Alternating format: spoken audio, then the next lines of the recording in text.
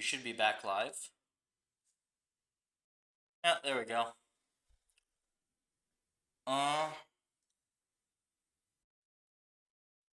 What have I missed in here?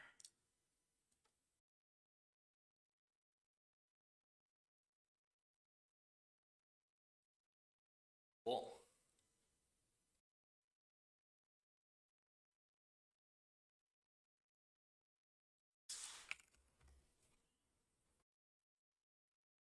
What else have I missed?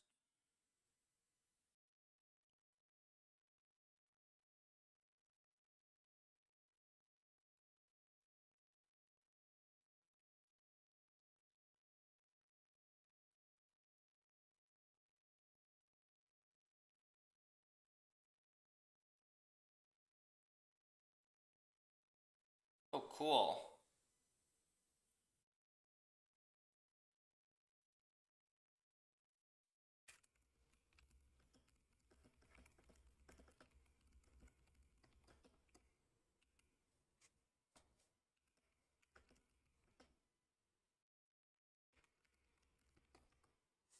$1,700 line PR. Crazy amounts of code we're getting submitted now. Yeah, stream's working. I can see the numbers on X going up.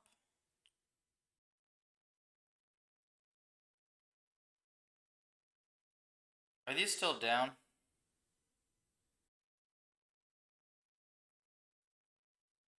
Oh.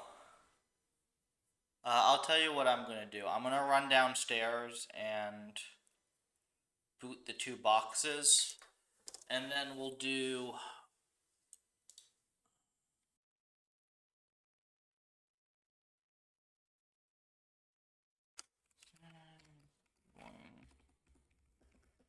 Review and review.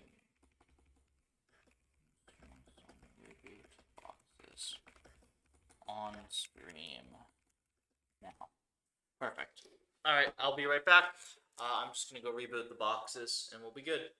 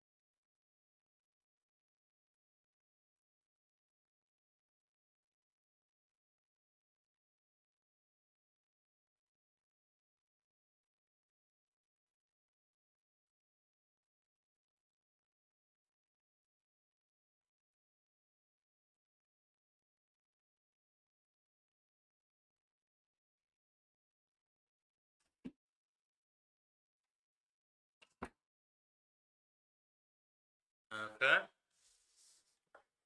Cool. Should be good. Review is Andrew's end.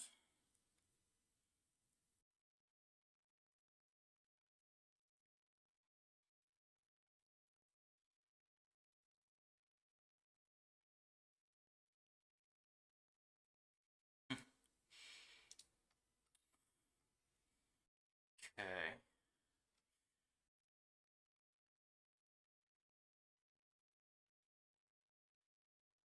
Yeah, here's our PR.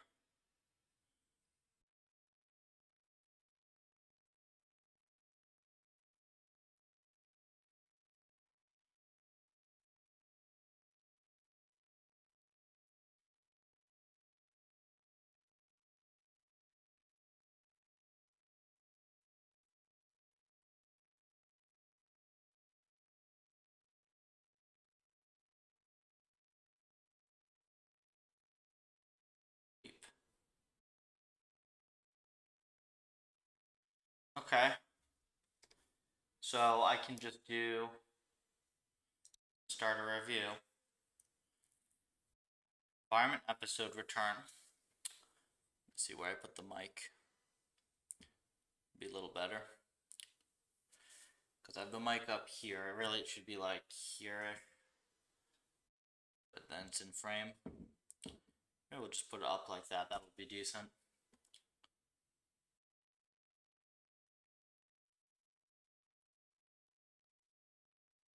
So, episode return. Good.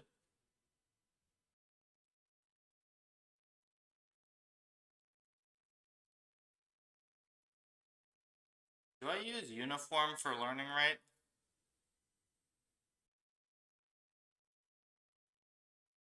I think so. Let me look.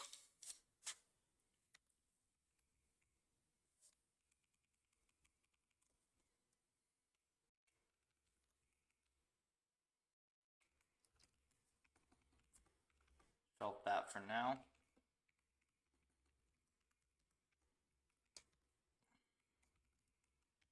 Log uniform values.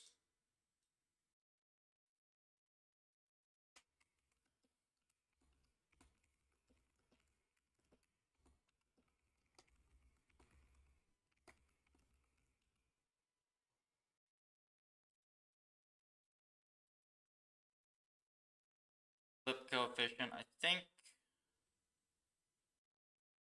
Can I tell him not to sweep these?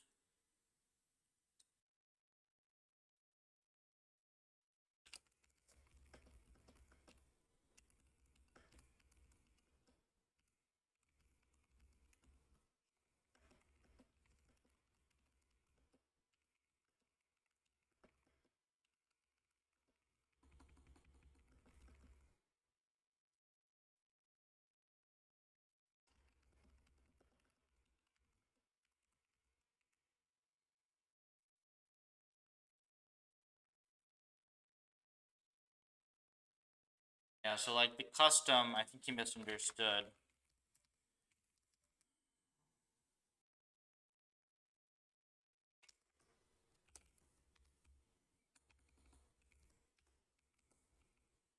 Yeah, you want to sweep like reward components.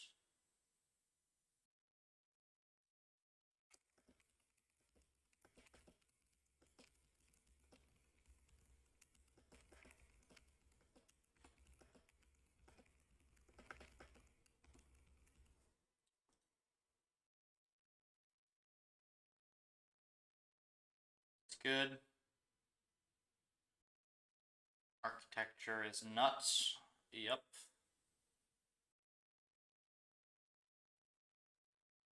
You change hidden size.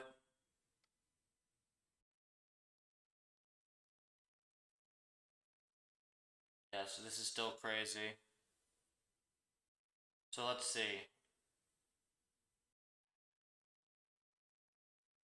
Linear, relu, linear.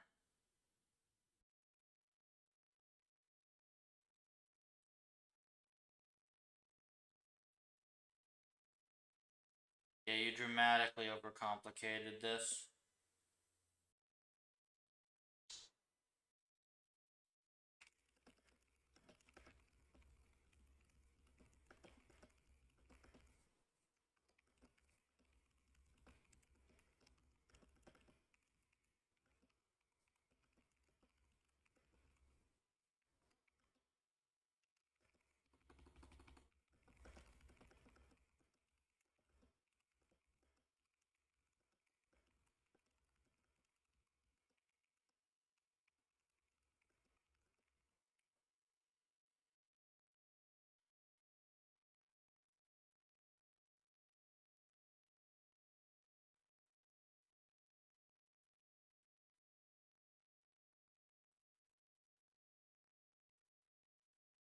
Yeah, this is wrong in several ways.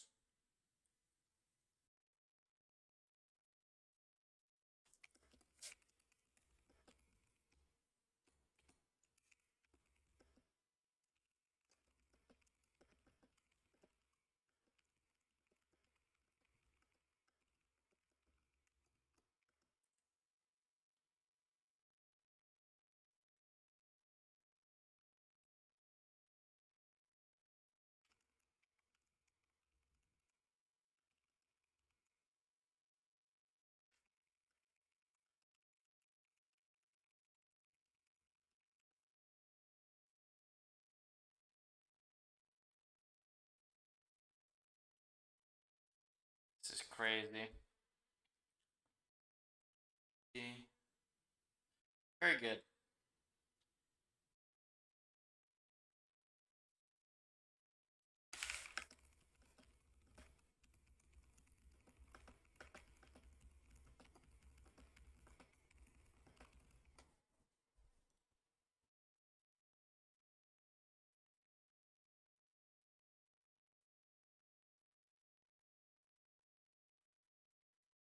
Okay, so now here's pi x.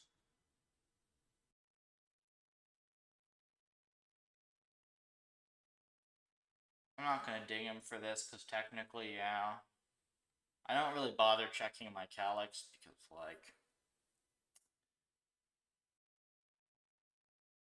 you don't really need it in this case.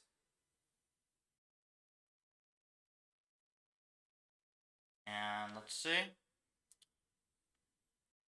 This is good.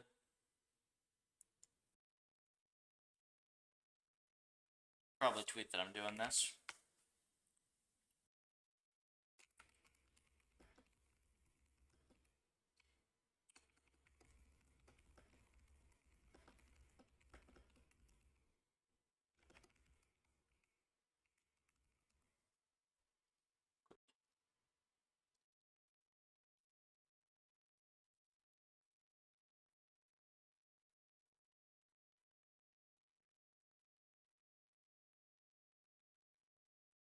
Demo.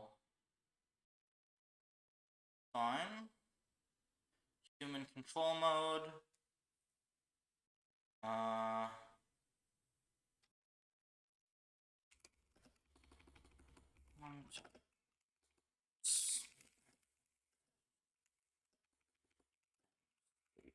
The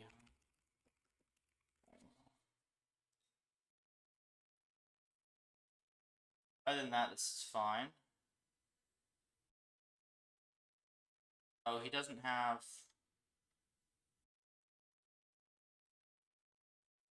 This is missing.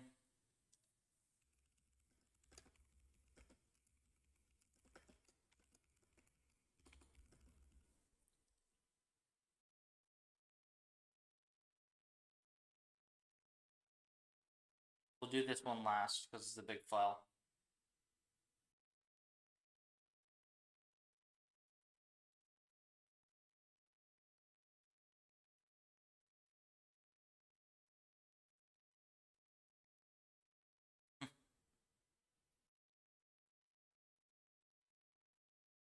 And leave the check, sure.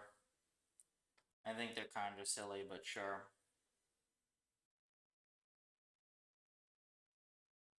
Okay, so now the main thing is just the C code, which presumably is very similar to before.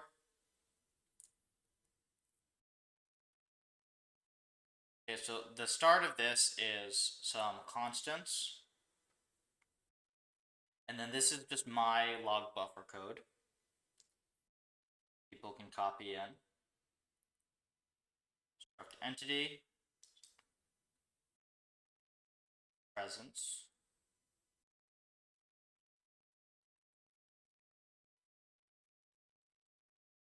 I don't know why these are amps.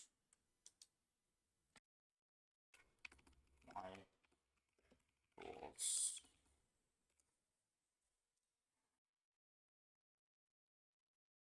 Grid cell.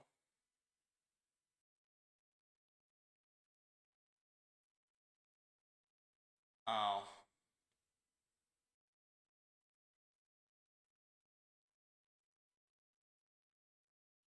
This is silly.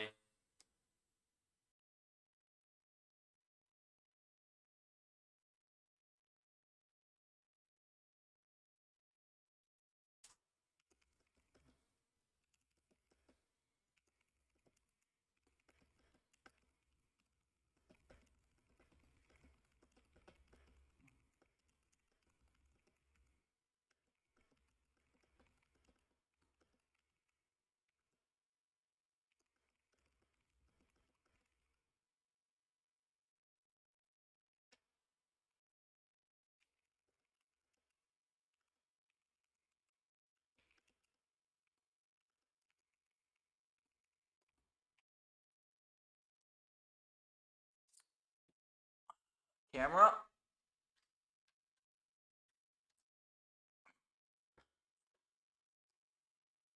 So that's a little silly.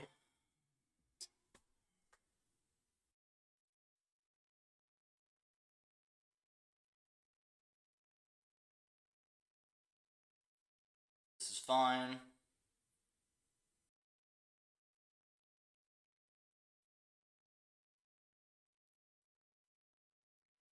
This is fine.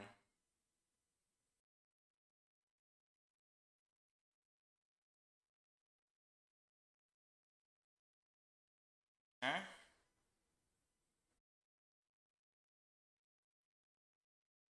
And now, compute observations. It's gonna go over all the agents.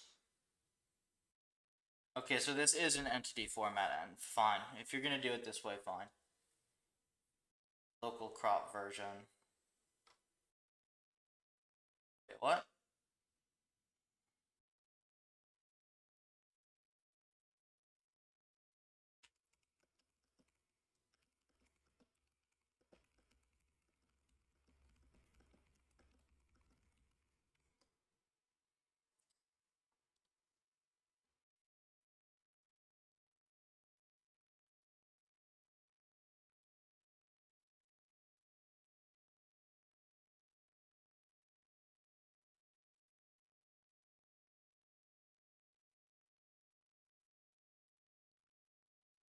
Grid cell.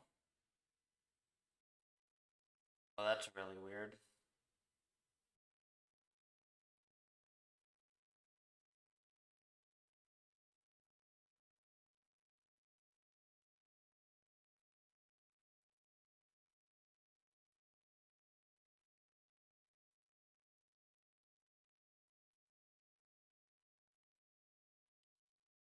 Um,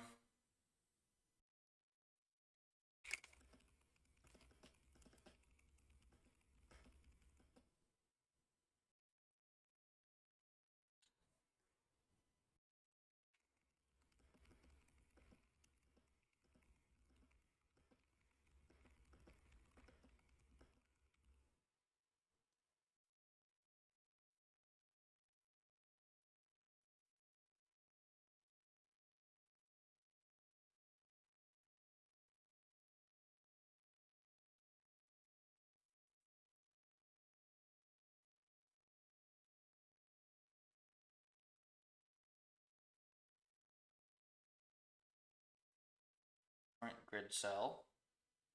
New grid cell.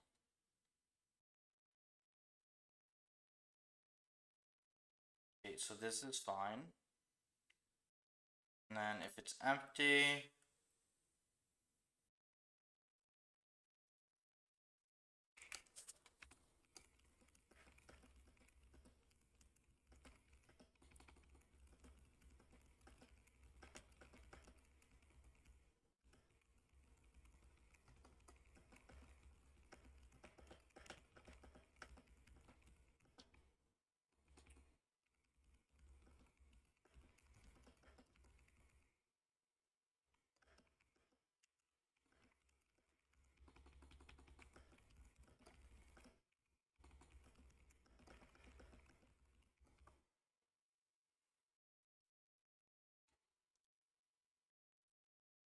so these mem copies, yeah. So basically, like,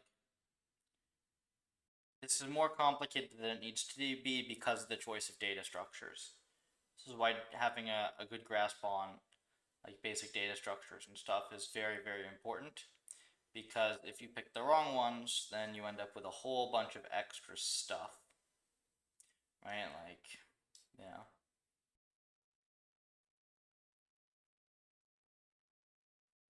What is this logic chain here? So if it's, else if it's a trash bin. So this is early return. There are a couple places here where you could clean this up a little bit, but I won't be too picky on that. The much, much larger issue is this type of stuff here. Like, this is valid, but it's same here.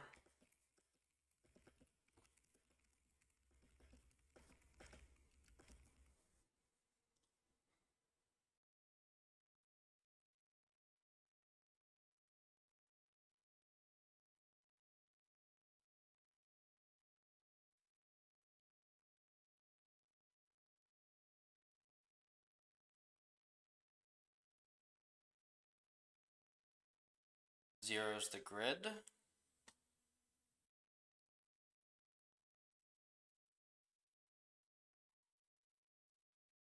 Probably fine.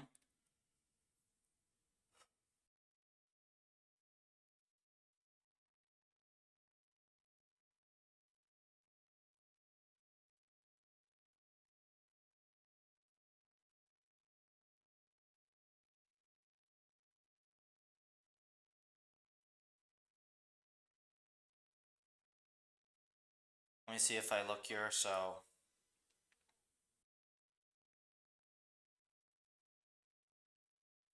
this is fine.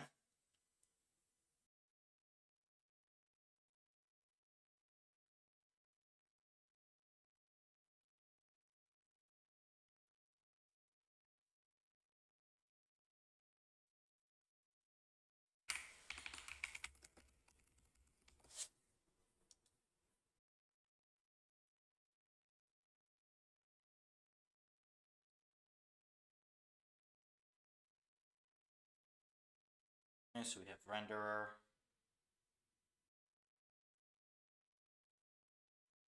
Renders.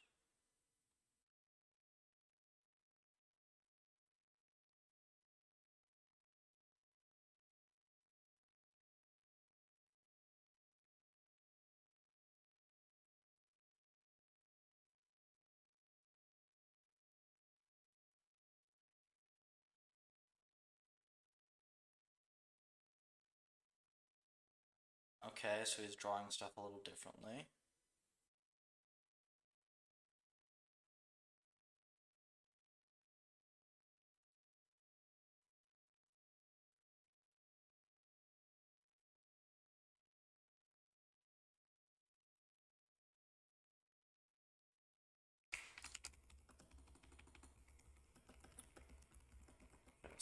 Stack color.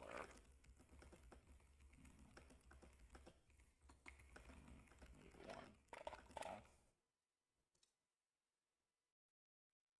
So this is just like, it just comes with experience. Like, this is very easy to just take the color variable out.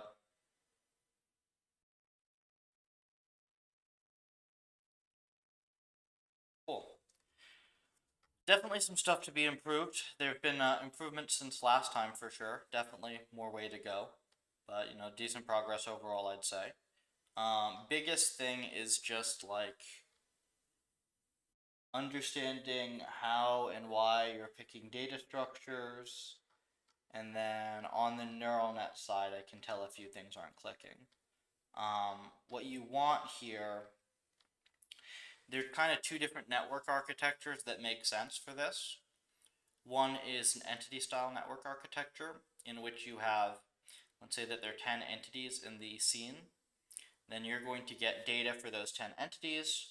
Each entity is going to have some attributes, so maybe their position X and position Y and like, I don't know, some index or whatever.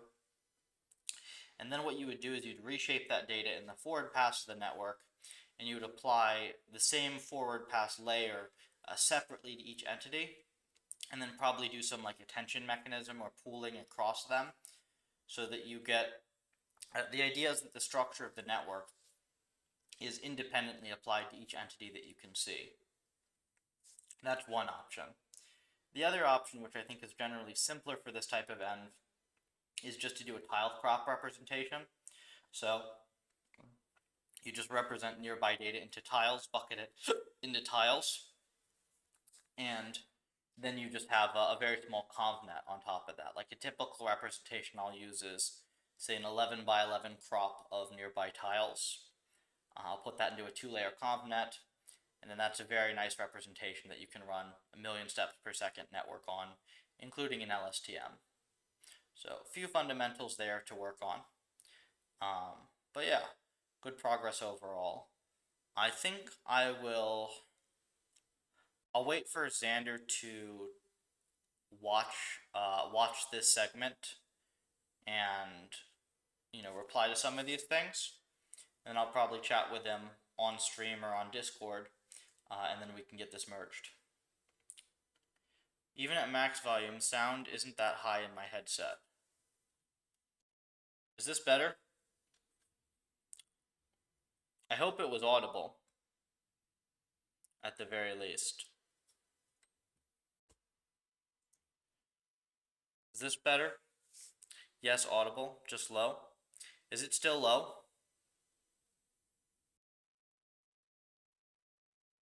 Not really better, really.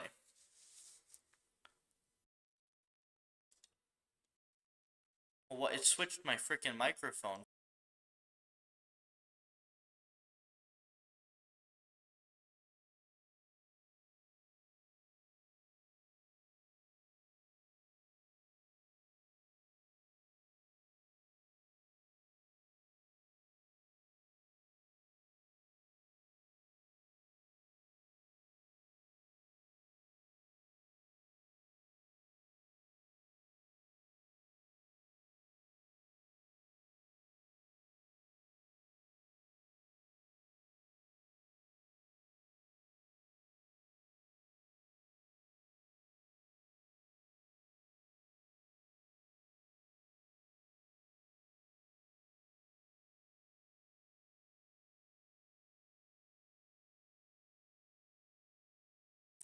One second, let me fix it. This is the bad mic.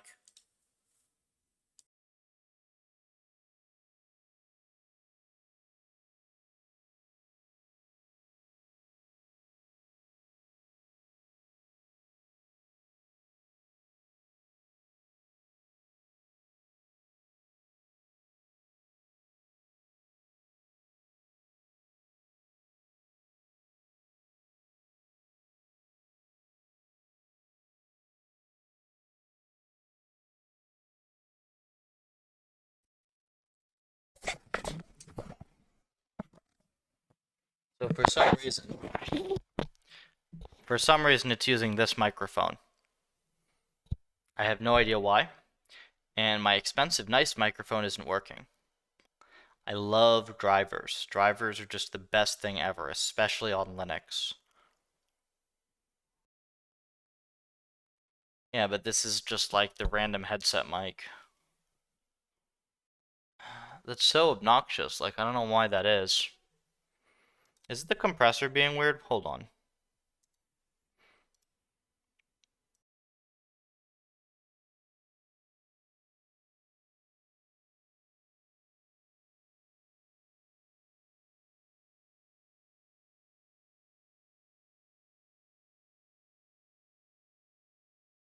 Alright, well, I have absolutely no idea why this is so weird. When headset is on top of you. I have no idea. I'll keep the stupid headset on for now. And then I'll have to figure out drivers and stuff later.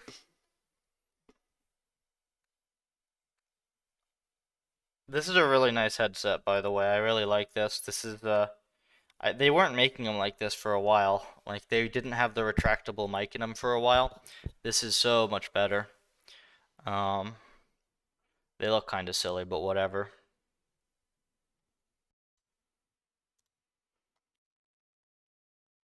Friendly reminder to folks, if any of this stuff is useful to you, please go ahead and star the puffer. Helps us out a lot. Sorry to force you to keep the headset. No, it's it's fine. I need a haircut soon anyways. It's a pain for running. Okay, so we've reviewed Xander's Env.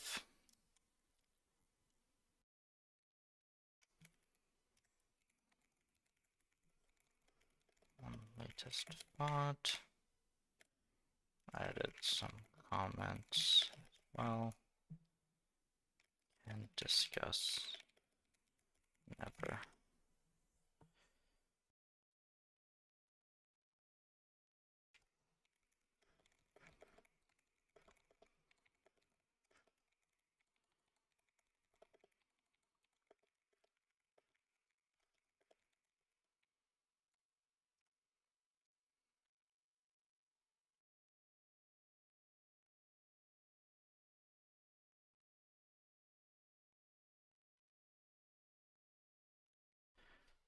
We'll see from here. There's other stuff I can dev on as well for now, to be fair.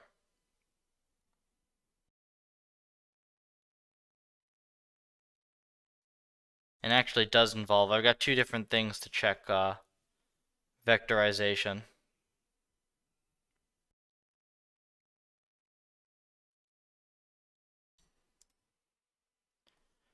Two build fixes. Oh, is this what it was?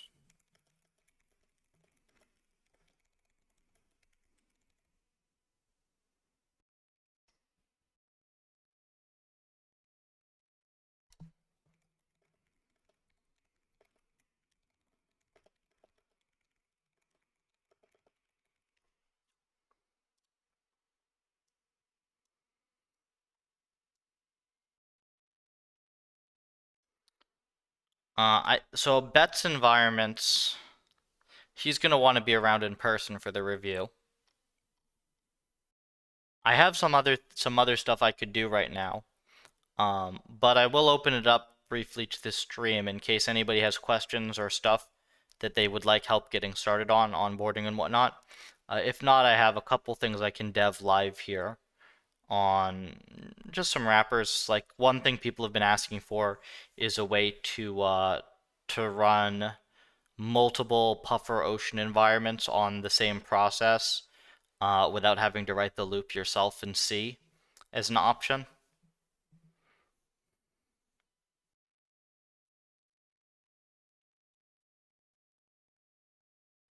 I think if there isn't anything else more pressing, that's what I'll do.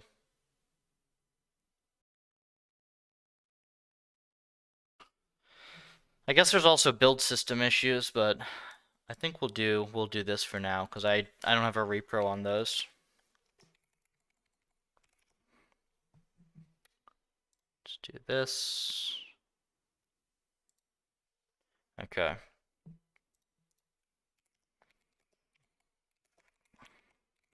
So the issue right now, the thing that people have been wanting is when you use serial or multiprocessing.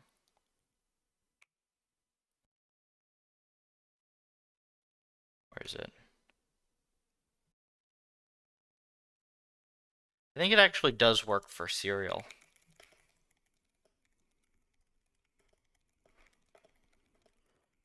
So if we do native vec with a snake, we have 1,000,000, right?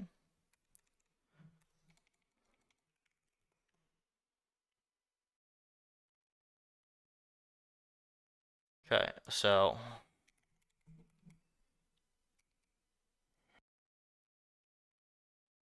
why are they not compatible with serial is going to be the question.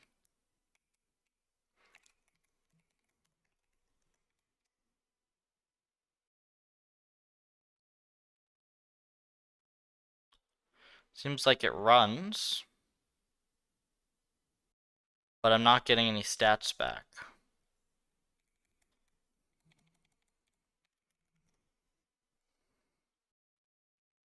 So I should be getting stats.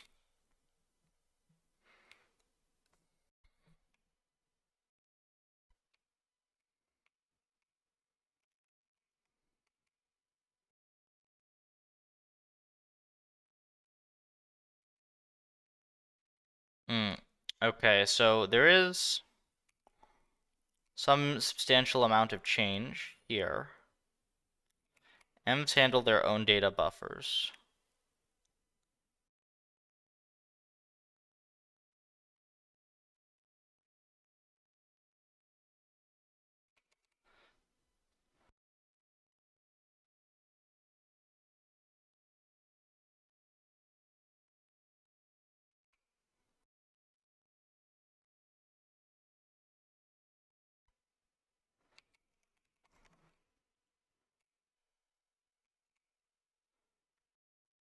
So you initialize the M's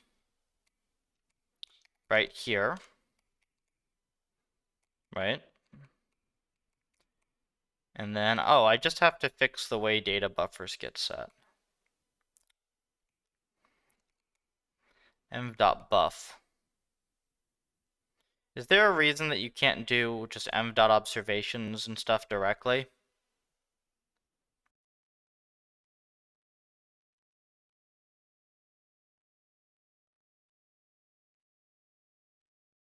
I don't think so.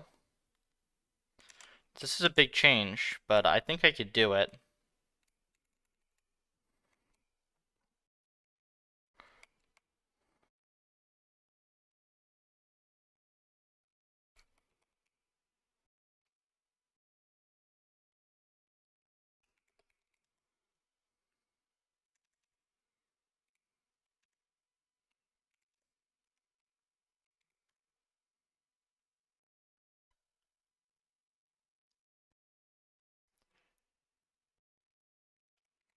So we have this buff thing here, right?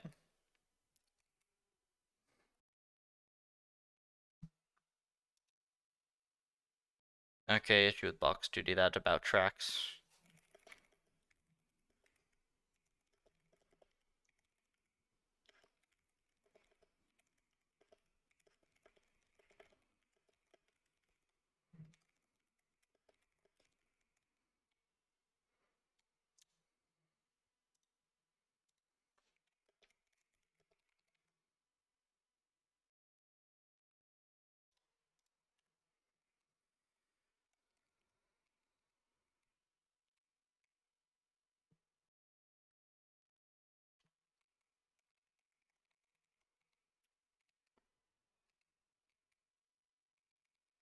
Injected buffer for shared memory.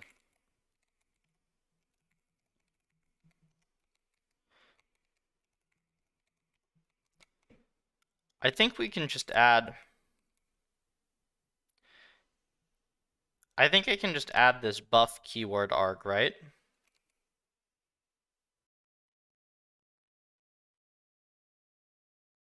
Gymnasium.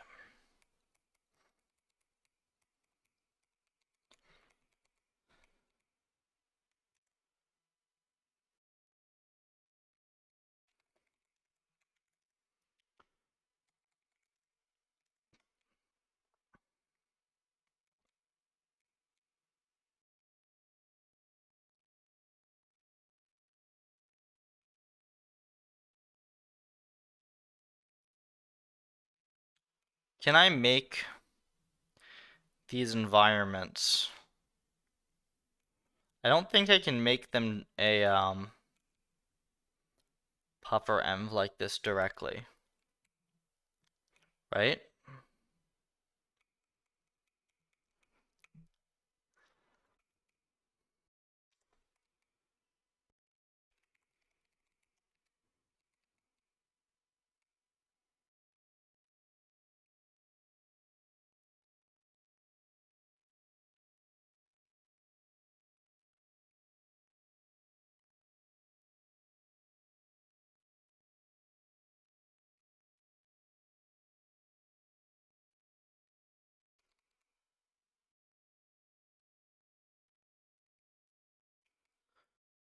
But how do I make the buffer?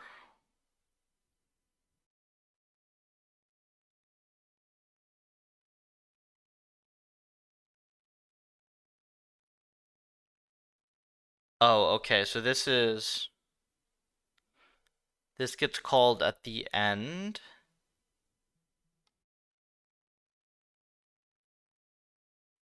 Okay.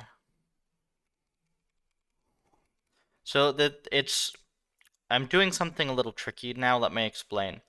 Um, I came up with this buffer format for puffer environments, and this allows you to maintain gym and petting zoo while having all your data in this efficient, like, cached buffer structure that can also be in shared memory. The native environments in Ocean just have an optimized version of this.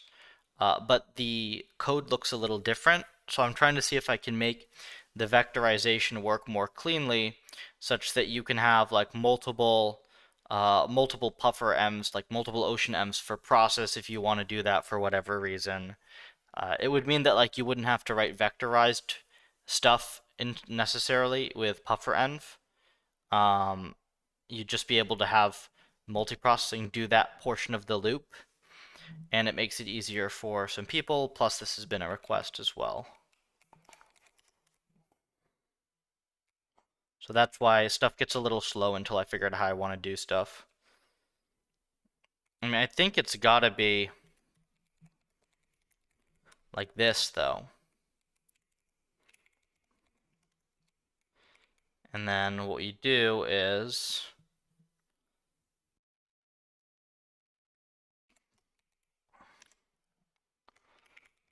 observations.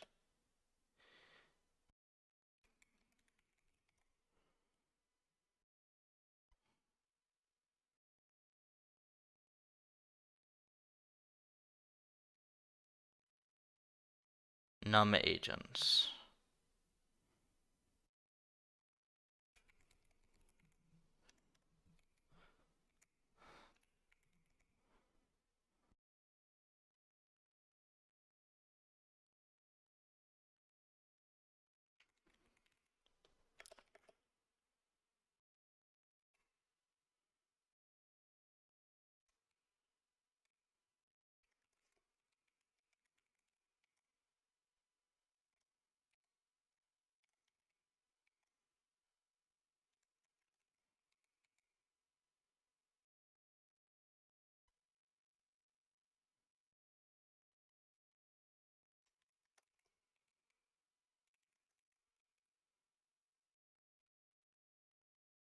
I really don't like having to repeat all this logic so much, though.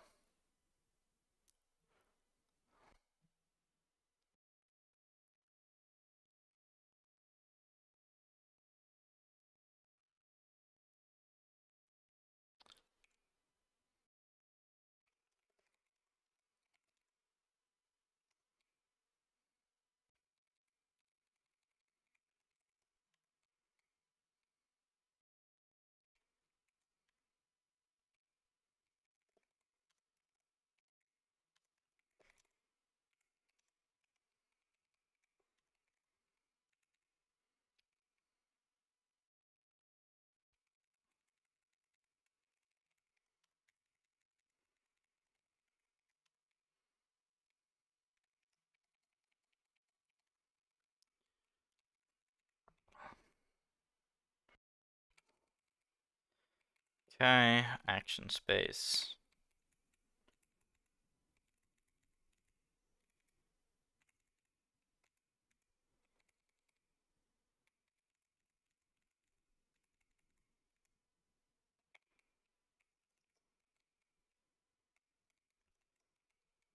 Let's see if this works.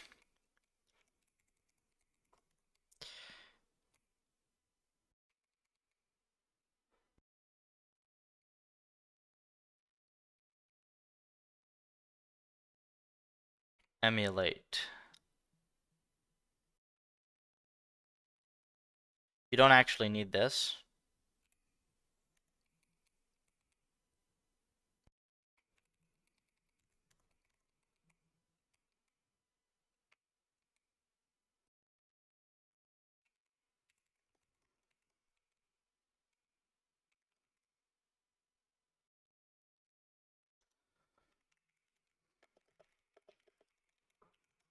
Hold on. Yeah? Be right back, 1 second.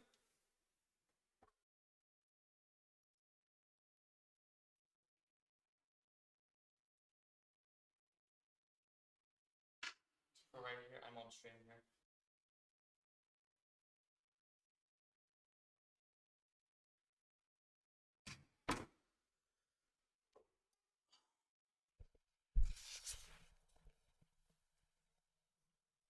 All right.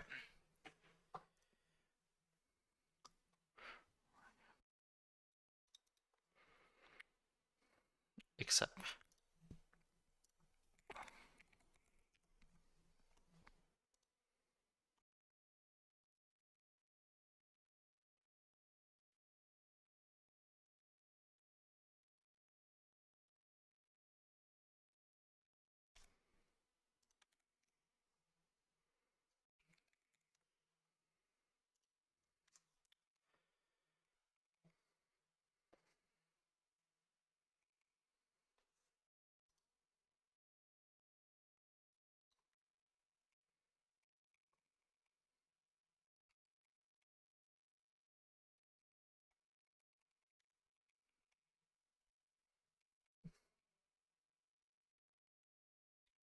So this is never going to be none, right?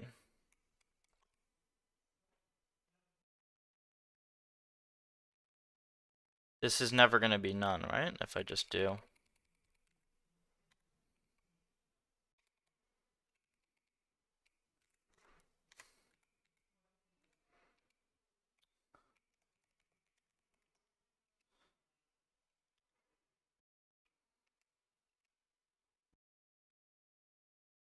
Hold on, I have to not mess this up here, like...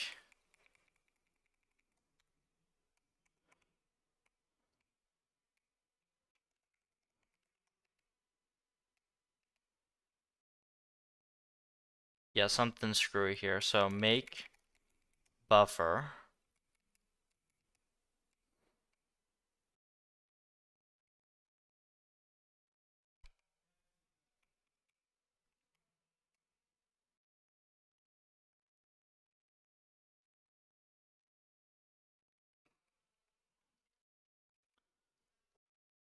Oh, I see.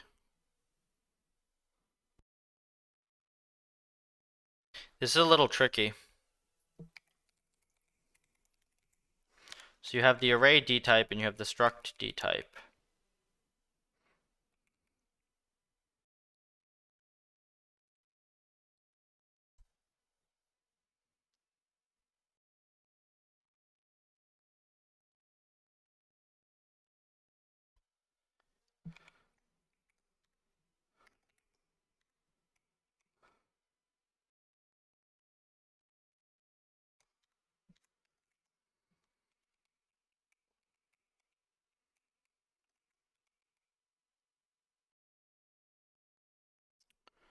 Yeah, this is a way more involved thing than I thought it was going to be, but I think it'll be good. The thing is that, so what we want to do is we want to take this, like, obstruct thing, and we want to be able to pass it a buffer.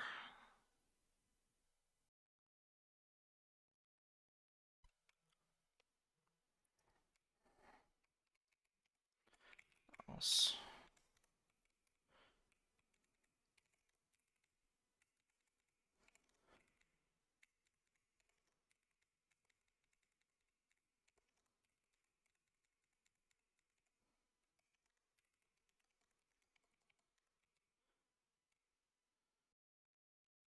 Can I put this down here? What if I do this? And you pass it the D type and then the obs D type, right? But why can't I just pass it also like self.observations? Is that not valid? N is none.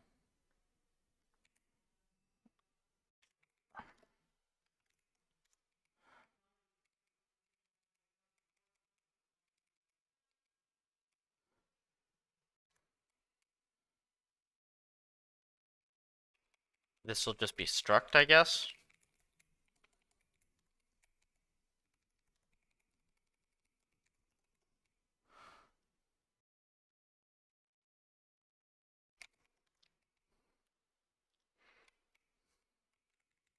And then this just becomes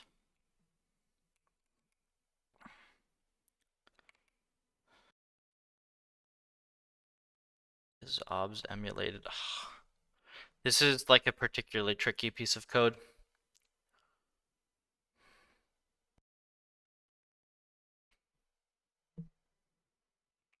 Emulate.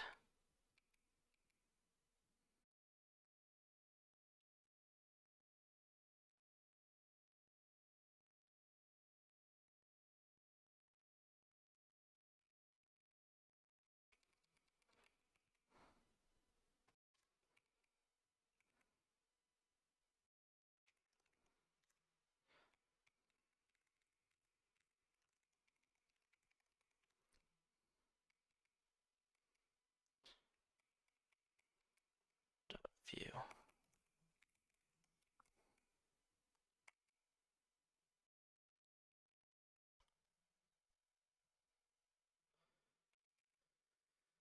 Okay.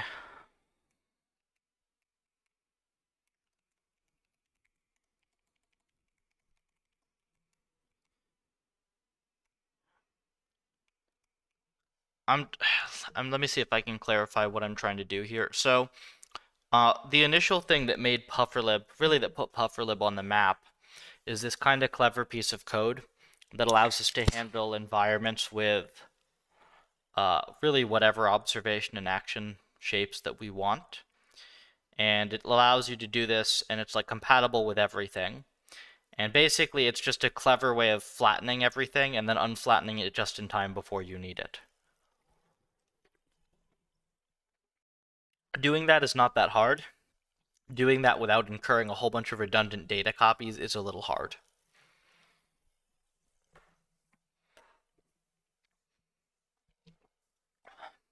So what I'm essentially trying to do now is reconfigure the structure of buffers used by our environment to match the ocean buffers, so that then everything is going to be able to be treated the same by vectorization and everything is nice and clean. Also, I think we're going to be able to save a redundant copy that I noticed here at the same time. So this should even make PufferLib for non-ocean environments a bit faster, which would always be nice, you know? Always nice to see. Um,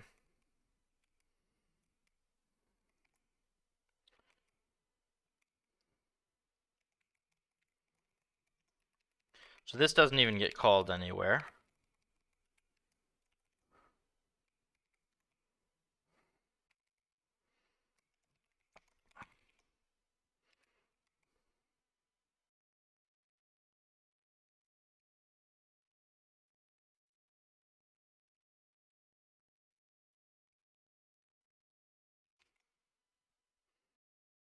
Self.obstruct.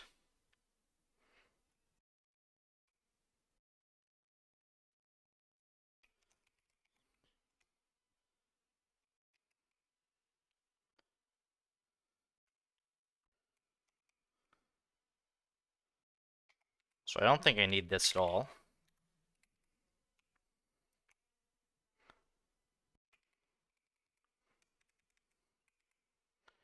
Yeah, I don't need this at all.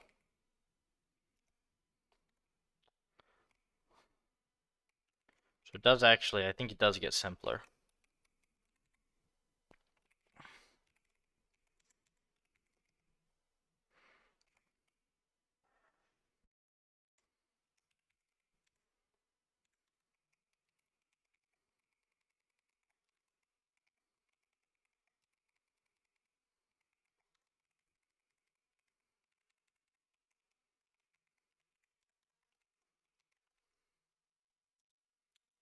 Just watched a review. There's some questions.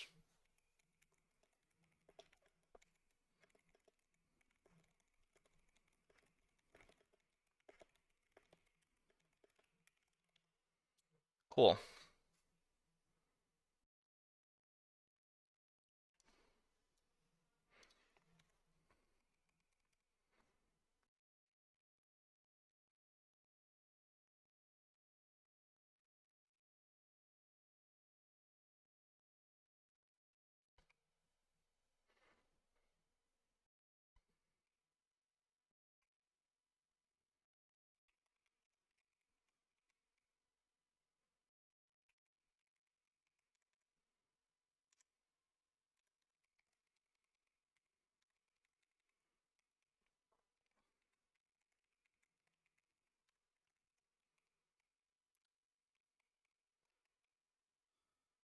Okay, so let's see if this does anything. What's a good environment? Can I do like cart pull or something?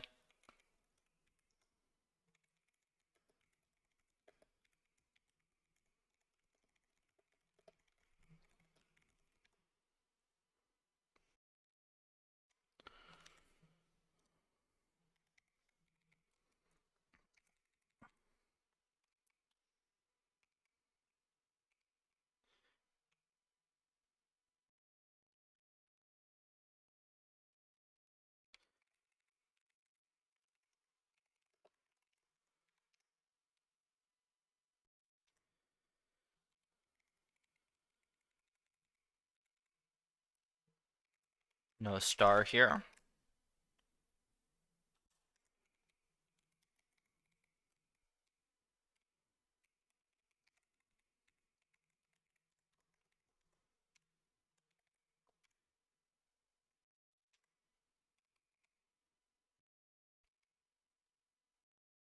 Wait, check space.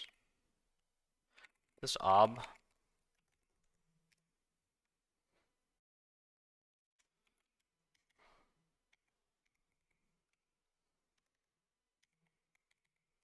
Oh, this is, yeah, this has to be colon.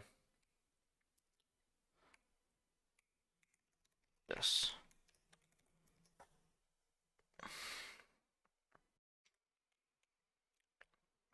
Step called before reset.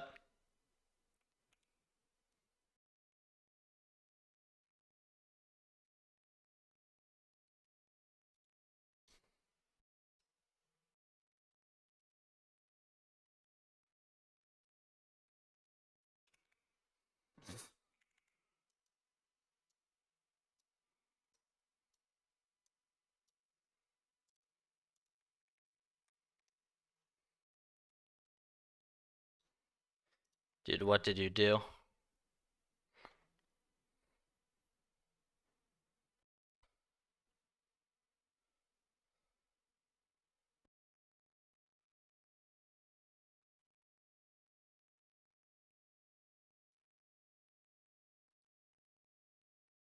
Five?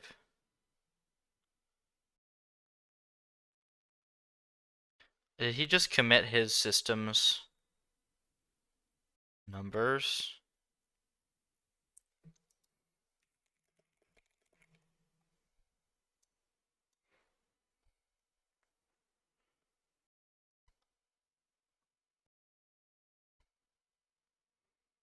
Holy hell. So some of this is just forgetting,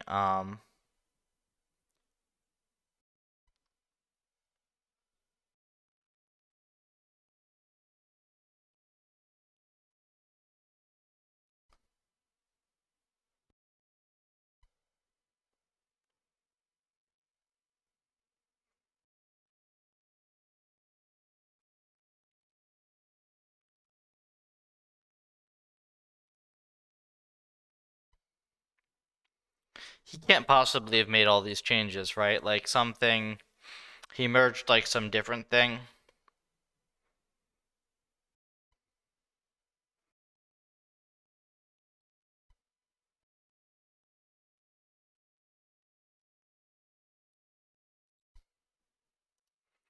Alright, well, I'll have to ask him what the heck, because I'm not just merging that, if like that's gonna be ridiculous. Uh,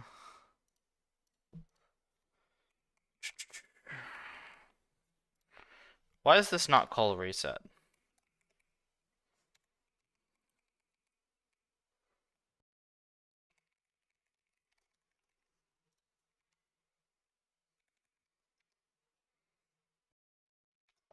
I see it calling reset right here.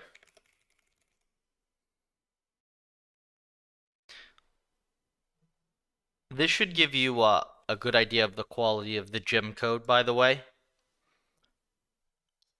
Look at that.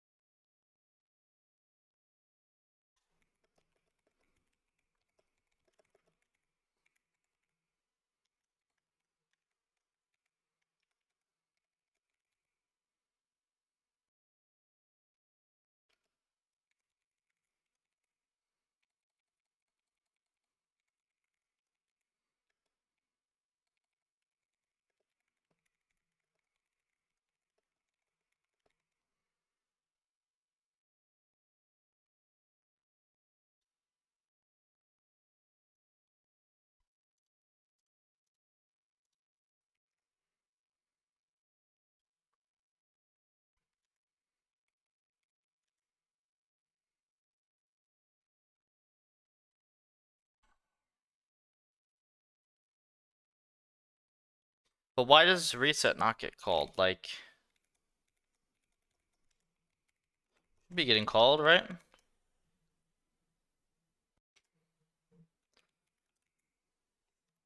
$206? Oh. Duh.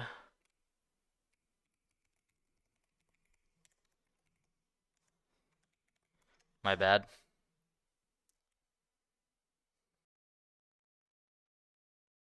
Okay. Does this thing train?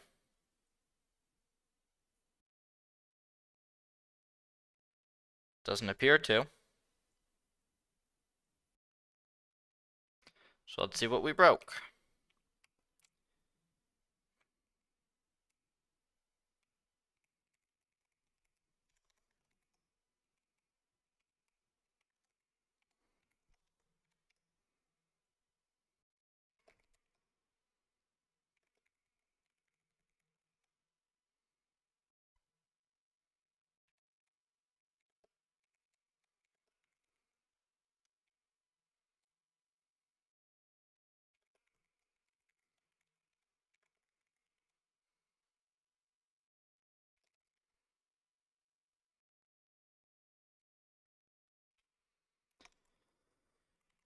Actually, there's very little spot here for it to have broken anything.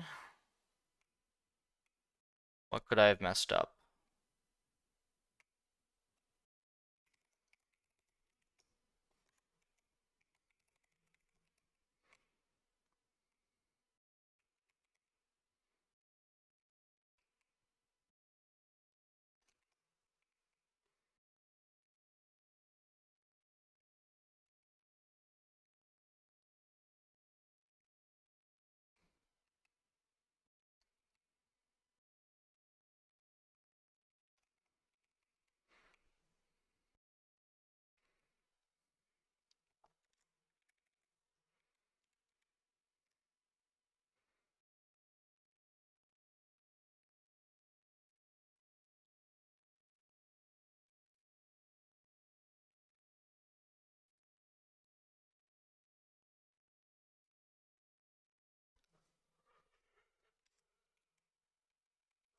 Hmm.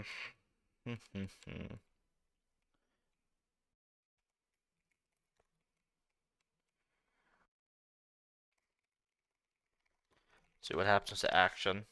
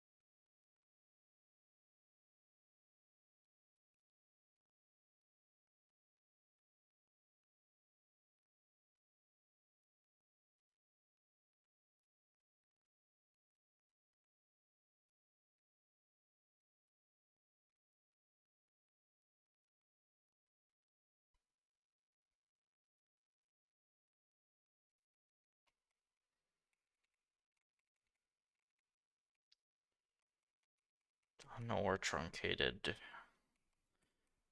Am I sure that this actually worked before? Let me go check that real quick. Because I could have just broken this particular example and not know it, right?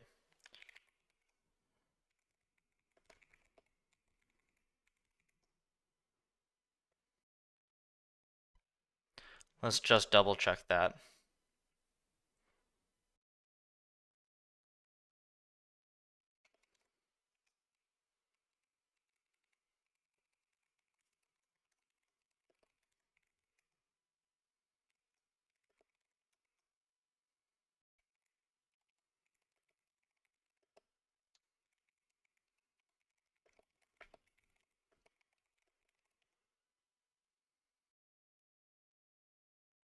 Yeah, so you can see that this trains like instantly, right?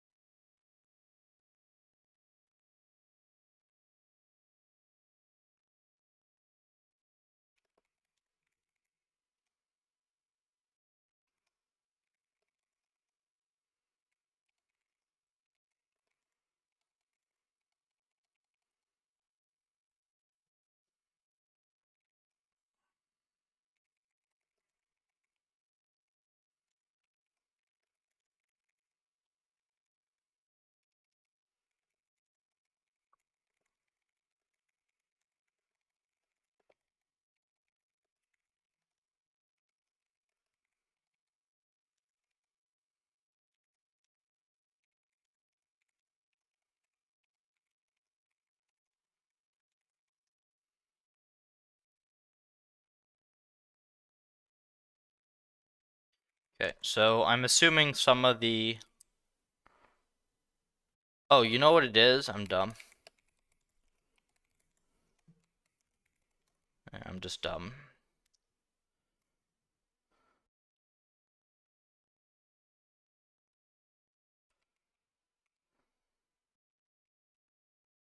Driver env.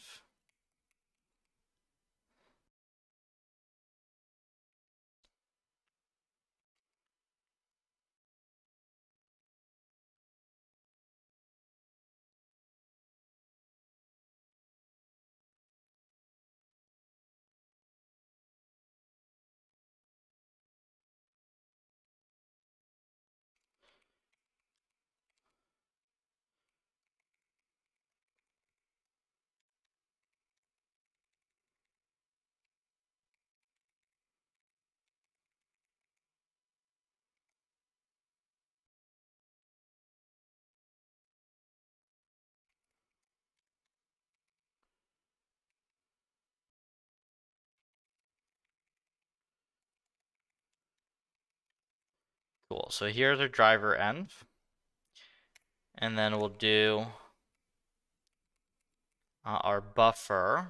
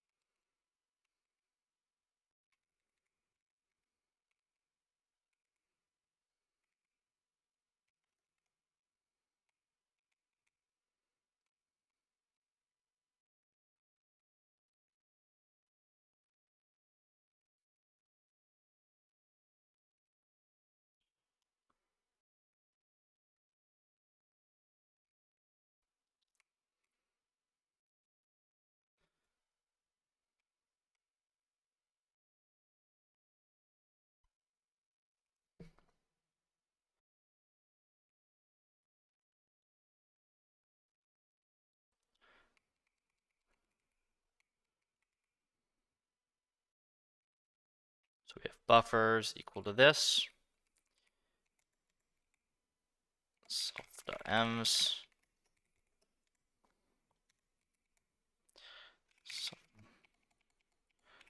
Env.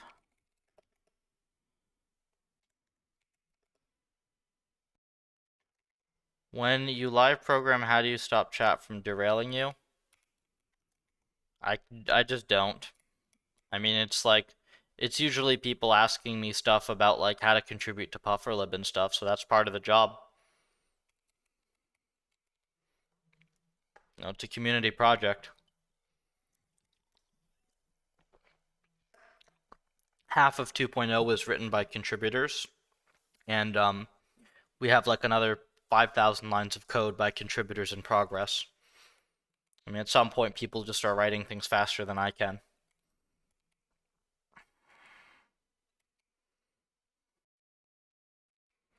And I'm just really doing like the fiddly infrastructure bits that hold everything together. More like an office hour. Um, honestly, at least before I had one private project that like I didn't want to do on stream, but I kind of just do all my dev on stream, or at least a decent chunk of it. And people just drop by whenever. I don't know, it works. We've got I can't tell how many watching on X, but somebody's on Twitch and 5 people on YouTube. So, for whatever reason, people like watching dev, so I just stream it. It doesn't really bother me at all.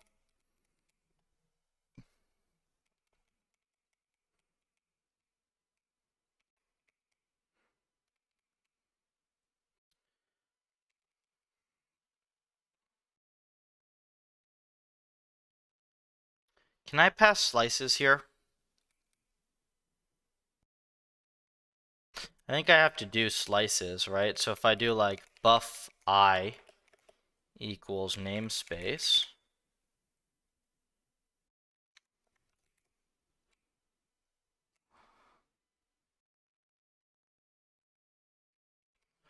pointer is 0.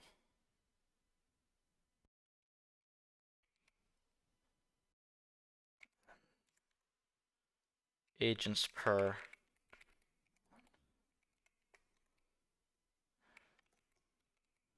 So we'll see this.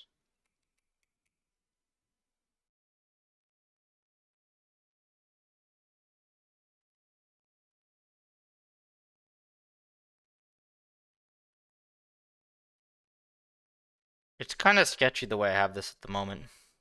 I pulled puffer tank, was able to start training.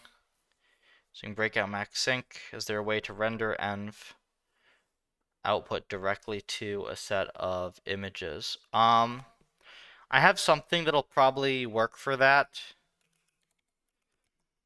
If you really want to be using, yeah, that env, then let me find it for you.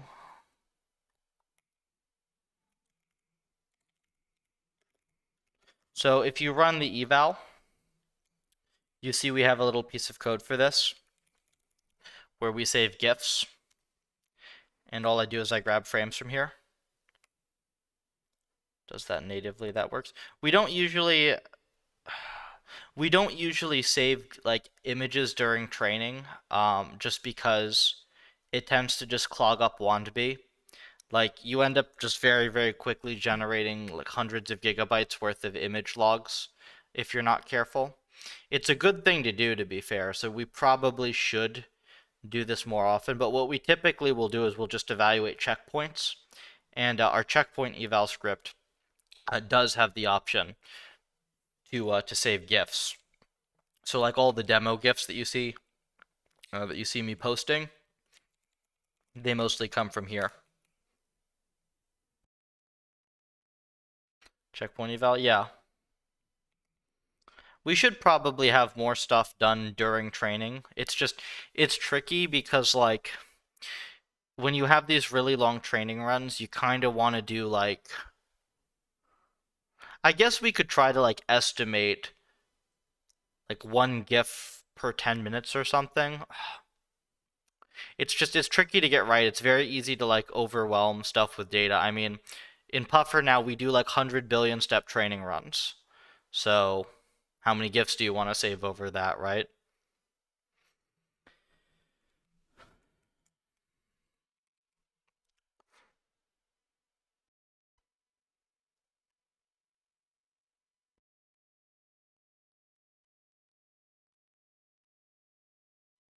I see why I had these buffers set up the way that I did, though.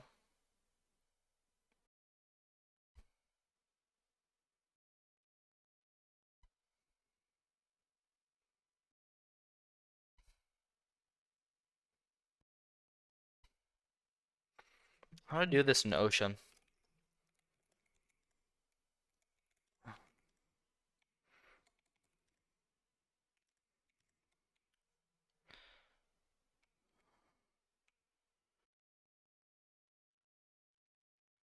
So you super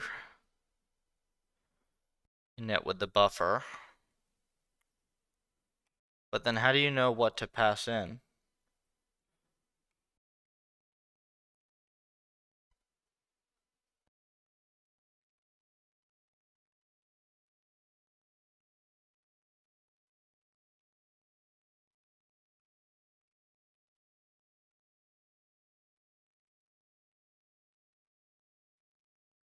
I guess because this is a vector env itself, then it works.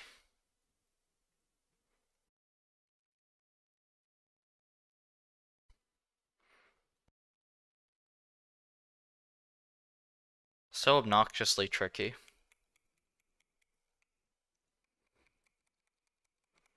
We're doing some like PufferLib data buffer shenanigans at the moment. Though people are free to ask questions about whatever while I'm doing this. It's just kind of fiddly.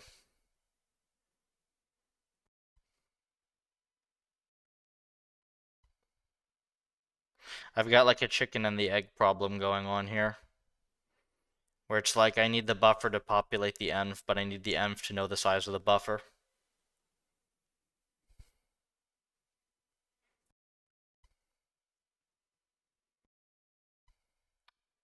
I see why I was doing it with like post hoc injection now.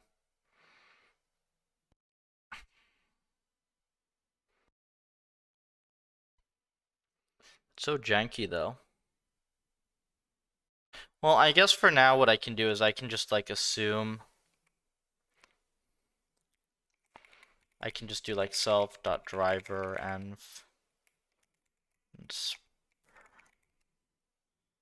or .num agents. What's up? Back from plague? Hey Spencer, good to see you. You've made some nice environments and post them on Twitter. Been adding you with them as well. I didn't really have like the plague per se. I just had a cold. It was really just a combination of like grinding a whole bunch on the 2.0 release and then going to like a crazy busy conference and then having like multiple minor illnesses on the way back that it's just like, all right, screw it, I'm gonna laze for a bit. I'm still kind of lethargic, honestly. Like, I'm probably just going to taper back up the exercise and taper back up the work. I don't feel great. Like, I haven't done any exercise in over a week. Um, so I'm not going to feel good until I do that. But we're going to taper back up the work, taper back up the exercise, and see how that goes. Well, depending. I still haven't gotten the root canal, which is going to be fun. 3D platformer? Really? Awesome. That's going to be fun. So many new M's to PR, man. This will be good.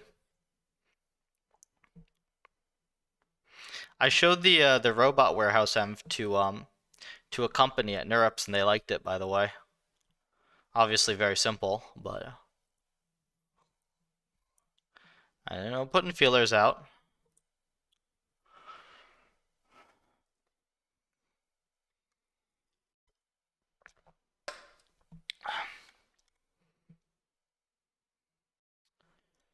They actually say that they have like their simplest sims kind of look like that. So, ours look like that and they're fast.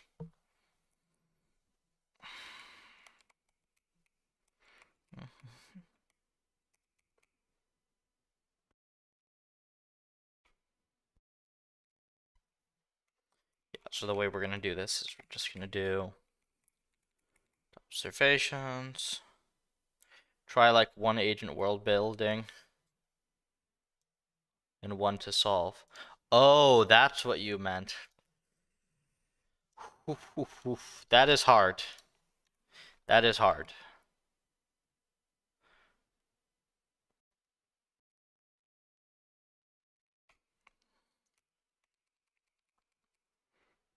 I'm warning you that you're jumping in at stuff that's like PhD research right there. That's like, somebody's like main area is what that would be.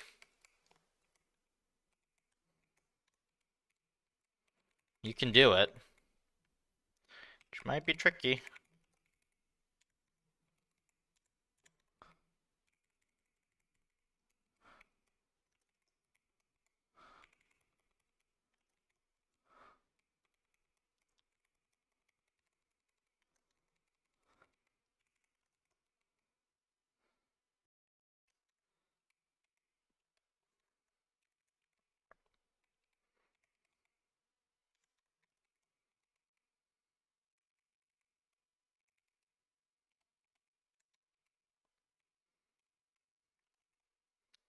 Any research tasks you want me to dive into? Well, on the research side, it really depends what you're interested in. What I was going to do for you if you didn't have other ideas and you just wanted like a really good practical way to contribute to the research and science side of stuff, and learn a ton and be guaranteed that you're not just going to be spinning your wheels. I was going to get you involved with like the main like make RL stable and sane efforts that are going to be starting basically as soon as I just like clean up 2.0 a bit and integrate all these new M's. You can, in fact, you're already free to start on that. I'll be happy to jump in voice later and kind of brief you on what we're intending to do. I got like a couple of very actionable things right now that you can try. I've got some bigger ideas as well, but it's all going to be like pretty doable.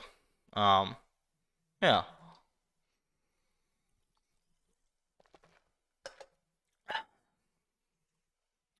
It's generally pretty accessible work. So one of the small things, one like the smaller things is going to be just adding continuous modes to breakout Pong and Enduro and then running comprehensive ablations to see like continuous versus discrete performance. Because in theory, right, the environment is the same, but practically there's some algorithmic differences. There's a work I can point to from Pablo Castro on this. Happy to get going. I got final inspections passed on my construction deal. Very nice. So I'll have more time soon. That's good. Yeah, so the only thing that's going to throw me for a little bit of a loop is the I got a root canal in a few days, and I'm going to have to figure out. Basically, I'm pretty sure that the dentist I went to just kind of screwed up my tooth. So I'm hoping that that's actually going to just be fine, but there might be some complications.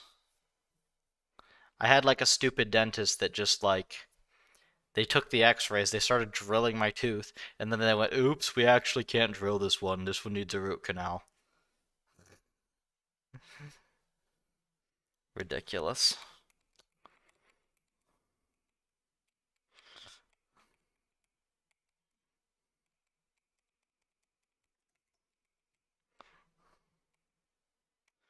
Yeah, so I'm not going back to them. They're kind of stupid.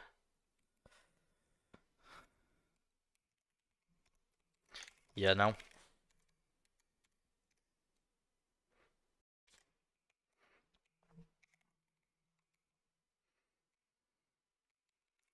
Agents per batch.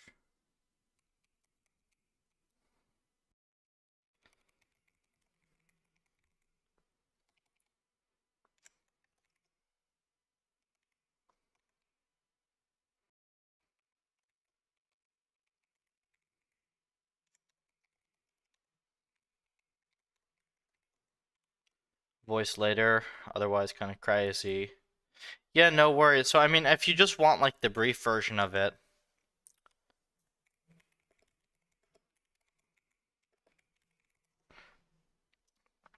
it's this paper. I went running with this guy at NeurIPS. He does a bunch of cool work. So he made a continuous action version of Atari. You can actually see I tried to kind of do something like this with the MOBA as well. I had a very similar idea to this and didn't really follow up on it. But pretty much like it should not be that many lines of code. Like basically you just have to like change the action spaces to be floats and then have a flag in the Python environment, like discretize or not discretize, right? Like discretize equal true or whatever. Or actually, it should be the other way around. It should be like continuous equal false by default. And if you set continuous to true, it gives you a box action space. Um, and it passes your raw inputs as the float values. Um, yeah, so if you did that, then we would be able to essentially get a very clear picture as to the fundamental algorithmic differences between continuous and discrete.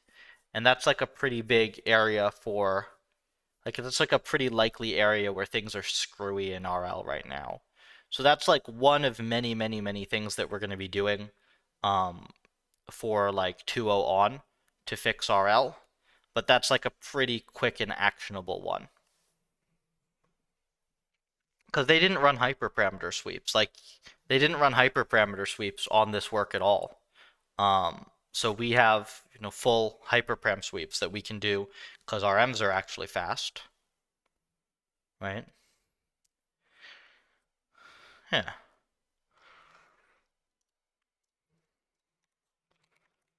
So if you're interested in that, that's like a nice, reasonably scoped project for you. I'd say decent way to onboard to science side. Yeah, start with breakout and Pong. We'll see if we can get figure out enduro with it as well.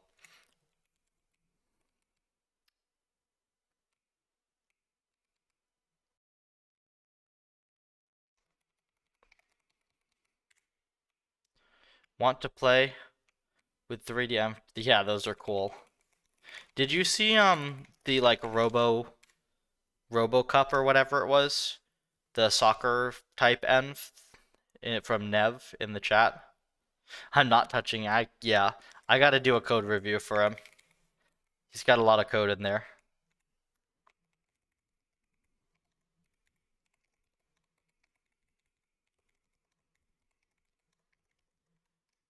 We'll get him to add continuous to that for us.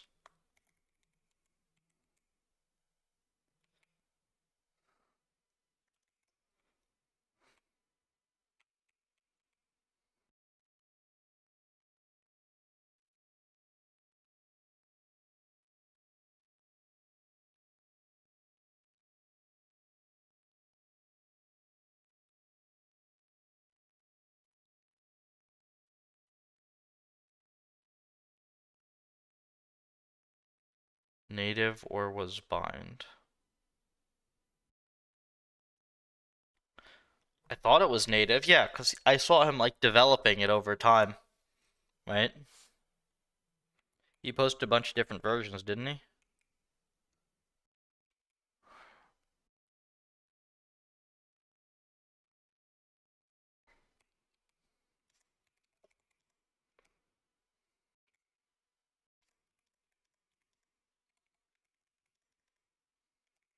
Oh, there's also classic control. Like there's cart pull discrete and continuous, but that's probably really simple.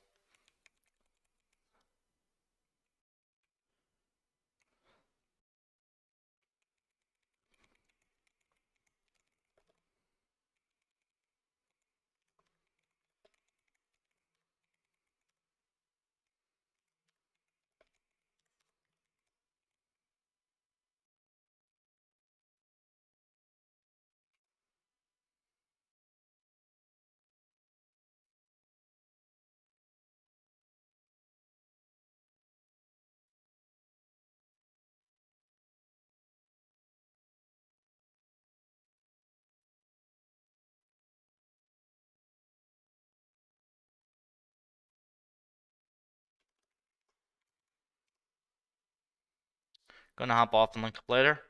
Awesome. Good to see you, Spencer. I'll be around. No attribute actions.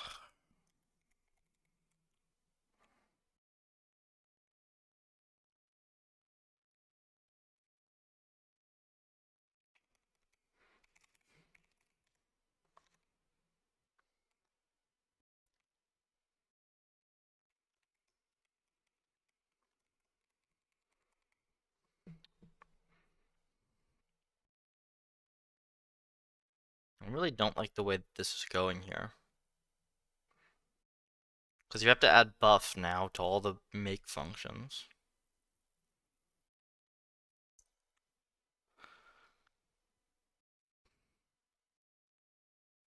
But it is required. So let's say that we tolerate that. I think it'll be okay. I think I just have to keep going.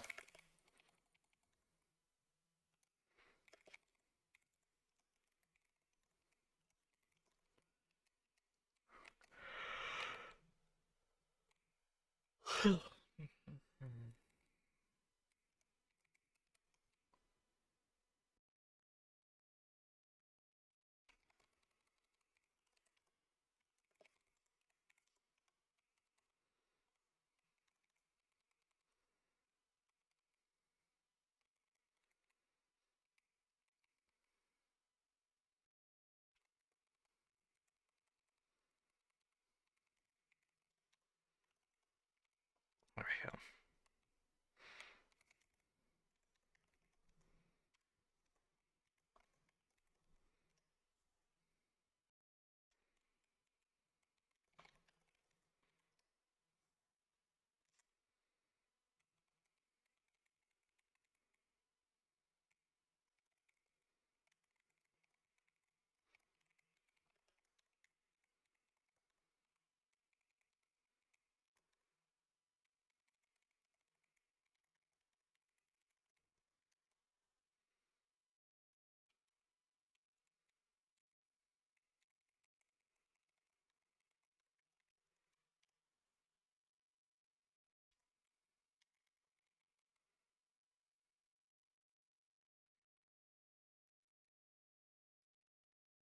Self.buff.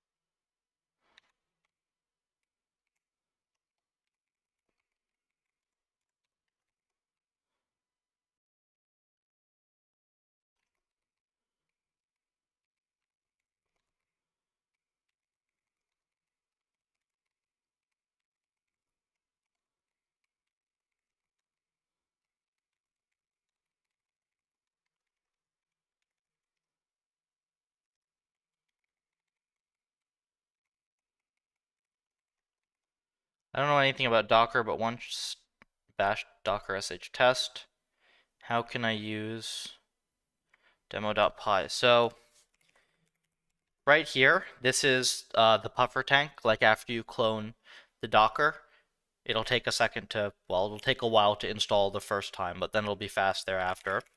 So you run Docker like this. It immediately boots me into my container.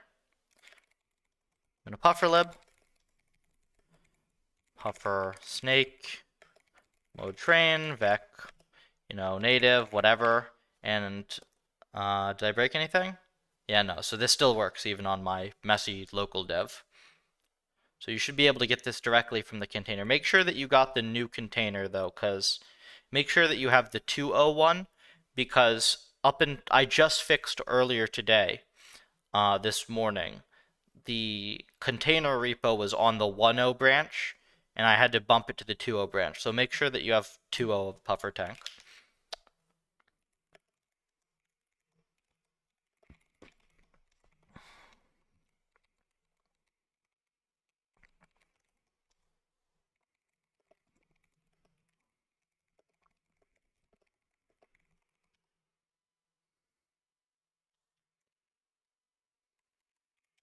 Welcome to all the YouTube folks. Please do star the repo to help me out. I remind people because they actually do star it, and it does help. How can I import my env and try wrap it with PufferLib if I am running the Docker? You just treat your Docker like any other development environment. So, if you have your environment in a separate repository, you just clone it inside of the Docker container, right? It's just like a heavier virtual environment. You can sort of think of it. So you just set everything up. You basically treat it like its own machine. Um, it takes a little bit longer to set up the first time because it's handing you a full image with 12 gigabytes of stuff on it. But then the cool thing about the containers is, let's say that you need to nuke it and reset it to scratch. That's literally like a 10-second process. So it gives you a really nice, consistent development environment where just nothing ever goes wrong, which is pretty nice.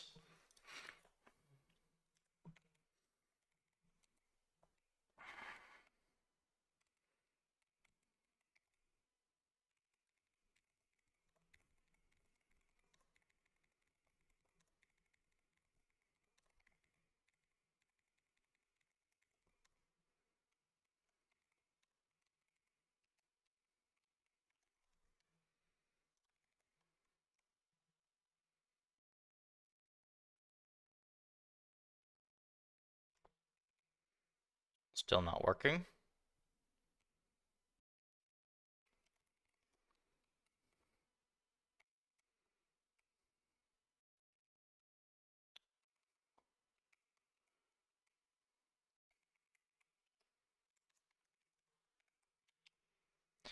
So that's what you do when you're dev. Right now, you modify scripts inside Puffer.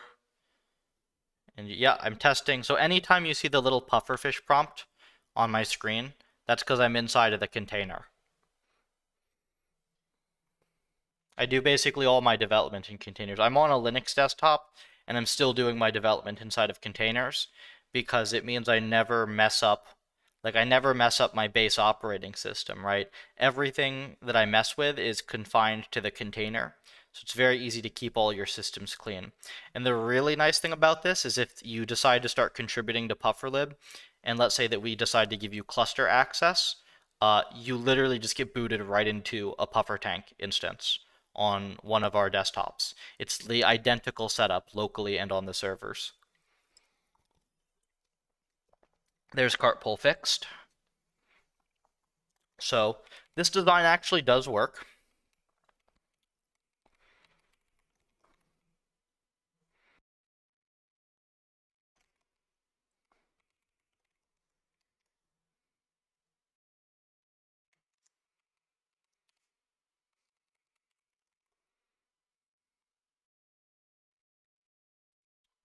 Probably need ocean spaces maybe.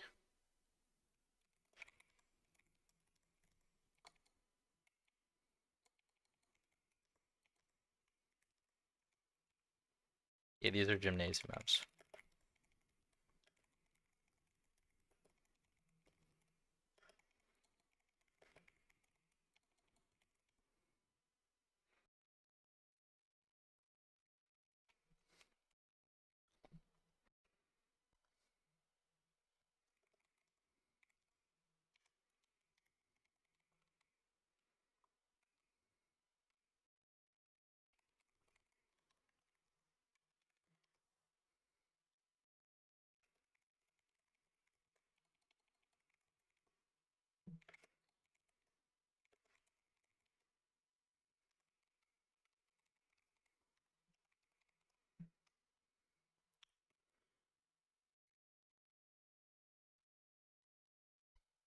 It's backwards.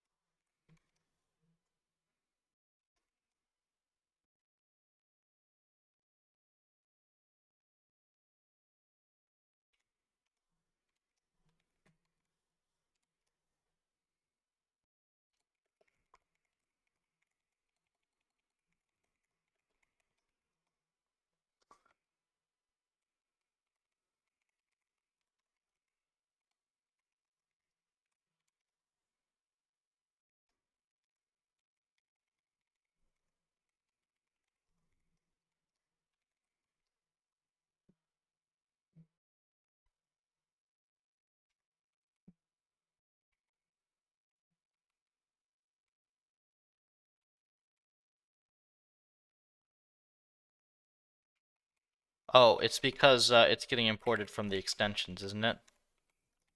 Yeah, that's why. Integer. Yeah, because it's in the Python. What cool things did you see at NeurIPS? I got time to see maybe like 5 posters at all of NeurIPS. I was pretty much doing meetings the whole way through.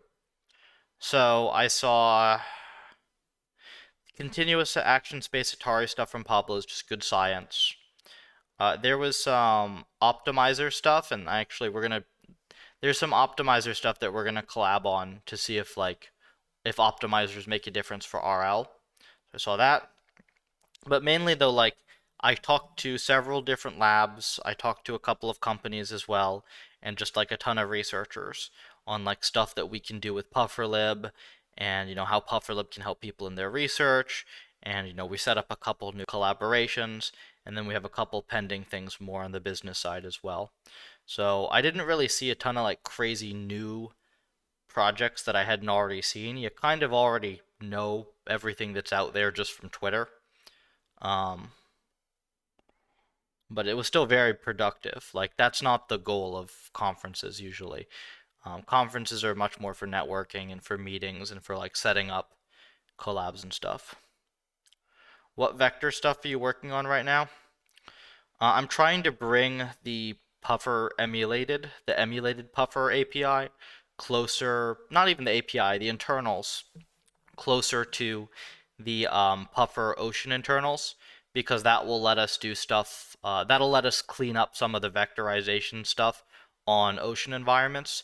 So like you'll be able to run serial on top of Puffer M's and stuff like that. That's been a request. I thought that that would be a pretty simple one, but actually I have to rewrite a fair bit of stuff to make that work cleanly and fast. So that's what I'm doing at the moment.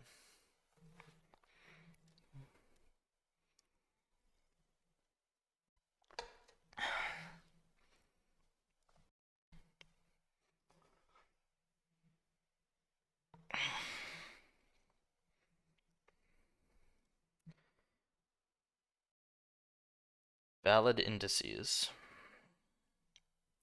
Did I like forget to run this or something? What's going on?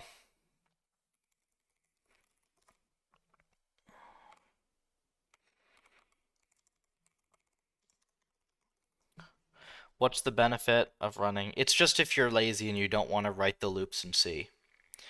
Um, to be fair, this is nice for new developers who like want to write puffer M's but in Python, because there's still benefits to doing that, and then you don't have to write the loop yourself.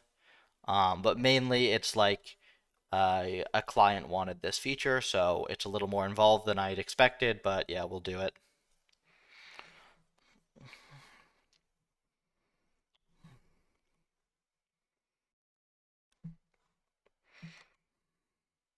And it's not a bad thing to add either, right? It's just it wouldn't be the top of my priorities. Can you explain action spaces in Puffer PPO a bit? For instance, can you mix discrete and continuous, or discrete action spaces ever superior for training? So you currently cannot mix them. You can have multi-discrete action spaces. You can have discrete action spaces, and then you can have, arbitrary dimensional continuous action spaces. You can't mix them at the moment. That is something we could support that we just haven't.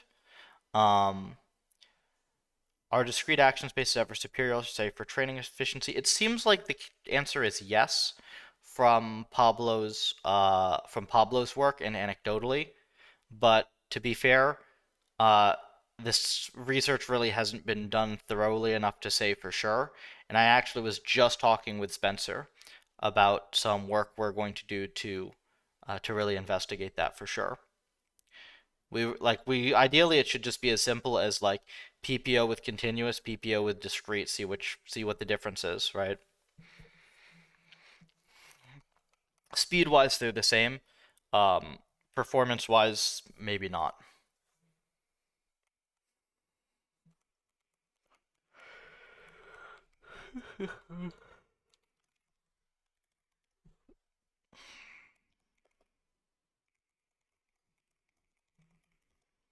True.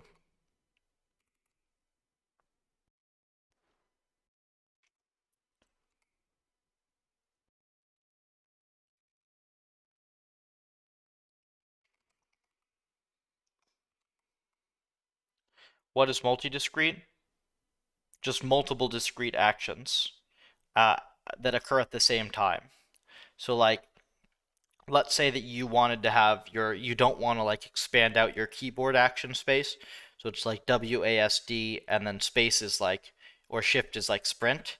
You could have a 0, 1 for shift and then WASD, your normal keys, and then you would have to learn, the combination over stuff. Generally, you use multi-discrete when action spaces would be too big to unravel. Like we do this in Puffer MOBA, for instance, but then Neural MMO, we specifically architected that so that it wouldn't need multi-discrete and it's just discrete. So it really depends on your environment.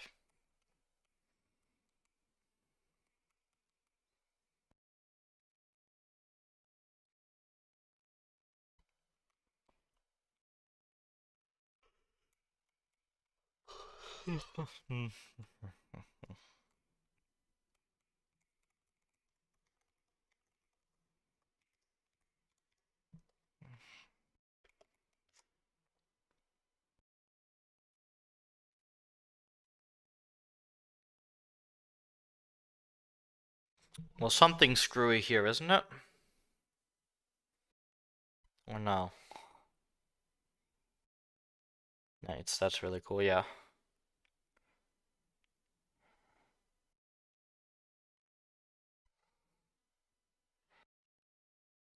What if I don't have...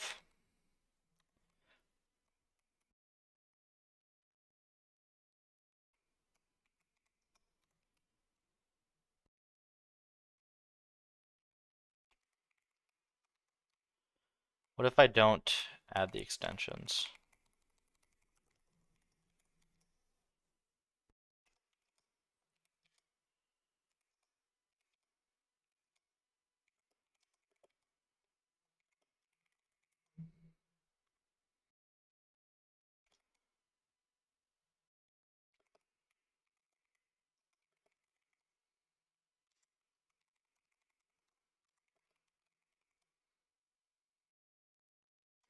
Isn't this thing backwards?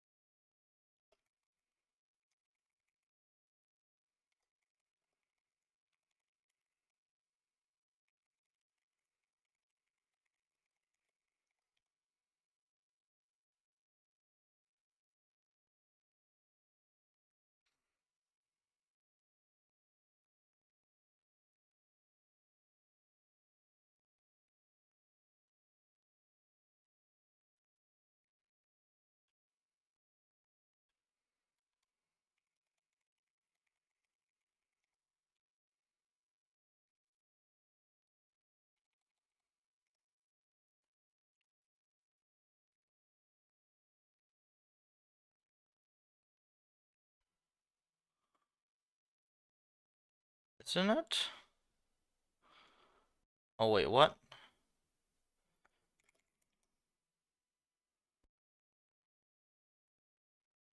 Seed and reset.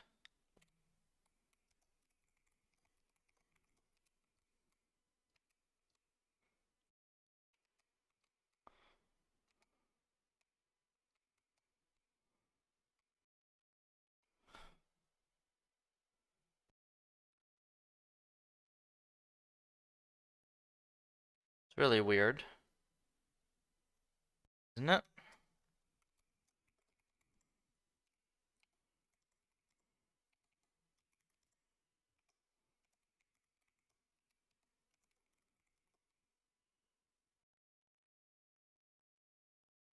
Observation.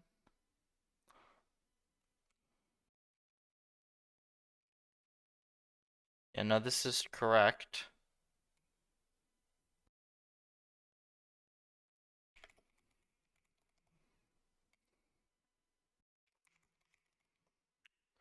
Somehow this got injected.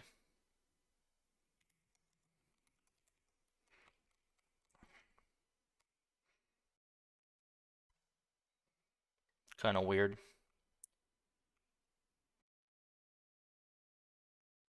How would this have happened?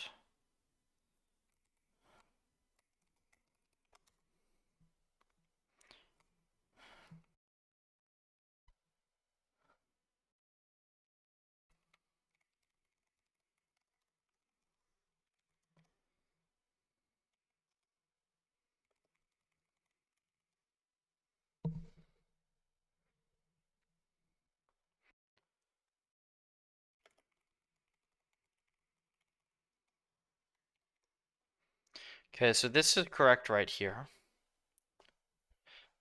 So my guess is that this happens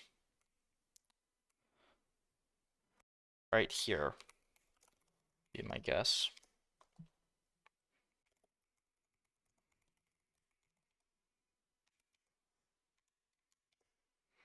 Yeah, so okay, so this is wrong. Emulate ob.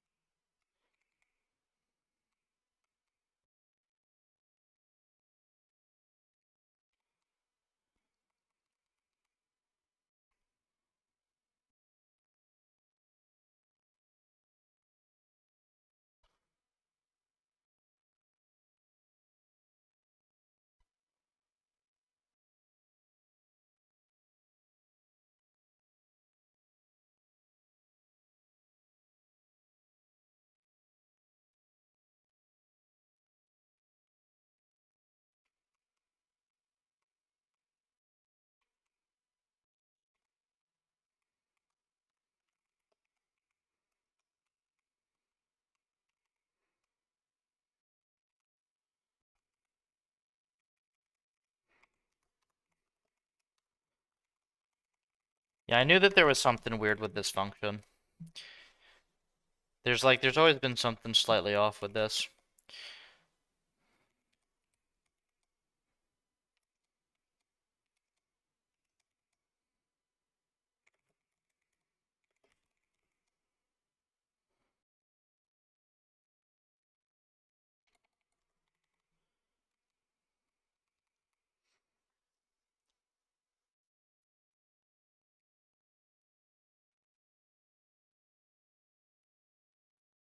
Oh, you know what it is? Okay, I'm passing the wrong.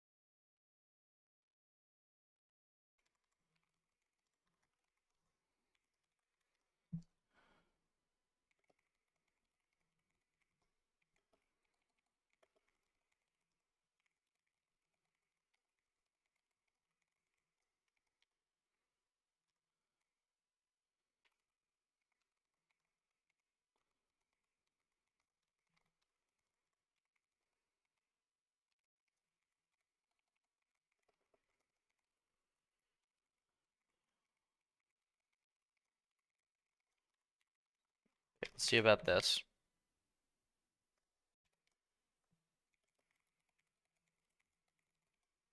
Okay, so this didn't mess this up, right?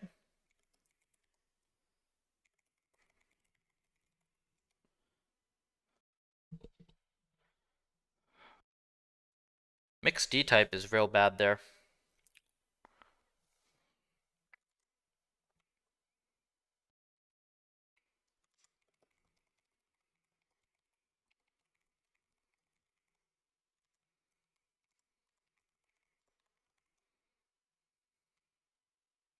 Oh, no, it's not, because this just gives you bytes. Yeah, it's fine.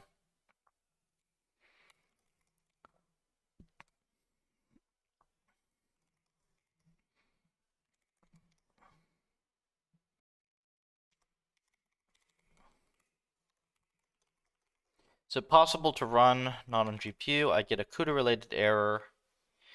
Oh, fuck. Where do you get the error? You might be able to run it just with without GPUs all, but it's really meant to be a CUDA container. Um, put error in Discord.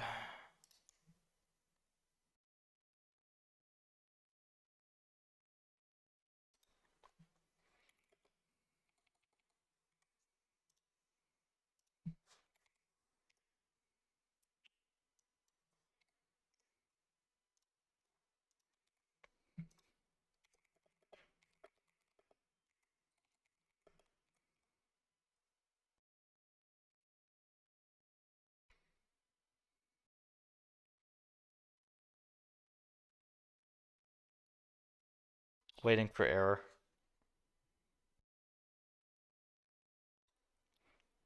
Holy.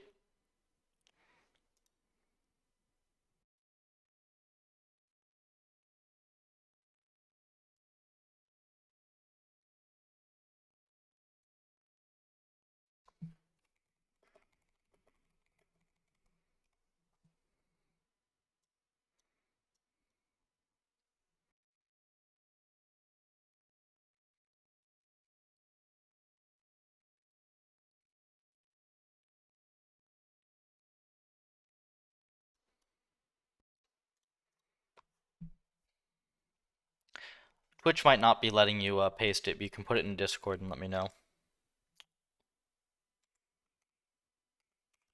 Yeah, just put the error in Discord. Like, just copy paste it. I'll look at it. That's why I'm streaming. Is so I can fix stuff, you know? No point in streaming stuff if I don't actually bother fixing stuff for people.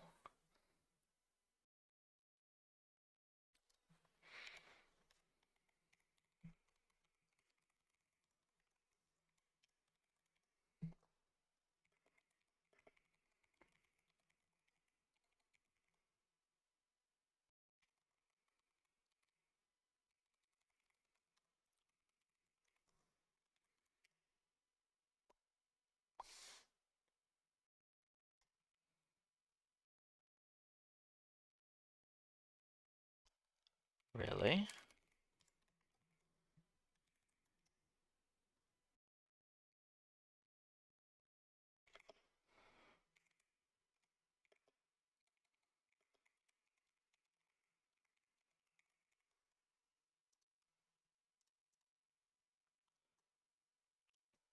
Failed to...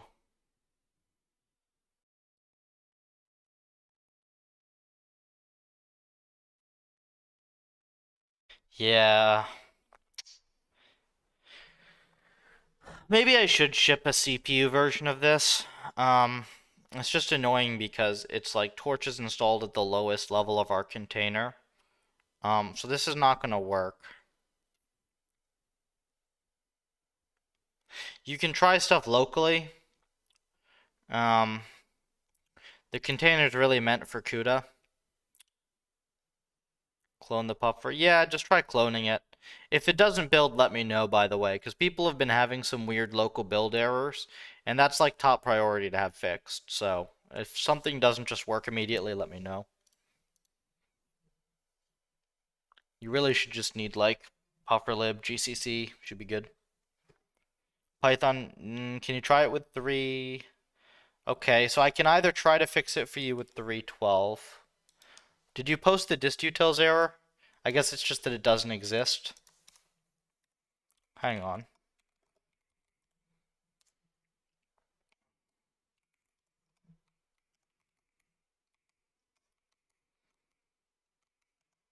What even uses distutils though?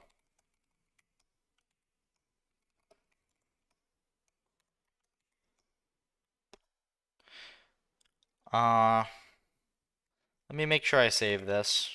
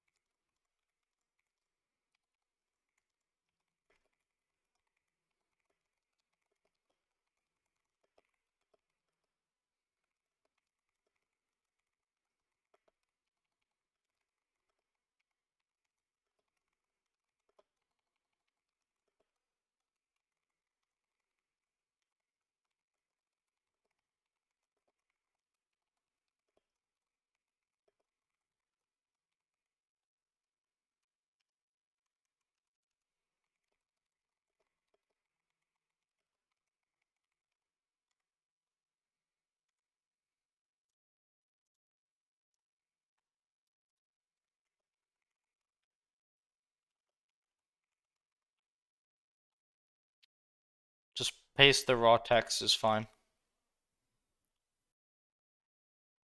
If your copy paste is weird and broken, then sure, paste screenshots doesn't matter.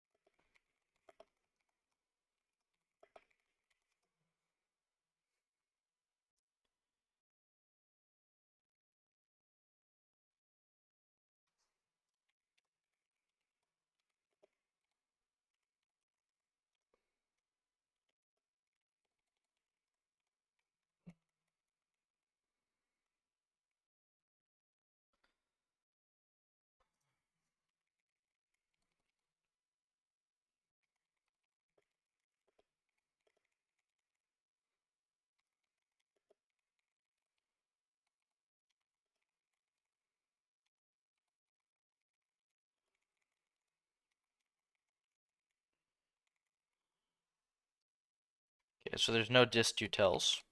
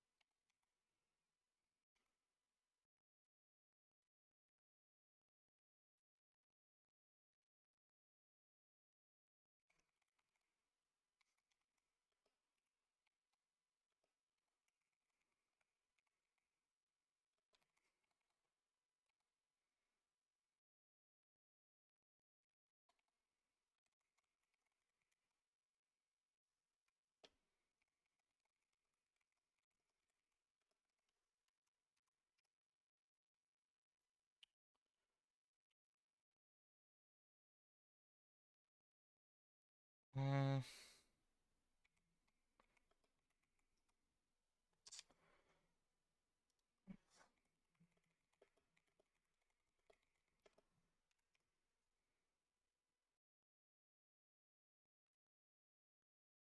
Ah, Python, okay.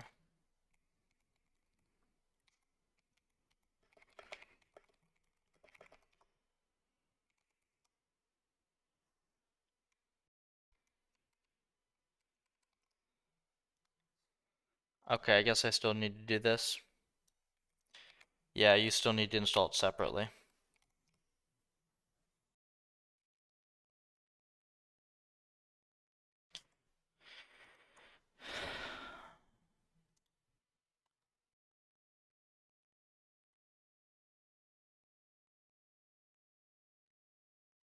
Okay, well this is weird because there shouldn't be a VN. I guess if you're not using the container, then you have a VN.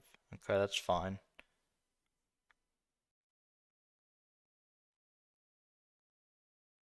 What in the hell? That's a fun looking error message.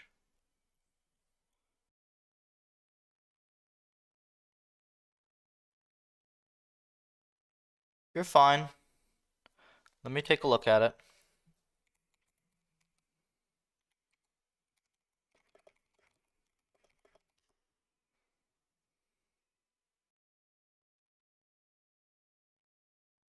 Let me see if I can reproduce it.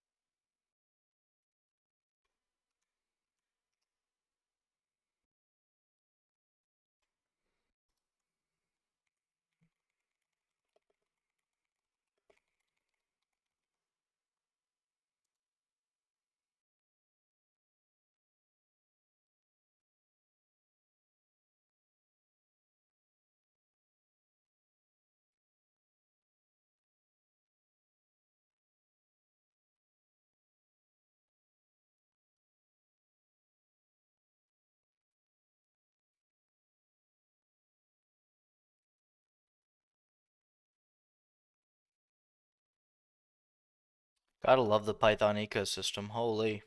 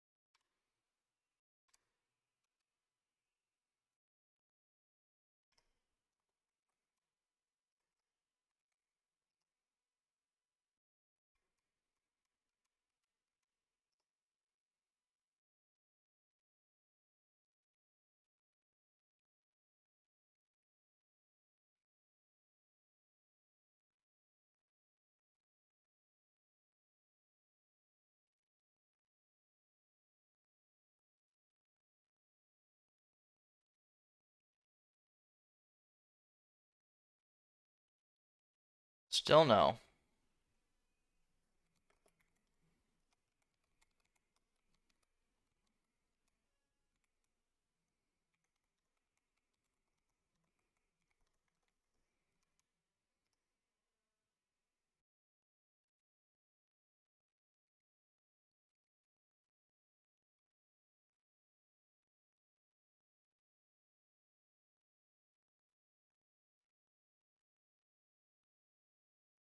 Might just be the old NumPy version.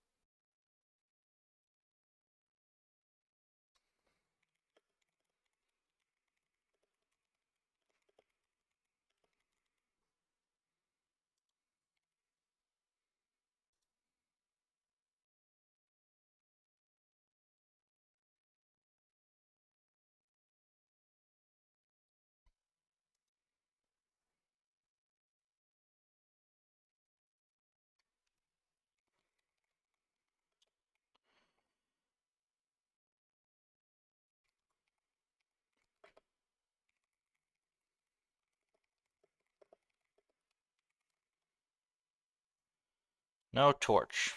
Lovely.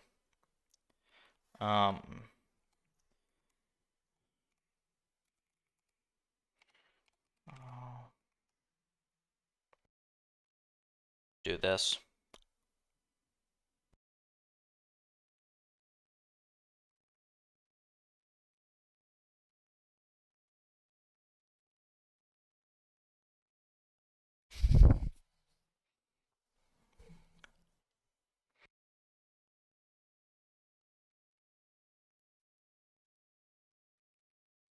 Almost there.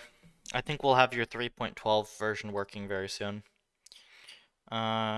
Seriously? Collecting path tools.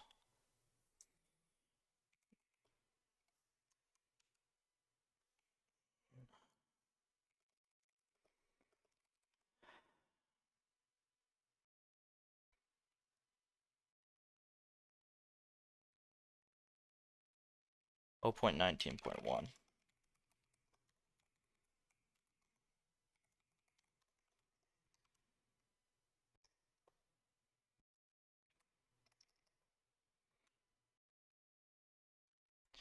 Literally all I have to do is just clean out some old packages here and you'll be good. And the deal I will make you is I will push this. But since you're the one who requested this feature, the deal is that if you find weird broken stuff on this thing that I'm pushing for you, you are obligated to tell me. Fair deal?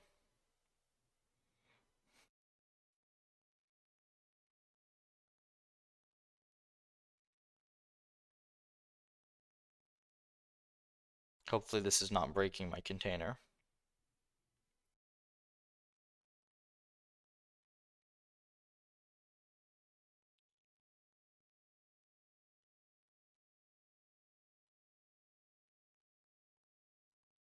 Love when PyTorch downloads gigabytes of stuff. Literal gigabytes of code. Yes, this definitely needs to be bigger than the Linux kernel.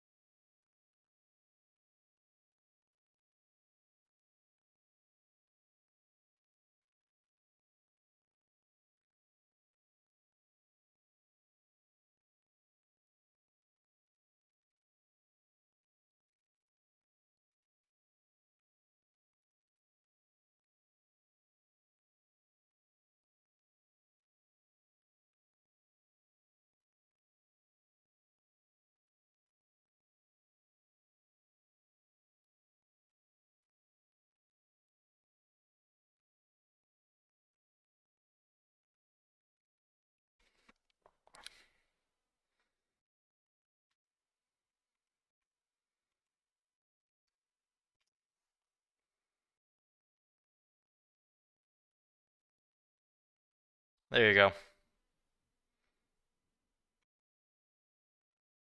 You make sure it trains.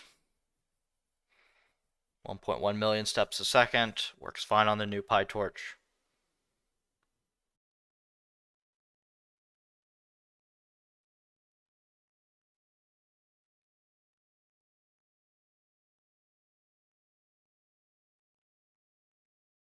Is the snake now training way worse? Oh no, there it goes.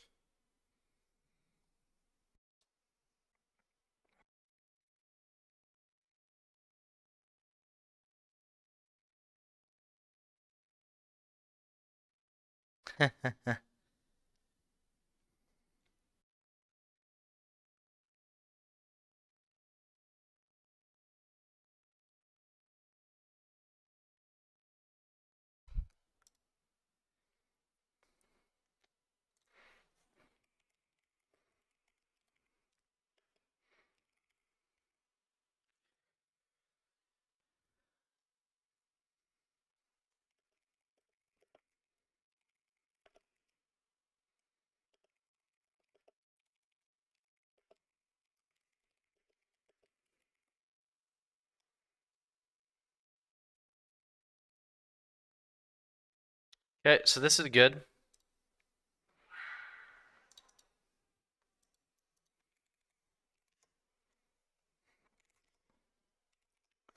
That is very distracting.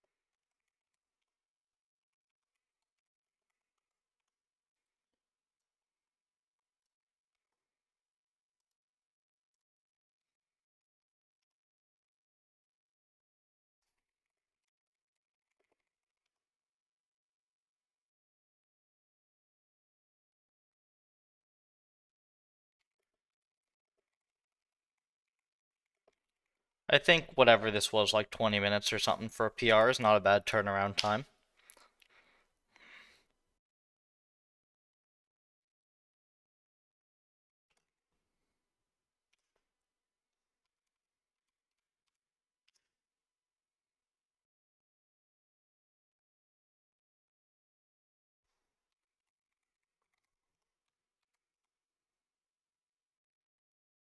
Cool. Your fix has been pushed.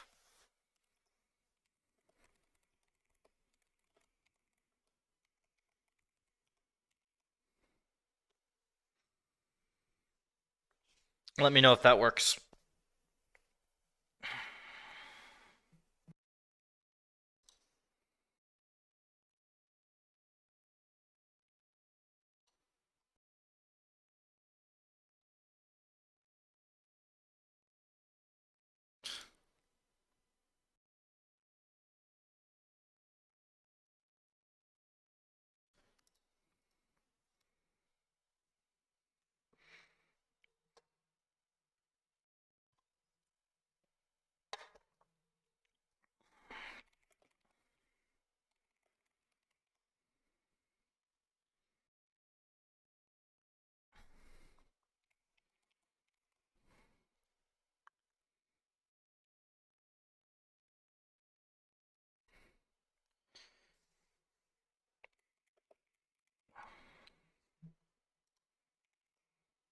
Oops.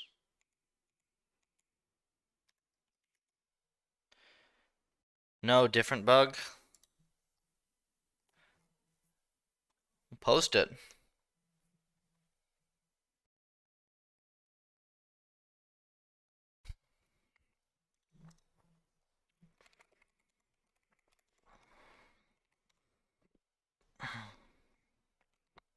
Because I did just run it on 3.12.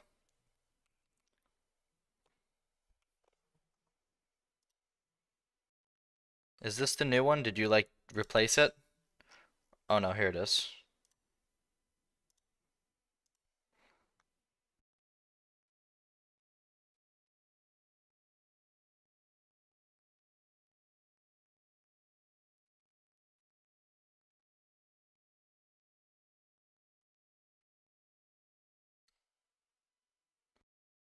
Uh,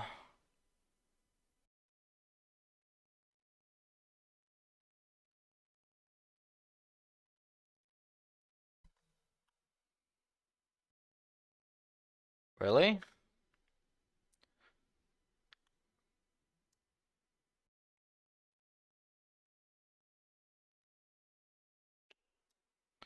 Pretty sure I just tried this.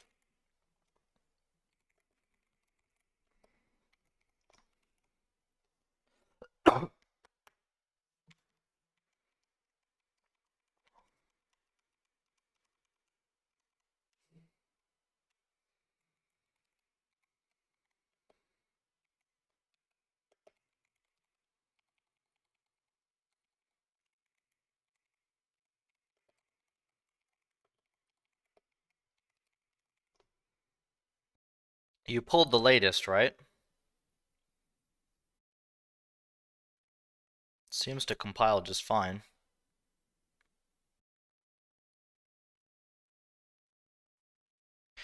This is why containers are nice, because Python is just generally a language that has absolutely terrible build utils.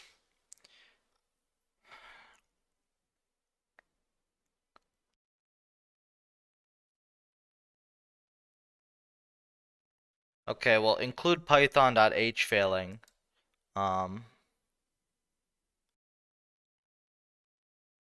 Yeah, something is not, like, something's not set up correctly, I'm pretty sure, because this is like you not having Python or something.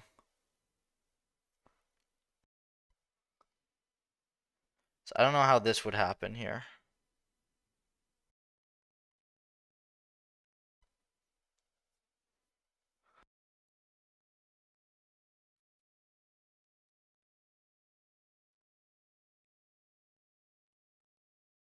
It should be installed by PufferLib. You can try to install it separately. I don't know, have you tried just this?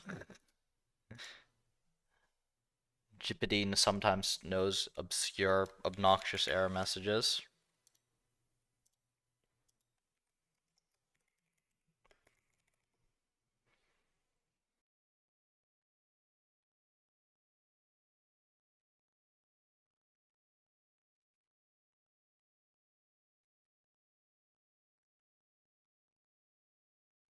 Do you have Python 3.12 dev?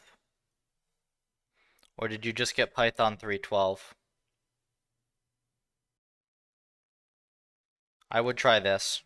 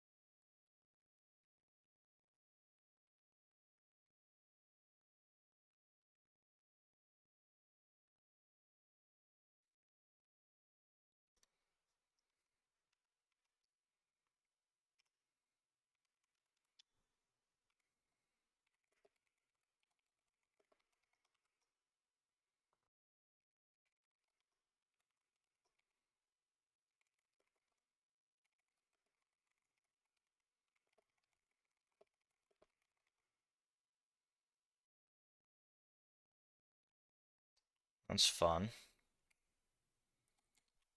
Let me know so I can like switch back to 2.0 if it works.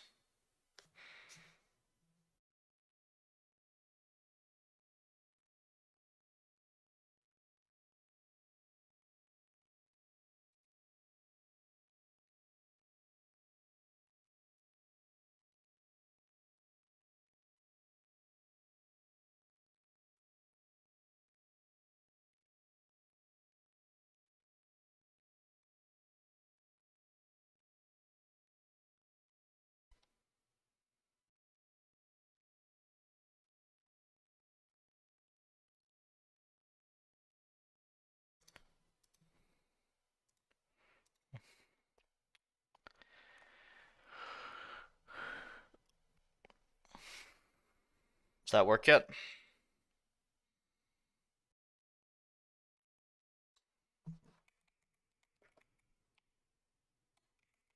Alright. I'll make sure that 311 still compiles while you do that.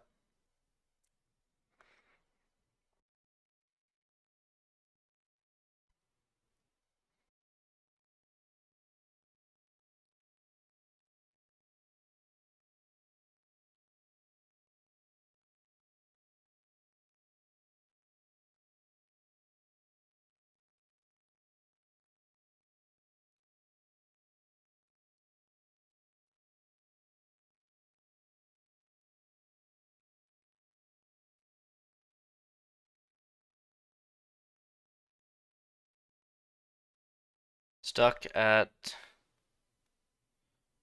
Oh, well.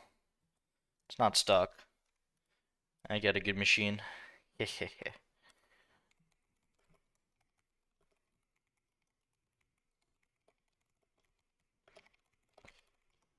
After I bought this machine, I just realized, like, wow, actually I've never had a machine this good for personal development.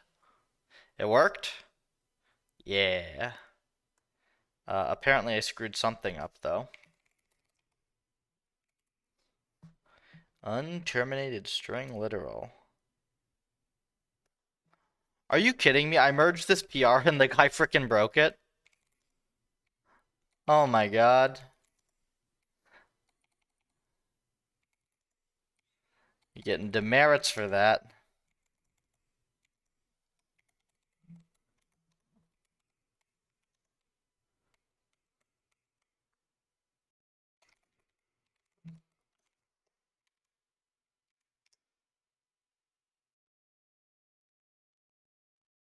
It's embarrassing.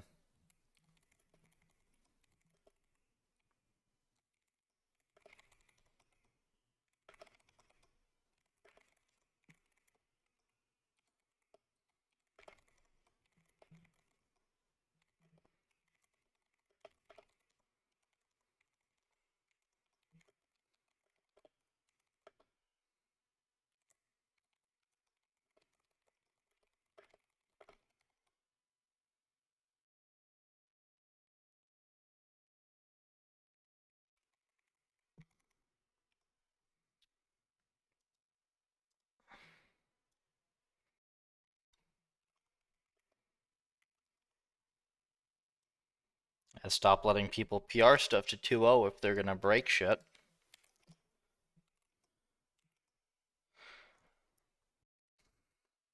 Let me know how your training is going then. On my system,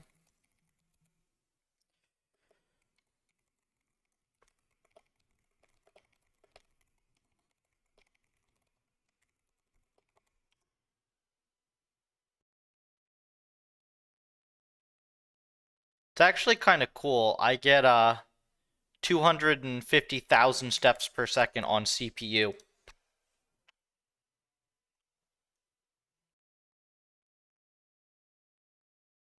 Is this when you... Okay, well you just... You don't just run demo.py like that.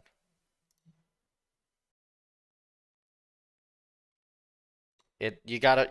You don't just run demo.py. It shouldn't even... Let me see. That still might break stuff, actually. Fuck. Well, no, it doesn't break stuff on mine. That's weird.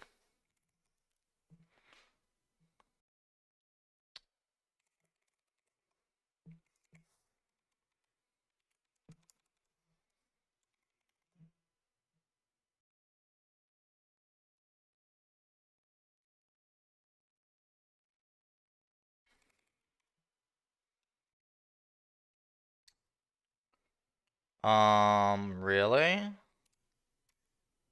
Why does it work on mine?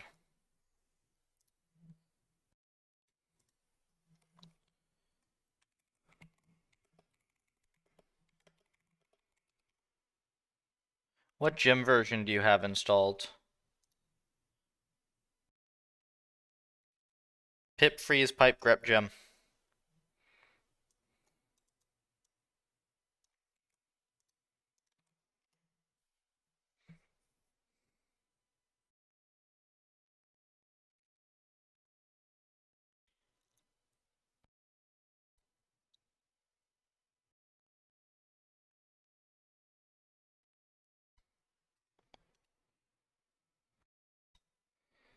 So why does it work on mine and not on yours?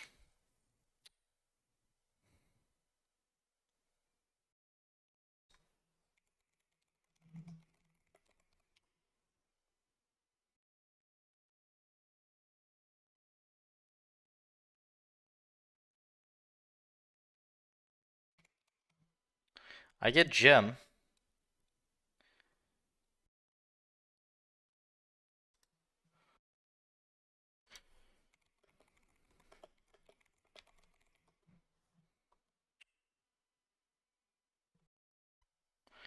Grab NumPy.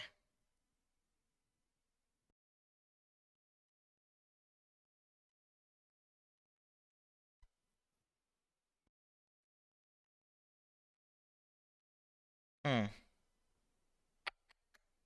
That is weird. Why would that be?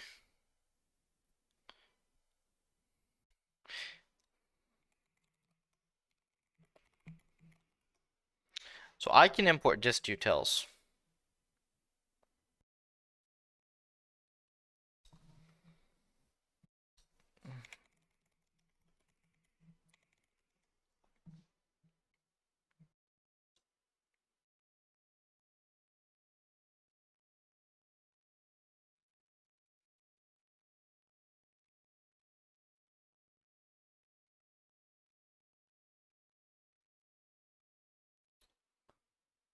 I can't see Discord.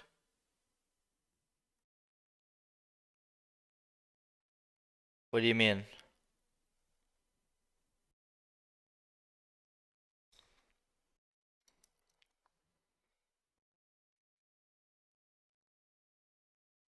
Oh, yeah.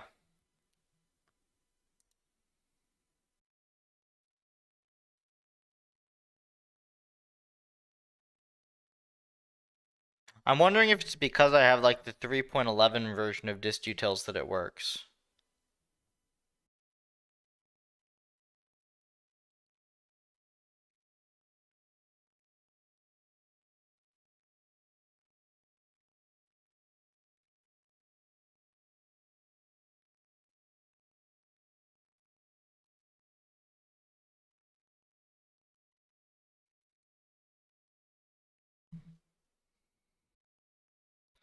Yeah, you can just do that if you just want it to work.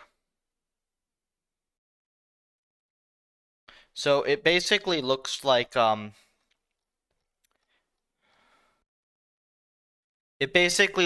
we'll have to drop Jim if we want to support 3.12.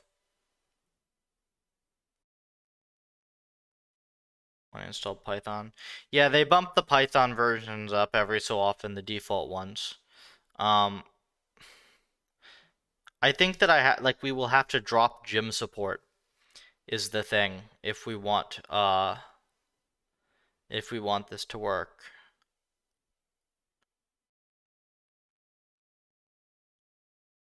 Which is weird because I'm running it with 3.12, but I have distutils.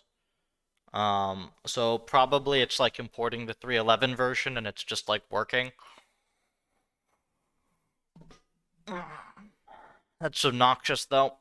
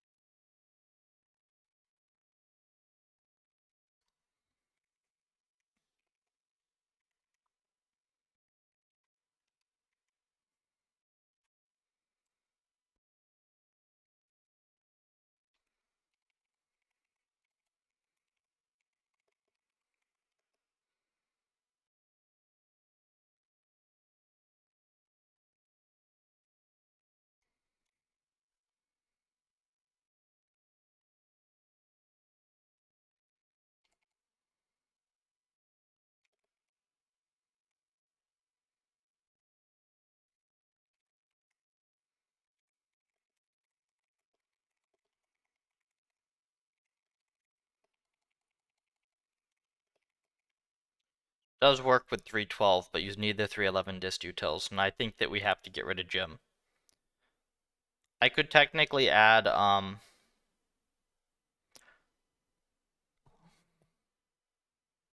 so I could technically add something. It would be a little jank, though. Given that you don't absolutely need 312 for now, I would suggest just using 311. Because, like, there are things I can do to get it to work, but it'd be pretty jank. Yeah, 311 should just work. Already helped a ton. Yeah, no worries. I'm always happy to fix stuff if it's like quick, but like in this case, it's like I'd either have to, basically I'd have to go mess around with conditional imports with Gym, so that like you only import Gym if it's supported, and then 312 works on all non-Gym environments. I'd have to do something janky like that. But then like I'm surprised it even lets you install Gym in the first place. It's like weird. What the fuck is wrong with this now?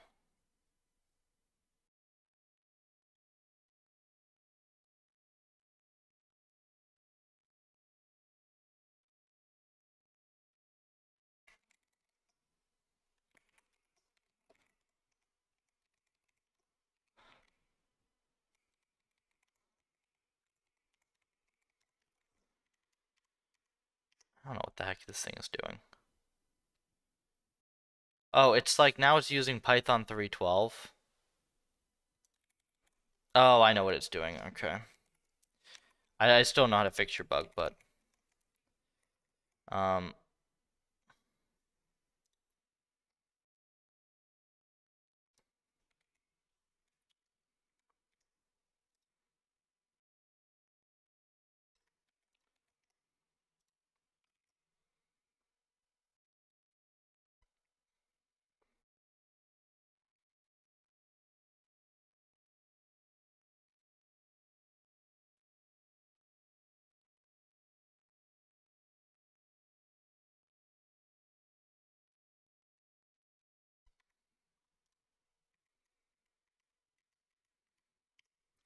okay.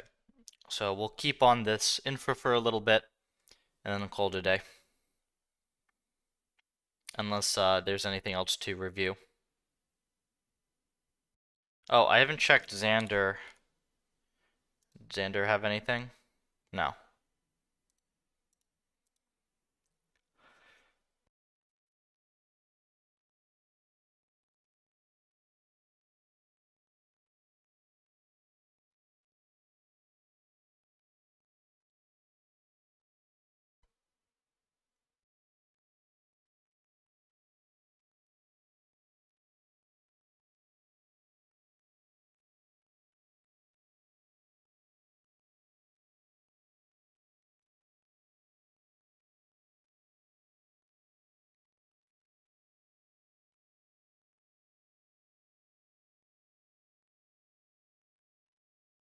Hmm.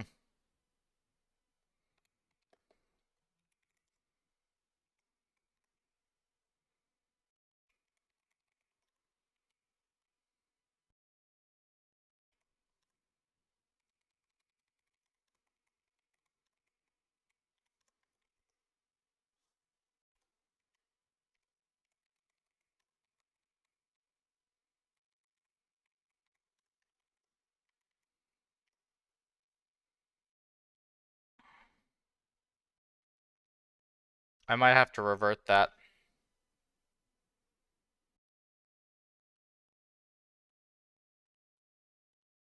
Yeah, the NumPy version is required by too much crap. I gotta revert that real quick. That's annoying.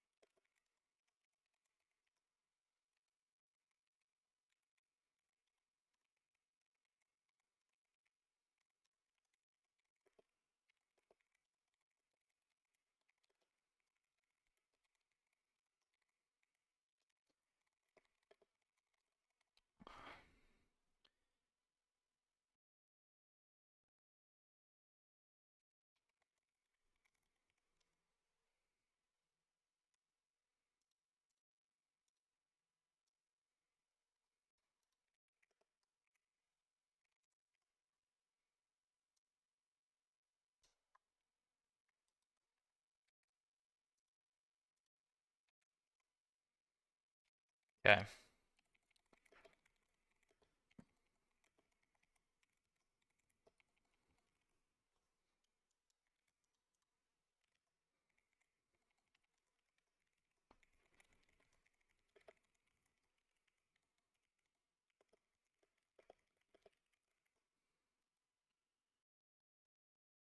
Okay, this still works. And now we do serial. But we can't do this one. It's gonna be puffer x serial.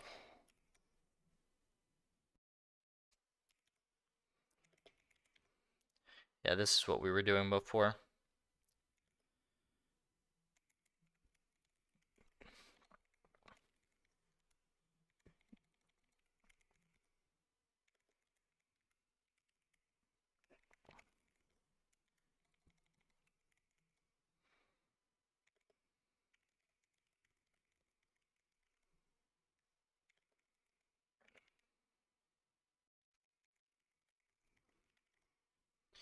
Okay, so flat is box int 8 image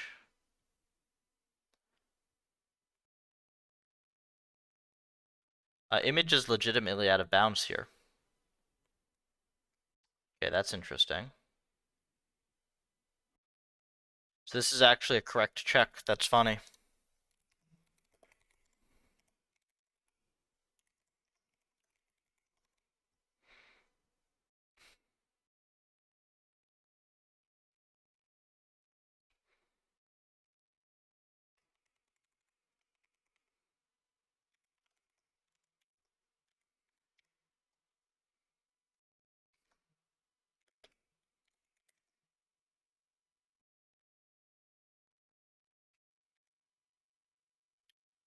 Still not in space. Okay.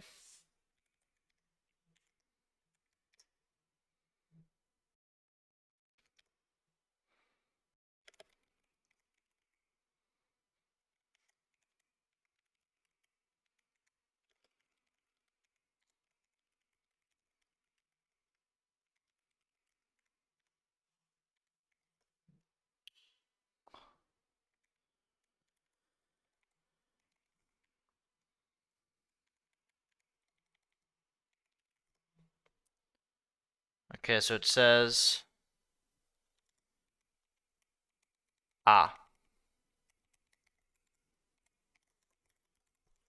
See, this is actually a good check.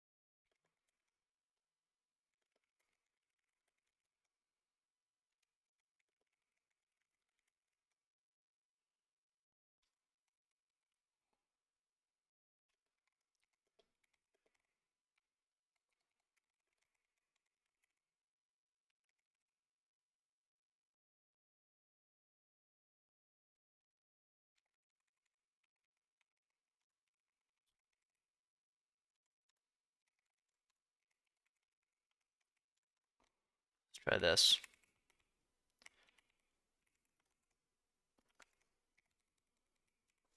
It's gonna go down here.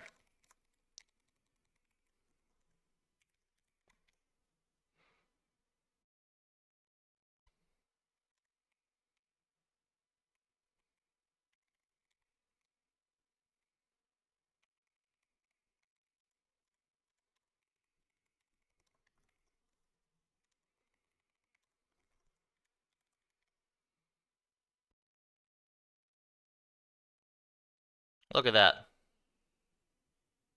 Boom.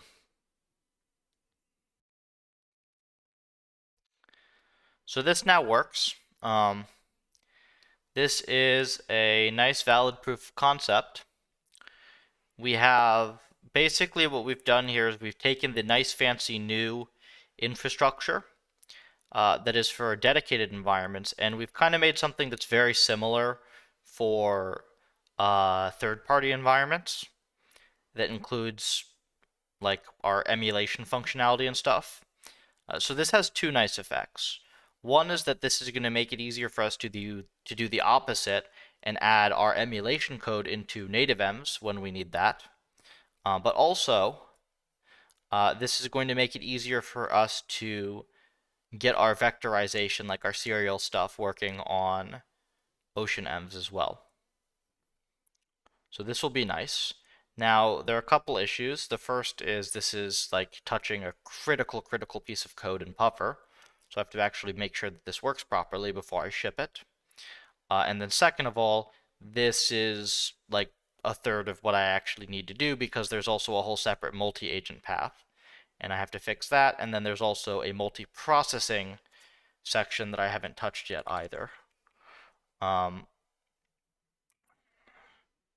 This is decent progress, though. Really, the only thing that I don't like is that I have to repeat this giant block of code constantly. I think I just make a function for this, like a set buffers function.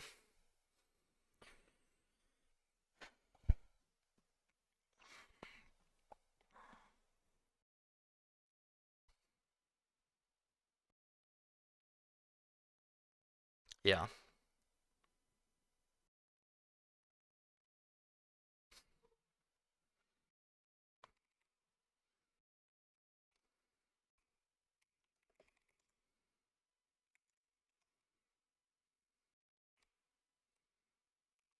We can just do this, right?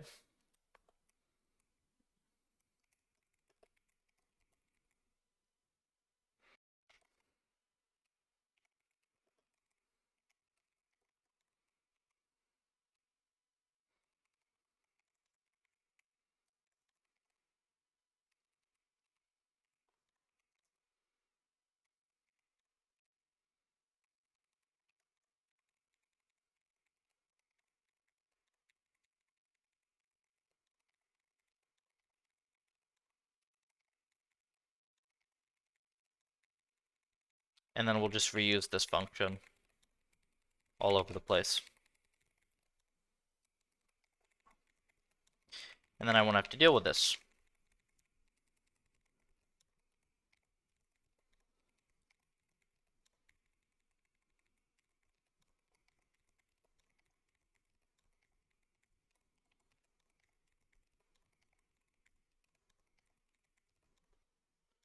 Cool.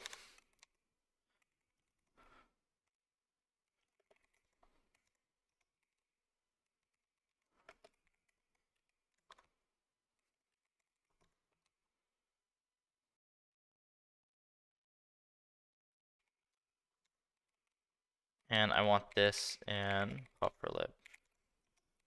Emulation. Just needs to have set buffers. It's like this. Realize disk is full.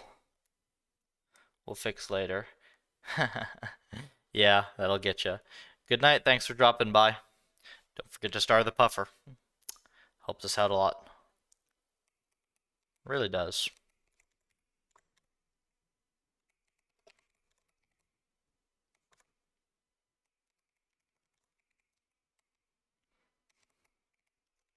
Already starred? Very good.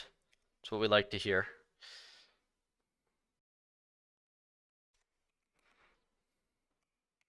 Does that just work first try?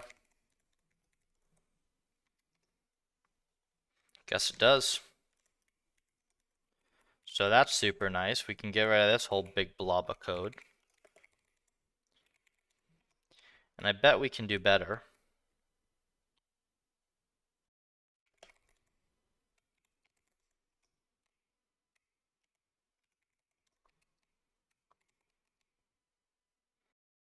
Yeah, so right here,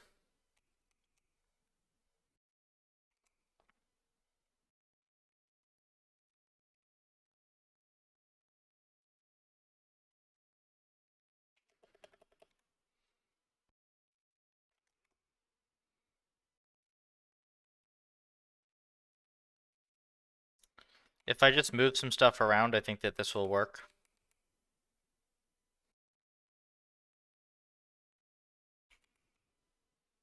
I think I need this to be up here.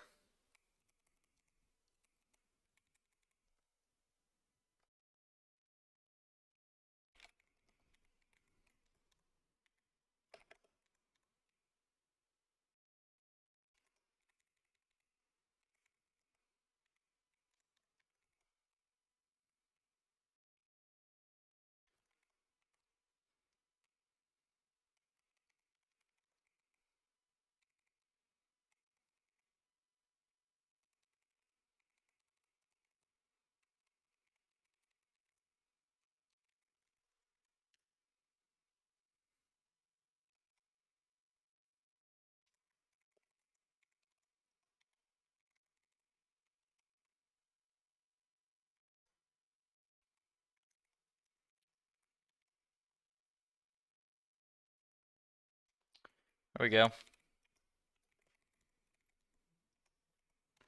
So look at that. We're already down to probably simpler code than we started with. And it works. Now,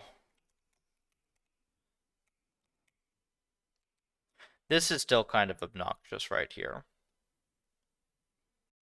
But this is not terrible. This, like, splitting could be worse. And then we get rid of this because PufferMs are now compatible.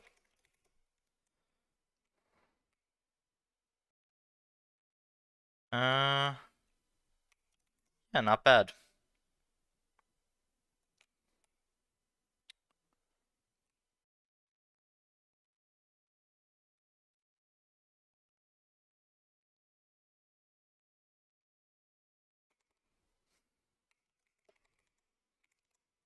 Now I have to do the same thing for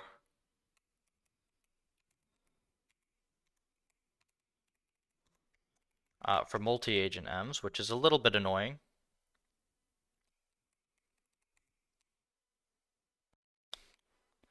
I think not too bad. So this should be able to just go right here.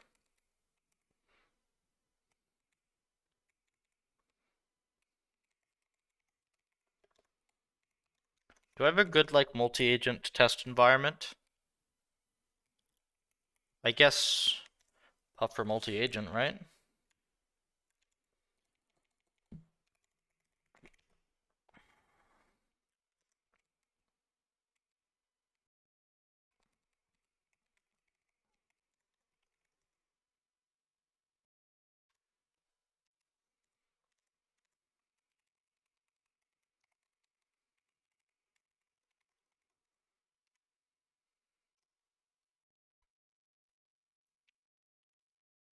And very nice. So from here,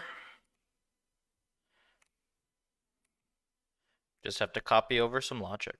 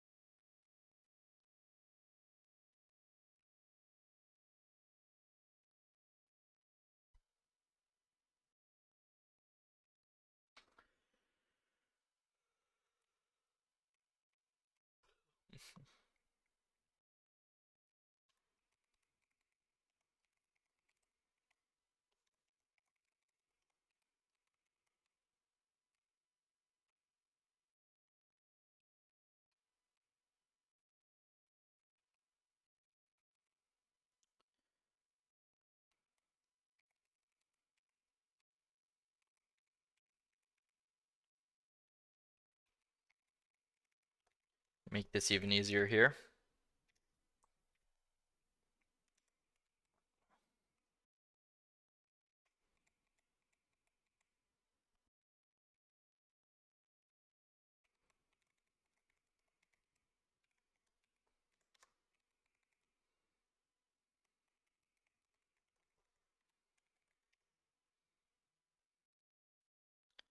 Very nice. So it's getting there.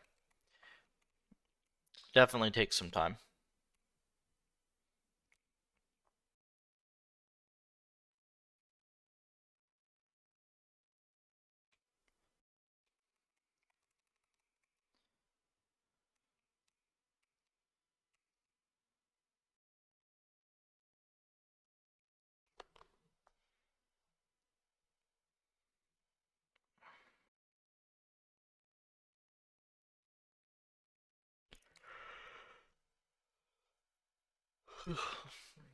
And now there's quite a lot more here.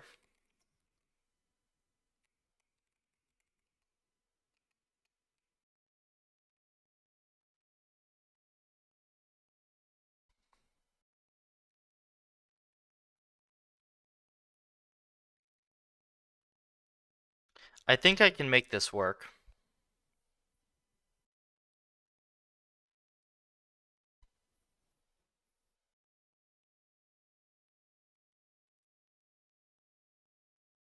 Right?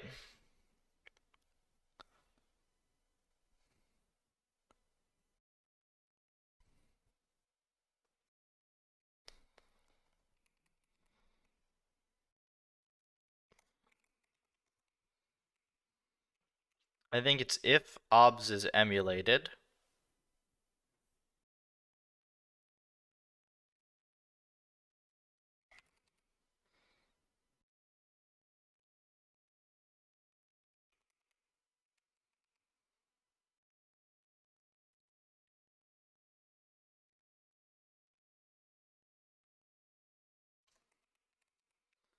This is fine,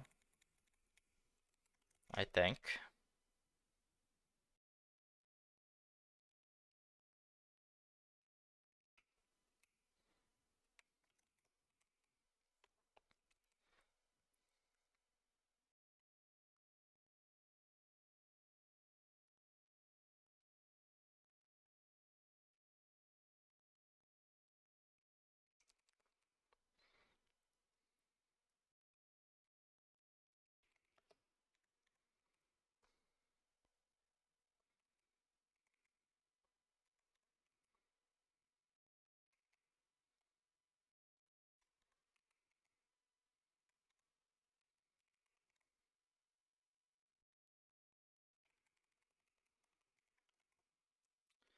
Okay, so I like this.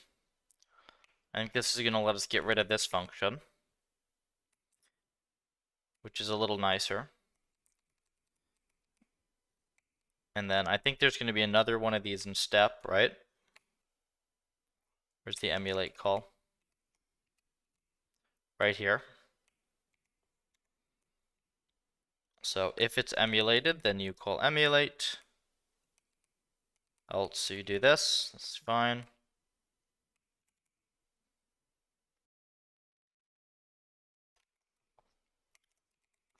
And now what we do, this actually can go up. Yeah, this can go up to here.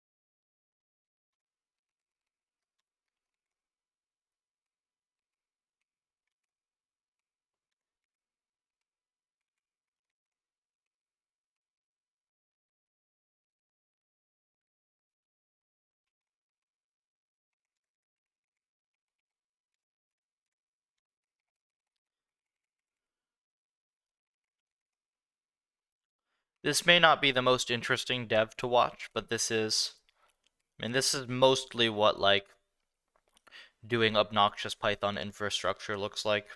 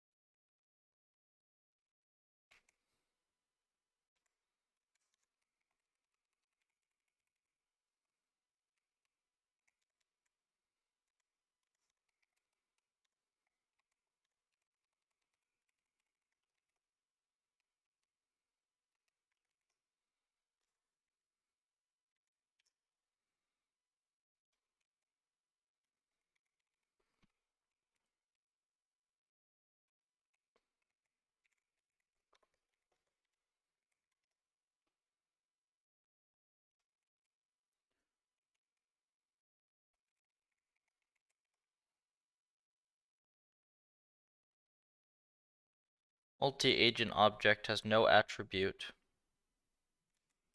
Ah.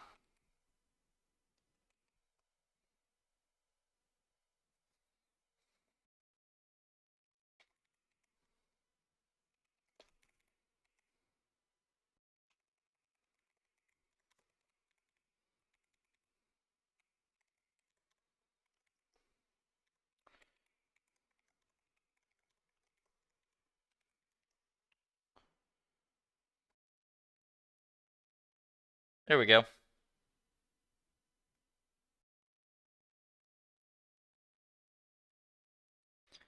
Does it work? I can't tell. I don't think so. It does run though.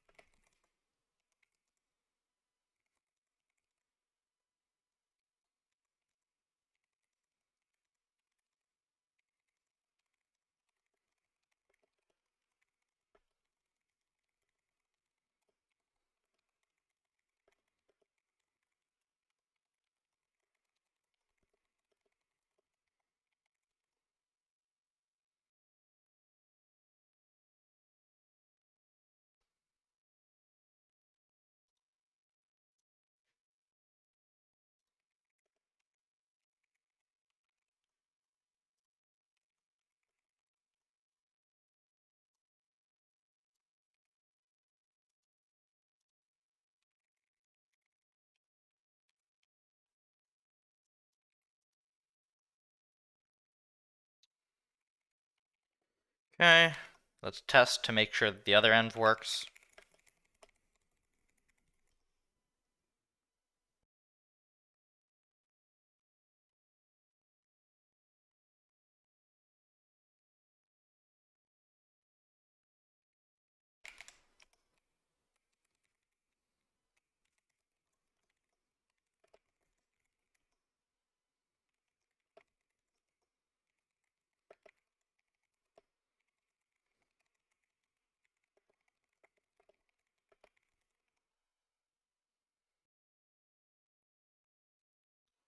Yeah, so you can see here it works perfectly.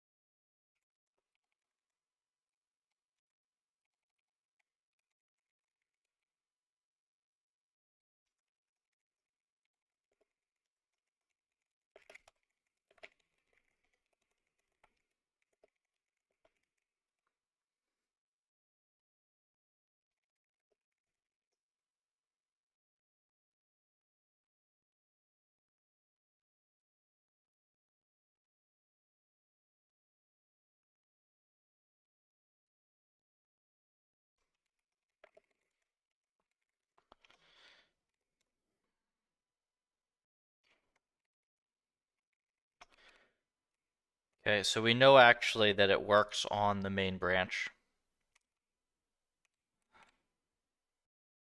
I don't think anything in here would have to change either. In right here. Yeah, this should not have to change. Yeah.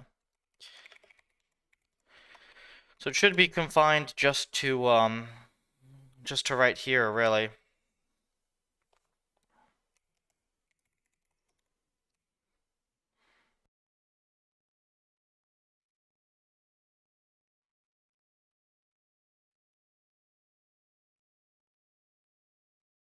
Okay, so it's returning dict obs.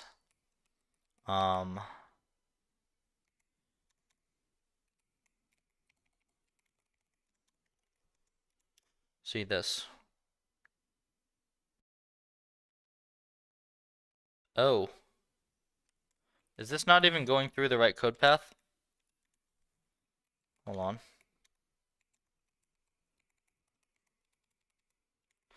It might not be going through here at all. Yeah, so it's not emulated.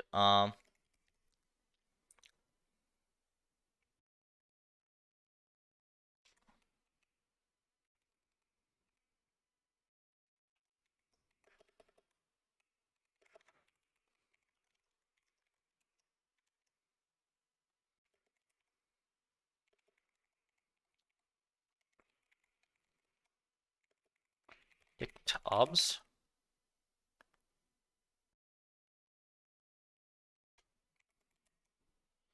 Okay, so this is a 1.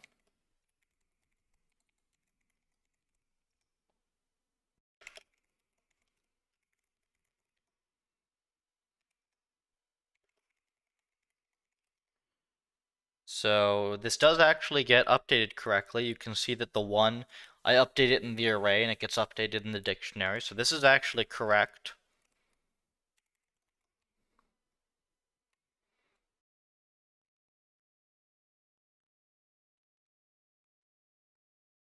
And then when we call step,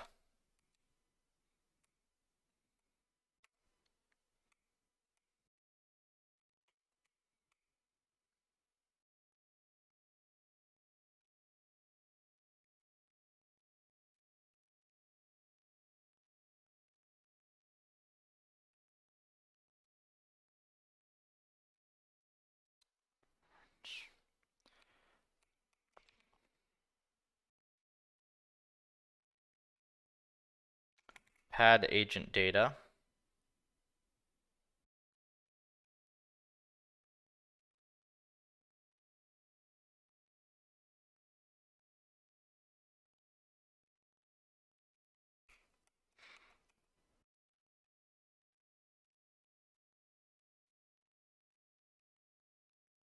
Okay, so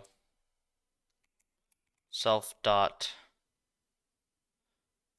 terminals.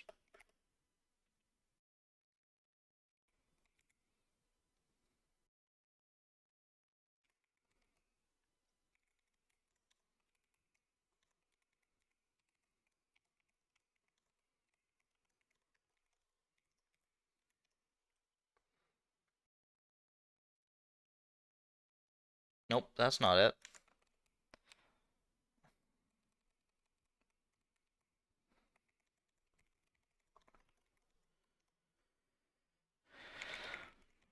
Obs.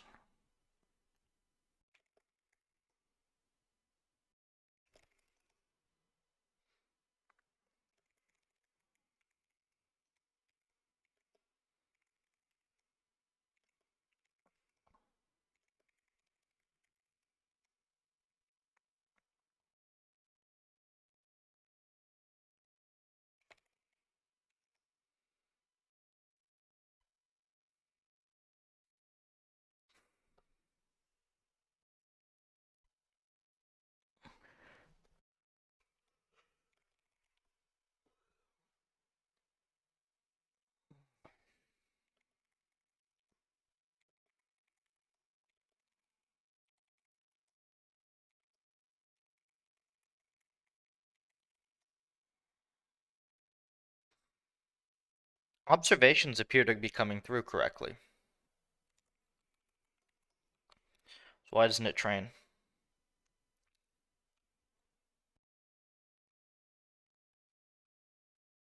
Let me see.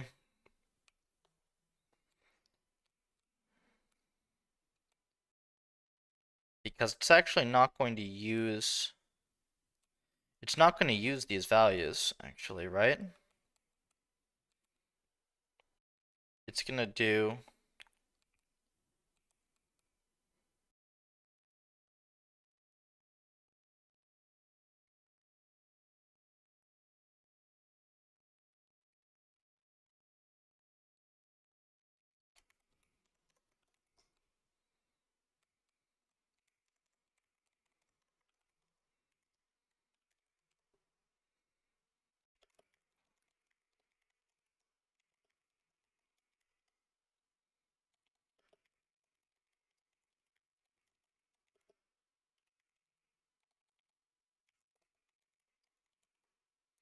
Okay, so these match.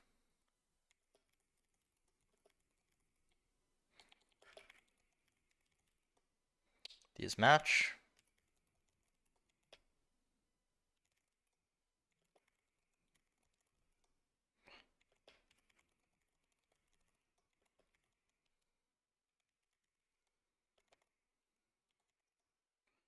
Okay, so these actually do all match, so there's something weird going on.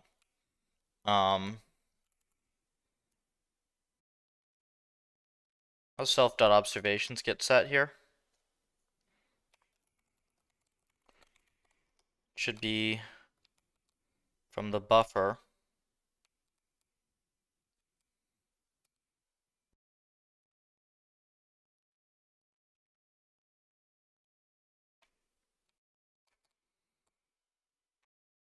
Hmm.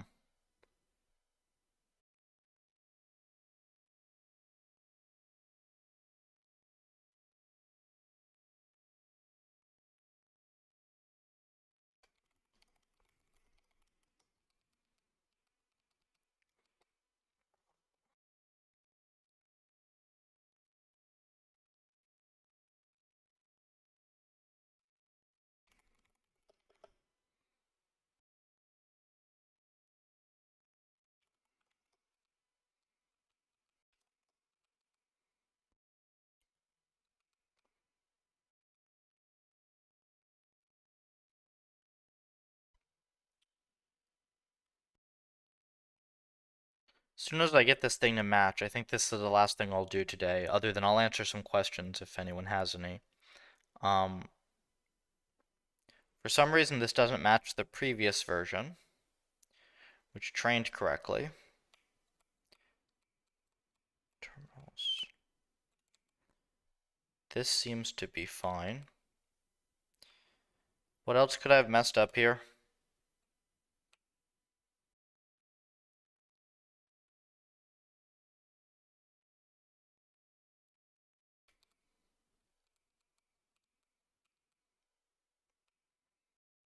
Could be in reset.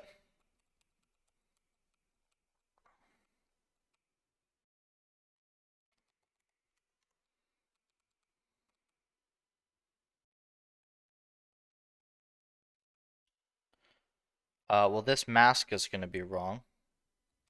No, because it's masks plural. So this is sketchy, but it's correct actually. Checked, and then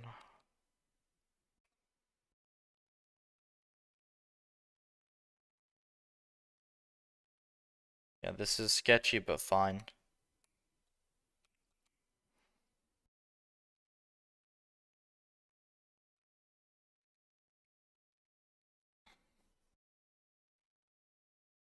And what do we have here? Unpacking of actions.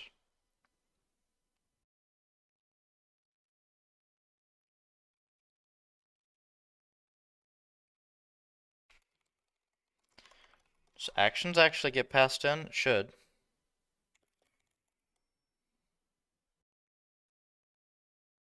Yeah, this should be fine.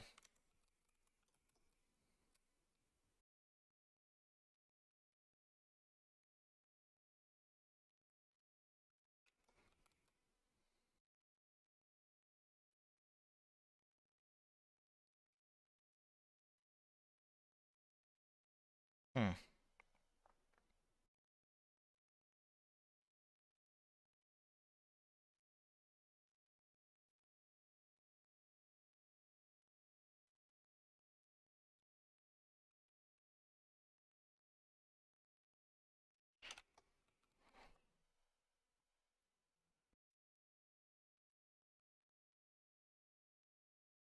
Do we use this all done signal?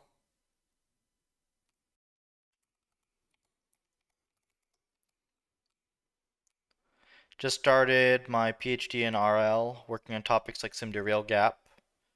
What are the benefits of working with PufferLib? Is it mainly debugging? Or what is the main purpose of it? So PufferLib gives you million step per second reinforcement learning. Um, Outside of like ManiSkill for robotics specifically, it is going to be at least 100 times faster than most other things out there. We've got very clean demos for all of these things. And it's just generally like CleanRL, but scaled up to actually have like really, really fast environments. Here, you can see all these environments here. We've got Neural MMO3 in here. So here, let's see if I can. There we go. Yeah, so now this is me playing it.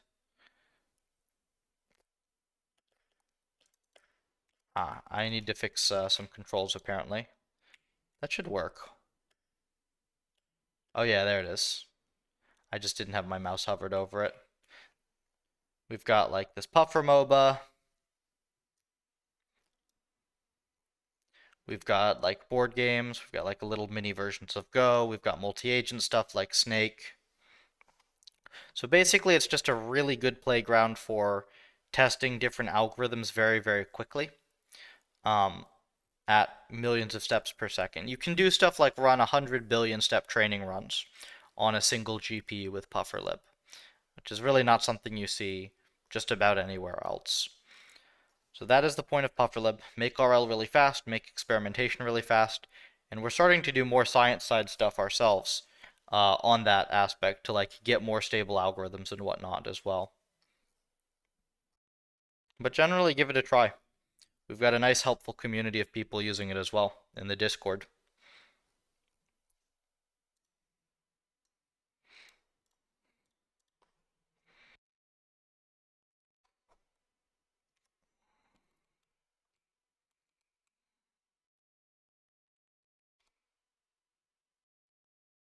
Thanks.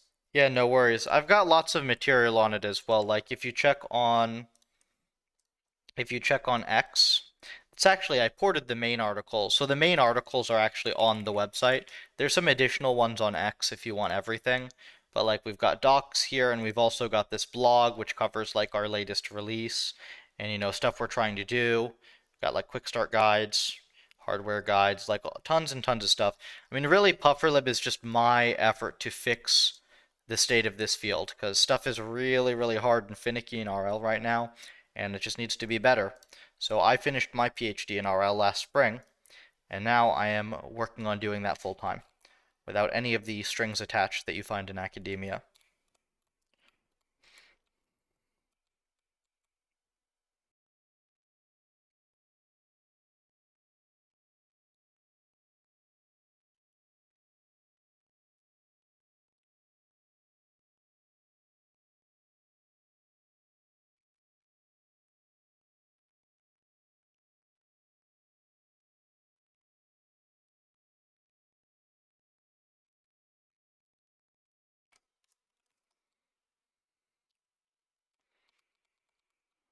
What is wrong with this? I've got to be doing something stupid here, right?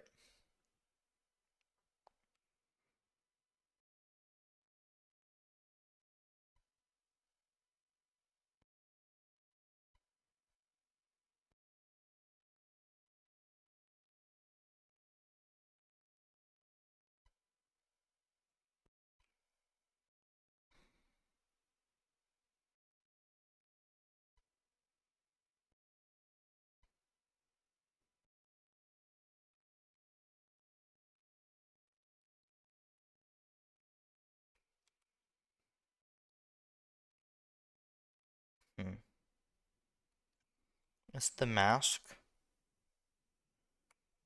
No, if it wouldn't even run if the mask were all false.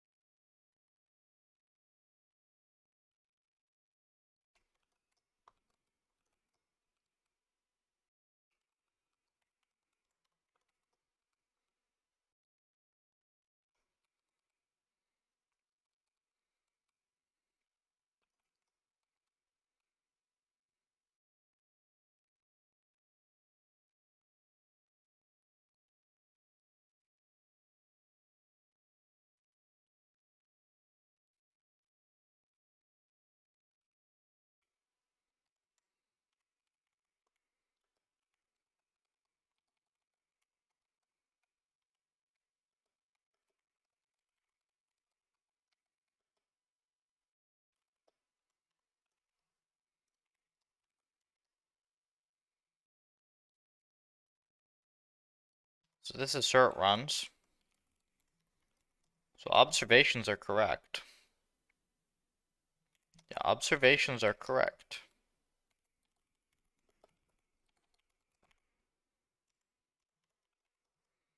How about this? Okay, so all the data coming out of this is evidently correct, but it's still not running.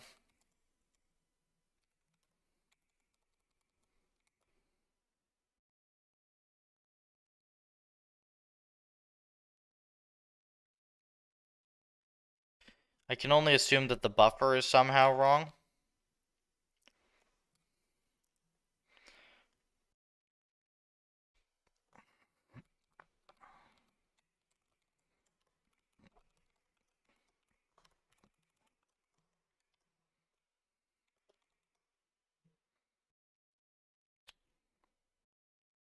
Buff is none. I don't think buff is supposed to be. This could just be the driver M, though.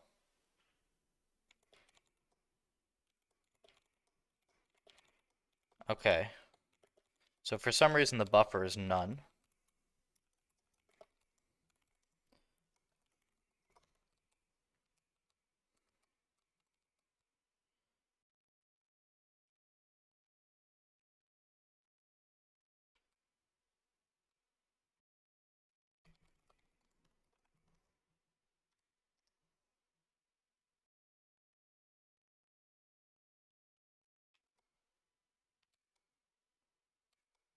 Oh.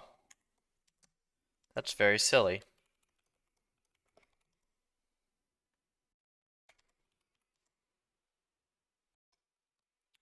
Waiting for Claude 3.5 Opus. The models really don't make a big difference in my day-to-day programming, like at all.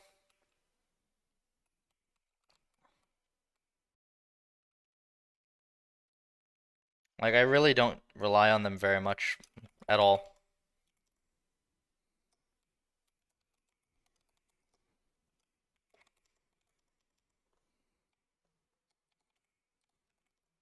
I mean, you can see while I'm typing here, I have autocomplete. It's LLM autocomplete. But you see I use it for like one line. It's basically a typing buff. That's it. I'll use GPT for like obscure errors in docs sometimes. That's pretty much it though.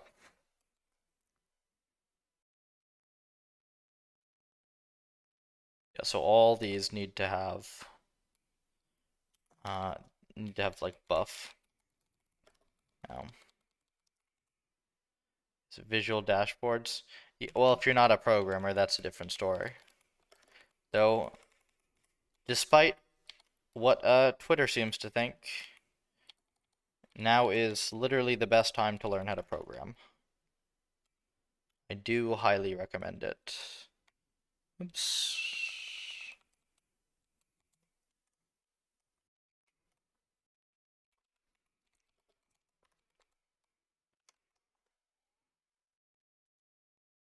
Why not use Google's AI Studio for that? For what?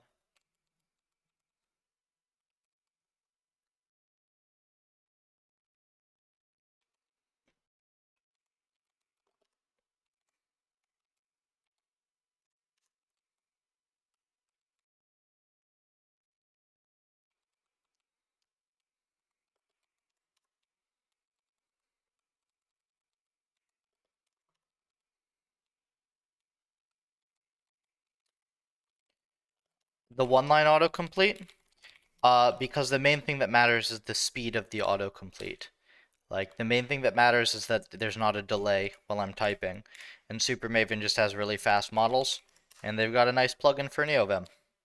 So it's very easy. That's pretty much it.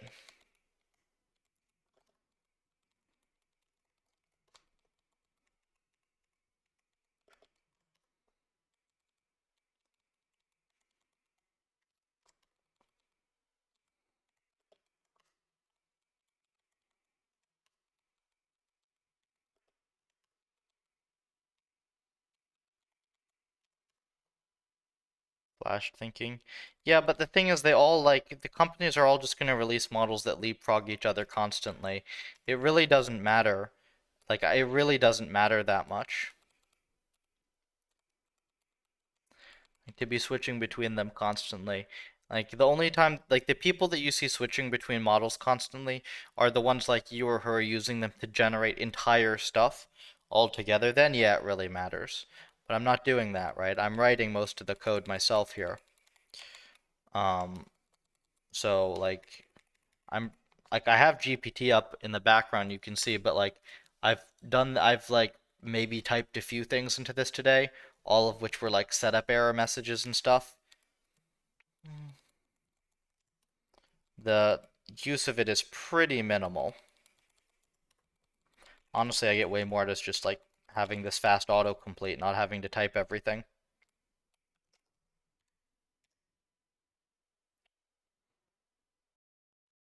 Bada boom. That works now. Perfect. Where's the get credentials cache thing?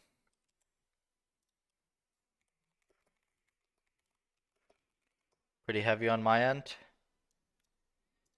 I mean, yeah, that's a perfectly blinding. That's a perfectly reasonable case for it, but like when I don't know, when I need to make good charts, like I just code them myself. I don't need to do it that often. Like it would probably take me a while, but like it's the type of thing where if I had to make a lot of charts, I'd be really fast at it.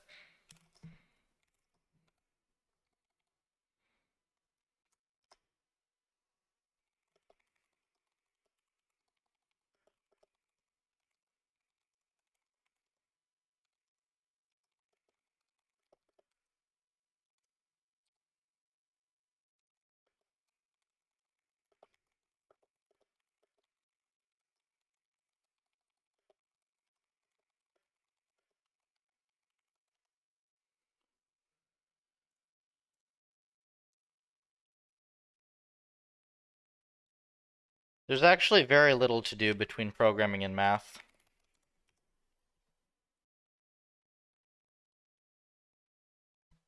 It's like surprisingly very little. I really do not enjoy I especially do not enjoy higher mathematics. Like I just don't find it interesting at all. Um, Code is great though. I can build whatever the hell I want. When did I learn?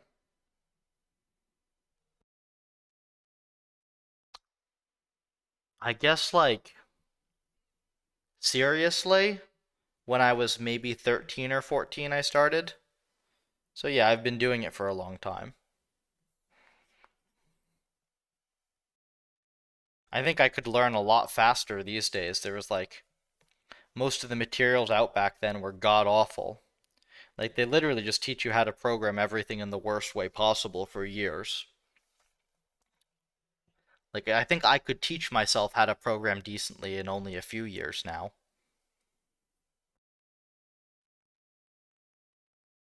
Starting PhD, never been good at. Yeah.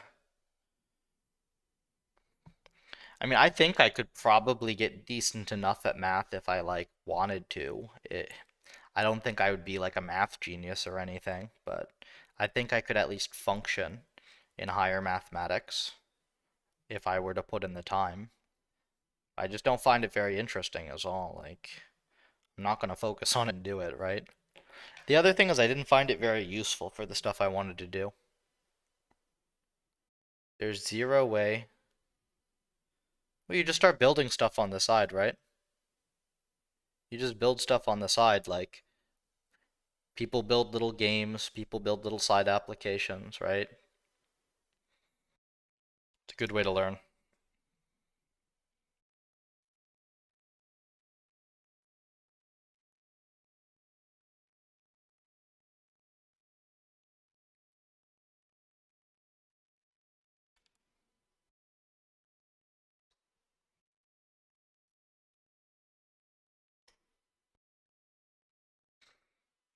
Okay, so this is very nice. And let's take a quick look at the multiprocessing. And I'm gonna check what we're doing for dinner. I'll be right back 1 second.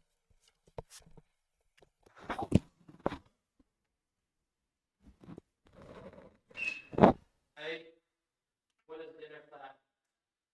What is dinner plan?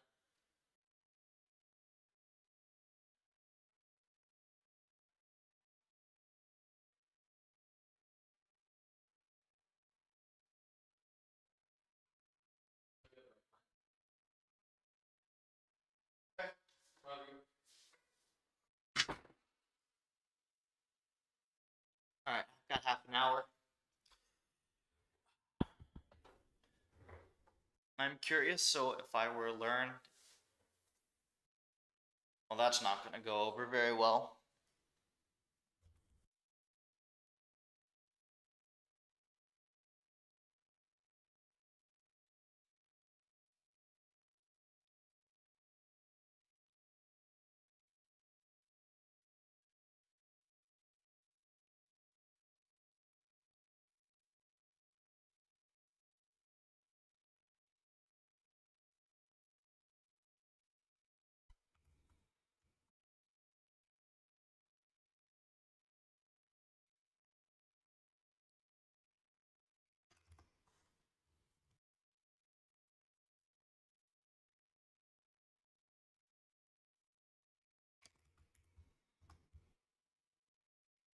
Okay, so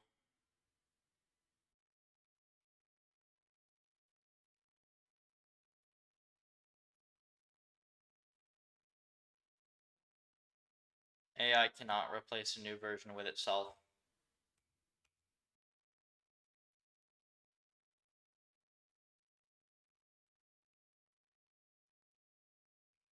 It's just not a thing it can do.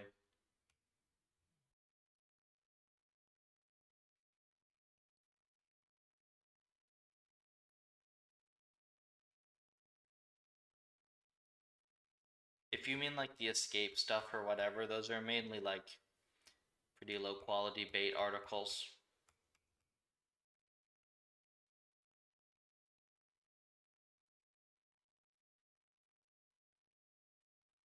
I mean, even with the stuff today, it's like 25% on frontier math is like an insane result, but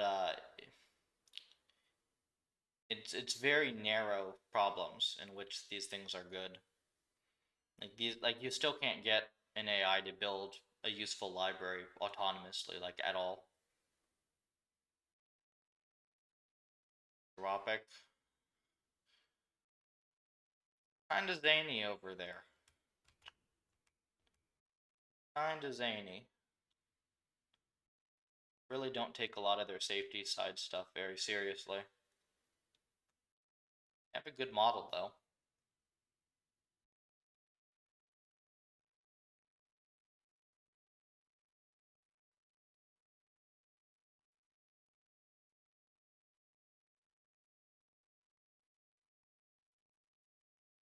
Artifacts, yeah, fair.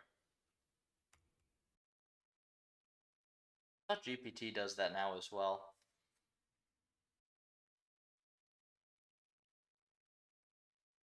And companies just are gonna leapfrog each other constantly. Okay, so this is interesting. If is native.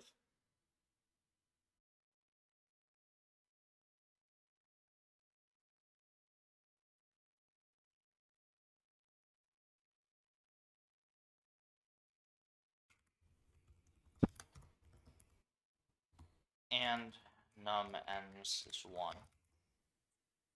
What about that?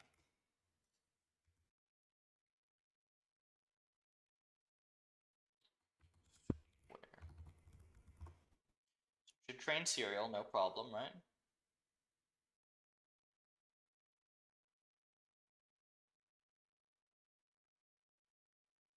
Try a different one.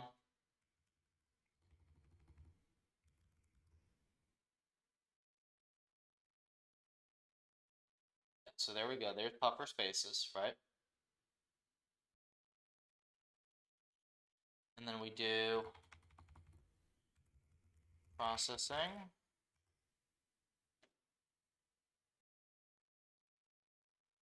Oof.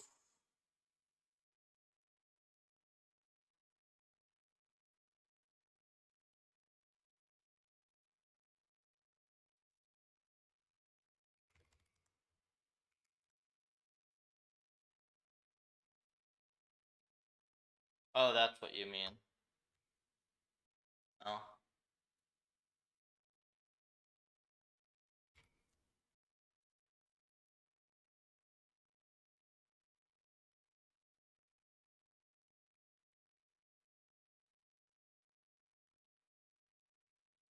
What type of RL algo are you testing? It's just PPO with like small model. What I'm doing at the moment is more infrastructure side stuff. So, a lot of PufferLib is just like getting all the fancy data from your environment into the main process quickly. And I'm currently screwing with the multi-processing modules to essentially bring like the older code that's compatible with everything up to speed with the newer, faster code. So everything is going to be pretty much like one implementation. Everything's going to be a little bit faster. Everything's going to be a bit more stable. Oh, hey Noah, welcome. Yeah, I'm basically better. It was just like a combination of crashing after the conference and like stacking a few different minor illnesses. So I basically just hung out and played Baldur's Gate for a few days. Which of course now I have to finish the game, so I'll be clocking out a couple hours here and there until I finish that.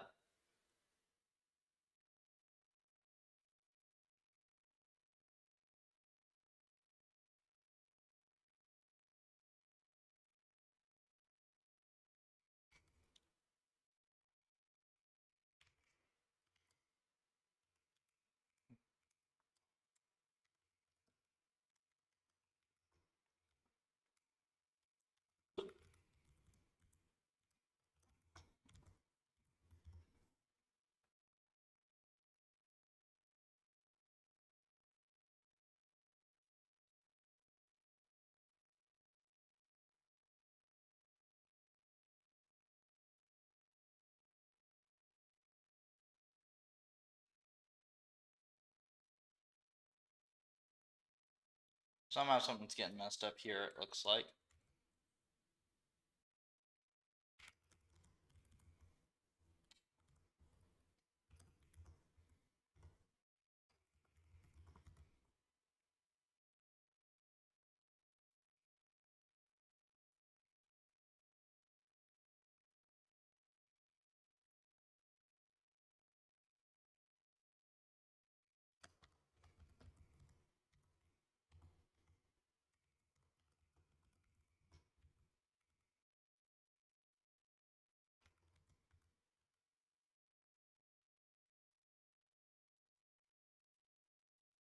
That's a different error.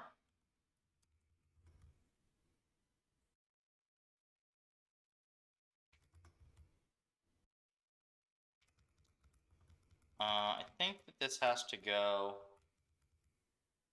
This is good.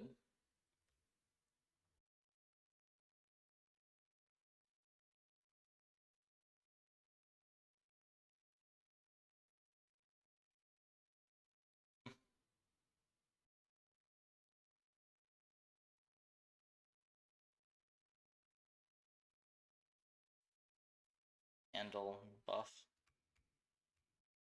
Why would this break?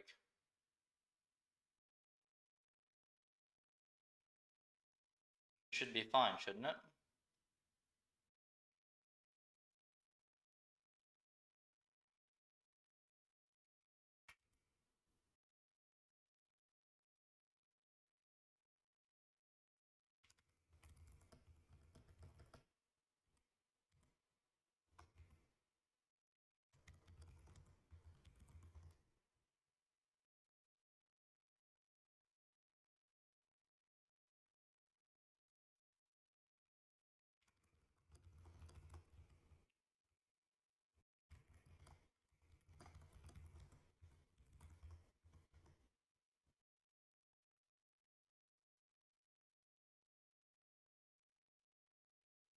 here's the print. Is this it?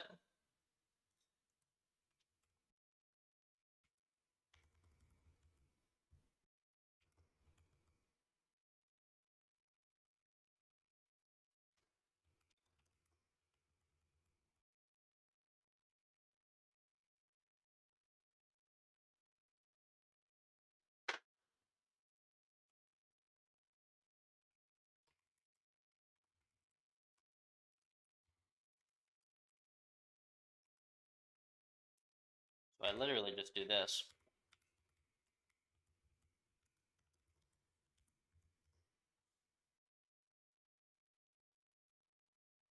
Okay, now we're back to this error.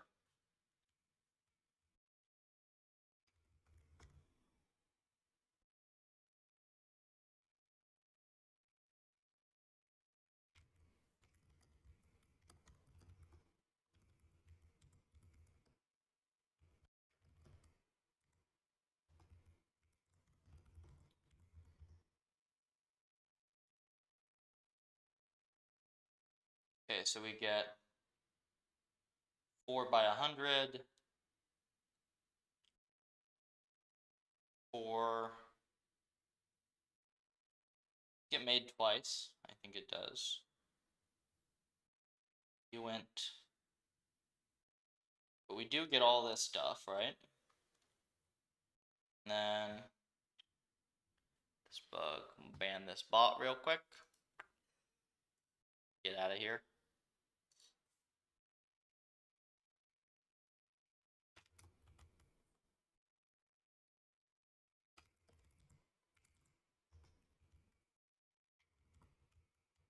Native IOs.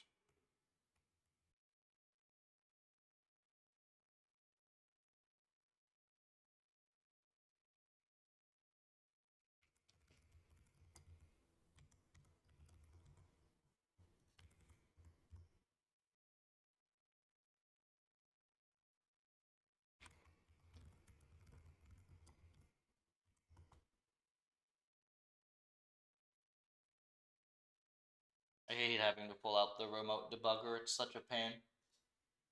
I do it when I have to. Oops.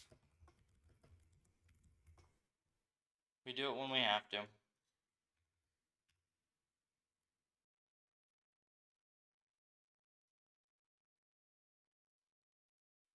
We do like this. Price. Waiting for connection.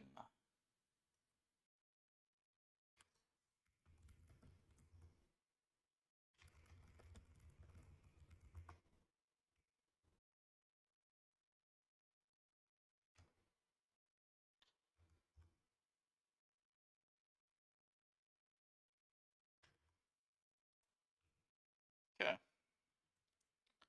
Now we've got our nice remote shell.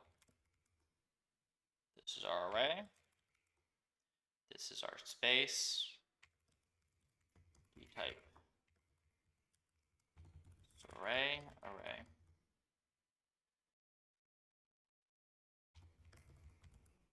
Array, array, dot view, struct, D-type. I'm changing to a larger D-type.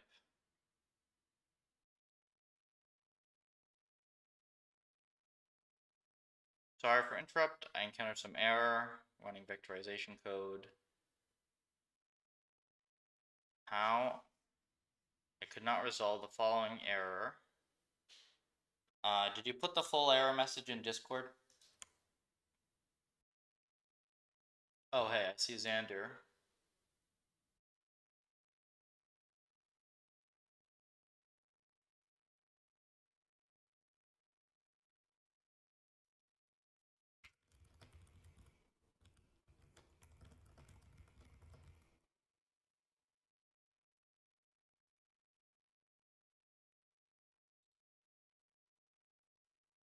Do you have...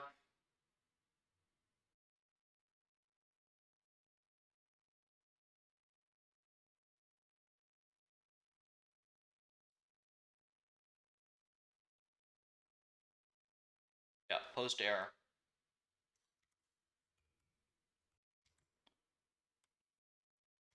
So there's an interesting mismatch here. Flat. I guess this has to be actions, right?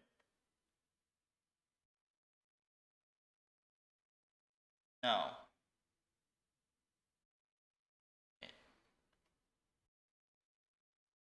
Array? Where is this? This is on action.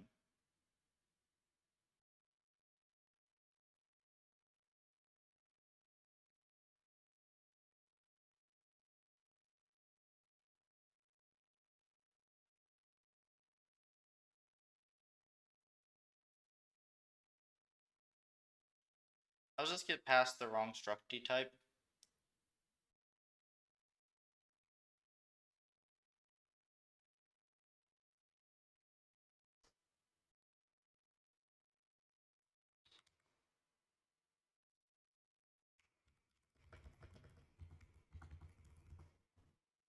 Is it just up? Yeah.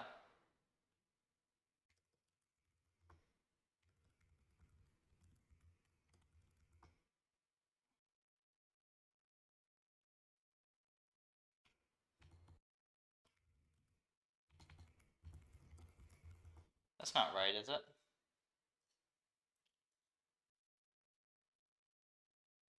I don't think that's right. Whoops.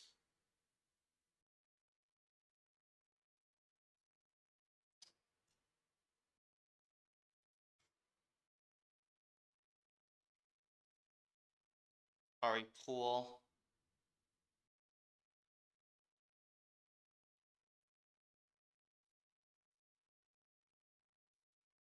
I don't know what this Atari pool file is. Can you just post the full error message? Like, I want to see what command you are running, what file, and all of that. Oh, and my green screen messes up if I don't turn the lights on in this hour. There we go. Still not bright enough. My room's just kind of dark.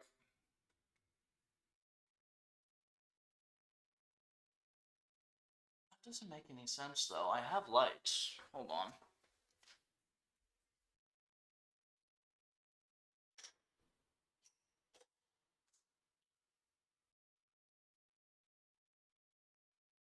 It's a little better. Not really. Yeah.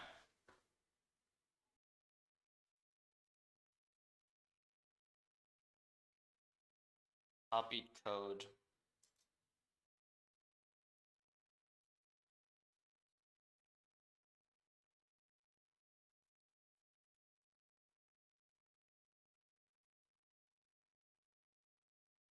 Where is this Atari pool file?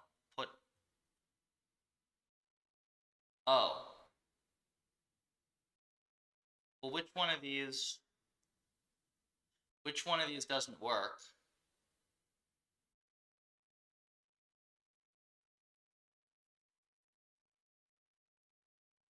Line 8?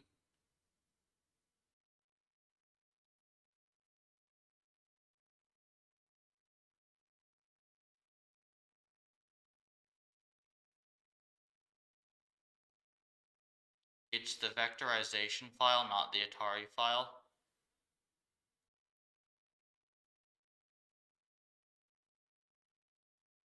Oh.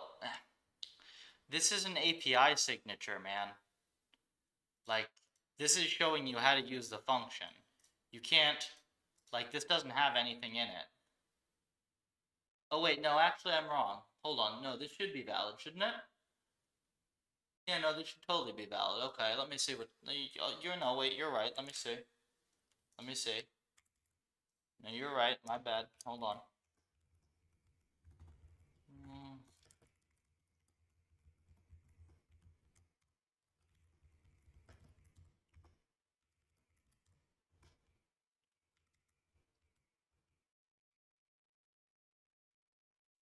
Oh no, this is a signature. Yeah, this is I don't know why I did it this way. I could have easily just done... Couldn't I just done this? Oh no, because serial's not imported.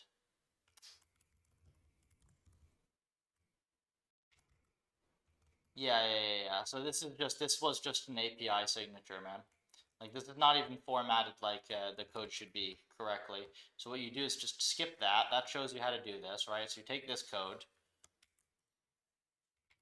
If you want to like just copy paste it in, whoops, you do this. You do this. Or PufferLib.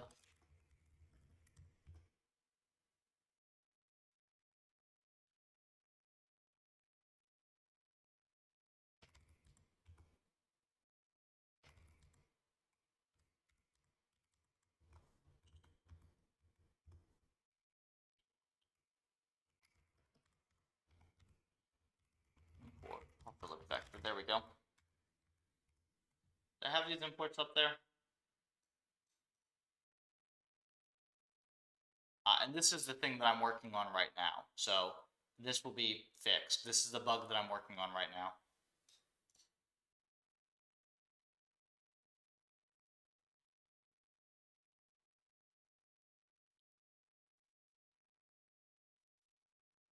But this is fine. This works in 2.0. This is on my dev branch that I've broken this. But that's a good point. I should add some imports to this. Oh no, I have it right here. Import puffer.vector. Yeah, so that should be fine.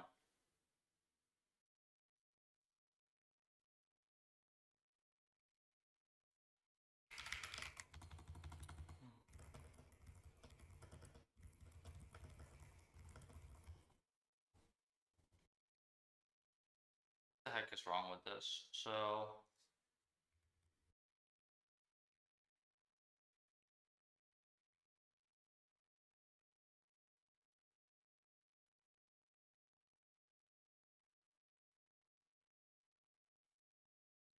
right, I wanted to check.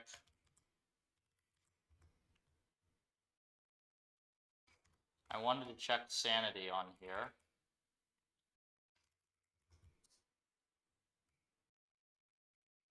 Okay, so this is correct. The action space is 2 discretes.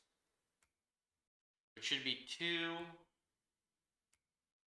2 int 32s, right? It should be 2 int 32s.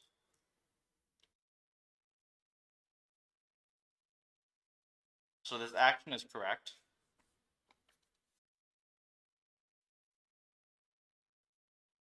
This action D type seems to be wrong. This should not be I8.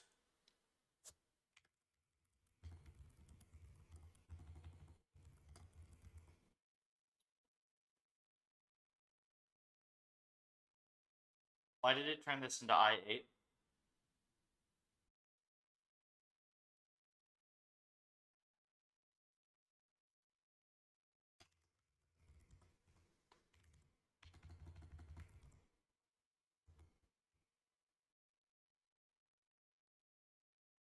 This is gymnasium puffer end, right? Emulate action space. Space.dtype. Oh, is this wrong? Hold on. Self.m.actions space flat dtype. Ah. Why is it I4?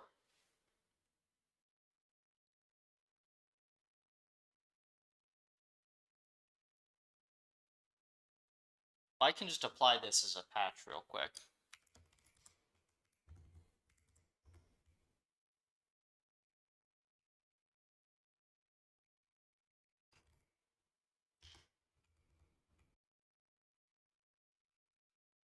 PufferLib.spaces.box.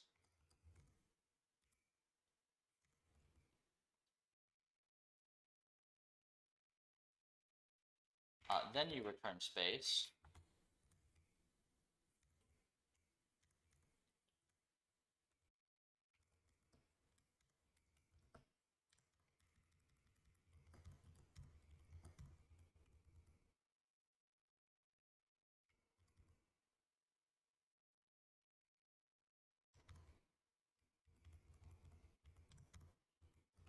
32. Okay.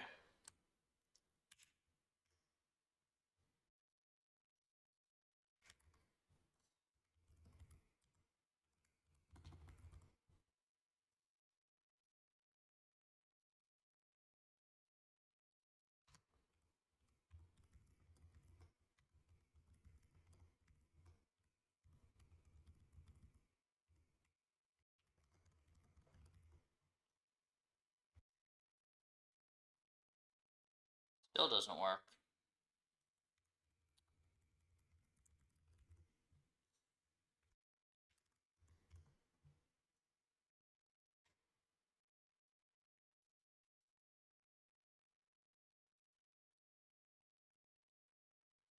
$37,029.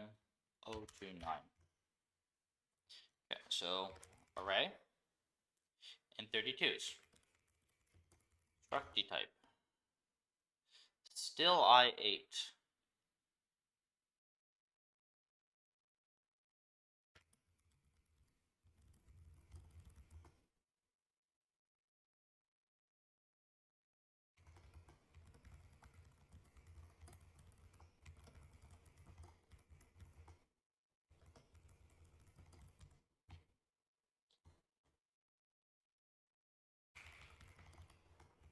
Emulate action space. Type from space. Flatten space.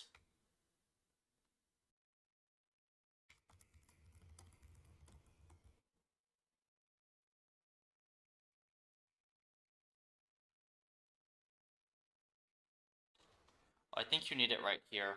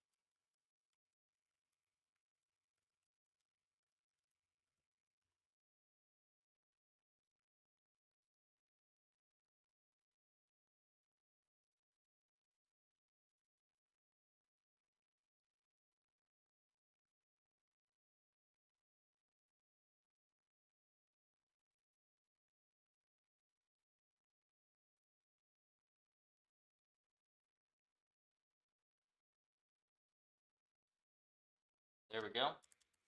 Funny how it spins the CPU at 5,000%. But whatever, you know.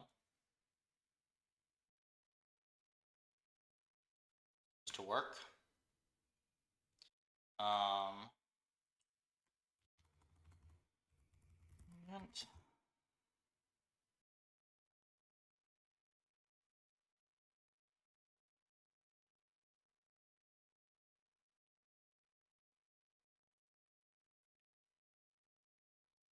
okay. Initial thoughts, it seems to work.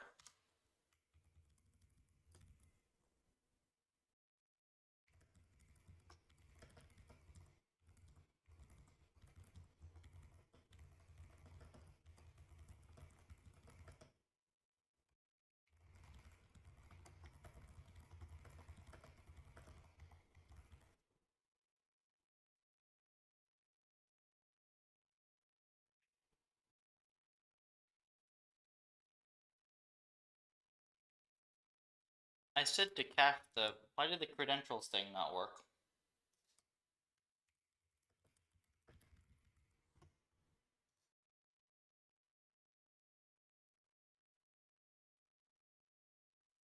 Oh, it's this one. Oops.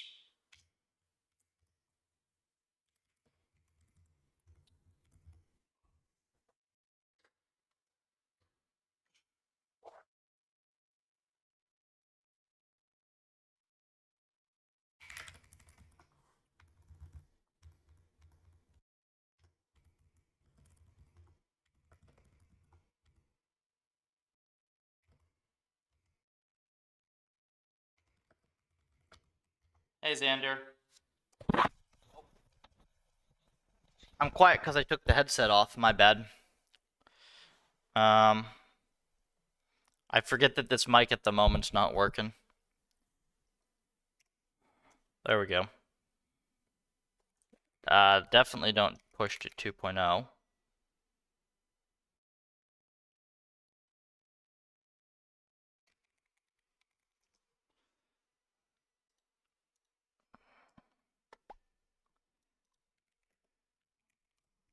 What can I help you with, Xander, real quick before I head to dinner? I'm just adding, like, this is unrelated, just vectorization stuff I was working on.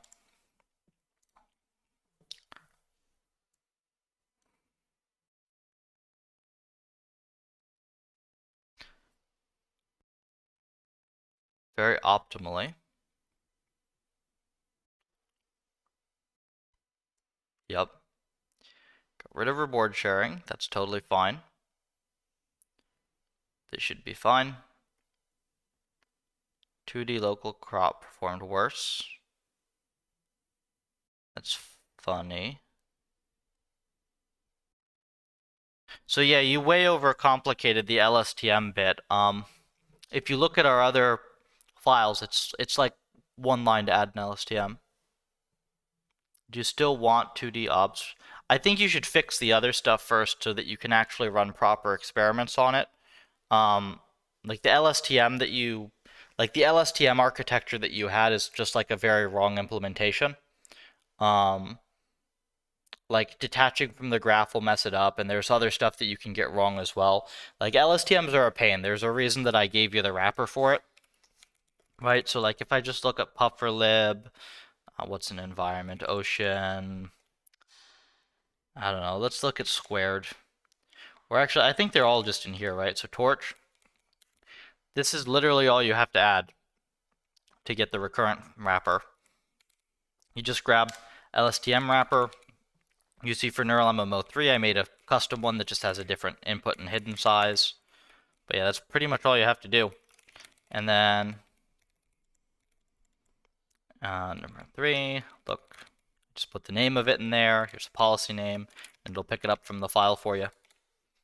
Because like there's stuff that you have to do for the LSTM that's annoying. Like here, you see like these obnoxious, so there's like these obnoxious transposes that you have to make sure that you get right. So you call encode, then you call this obnoxious transposes, then you call recurrent, then you have to obnoxious transpose reshape, and then decode. You also don't want to break from the graph. That'll make it wrong. So there's a fair bit of stuff you got to look at.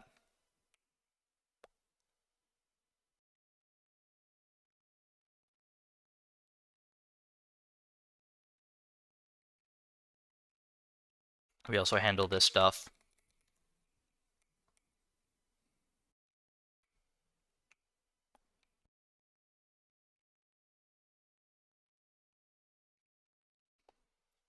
Let's see your graphs.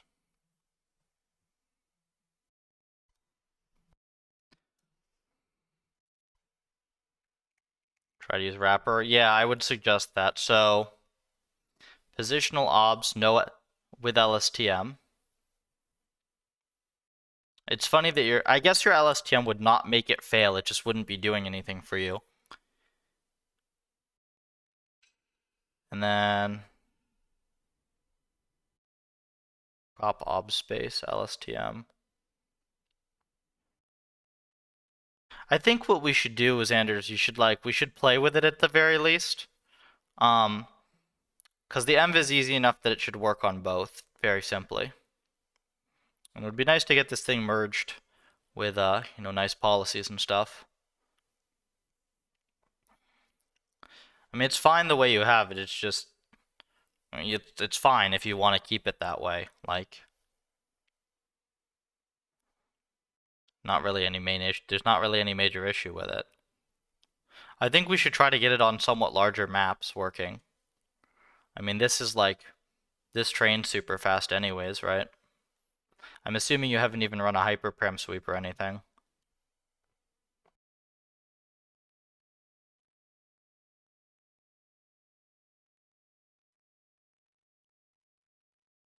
Prop op space. Yeah, so the fact that there's like this deviation with like no LSTM versus LSTM. Slightly better pick of related result.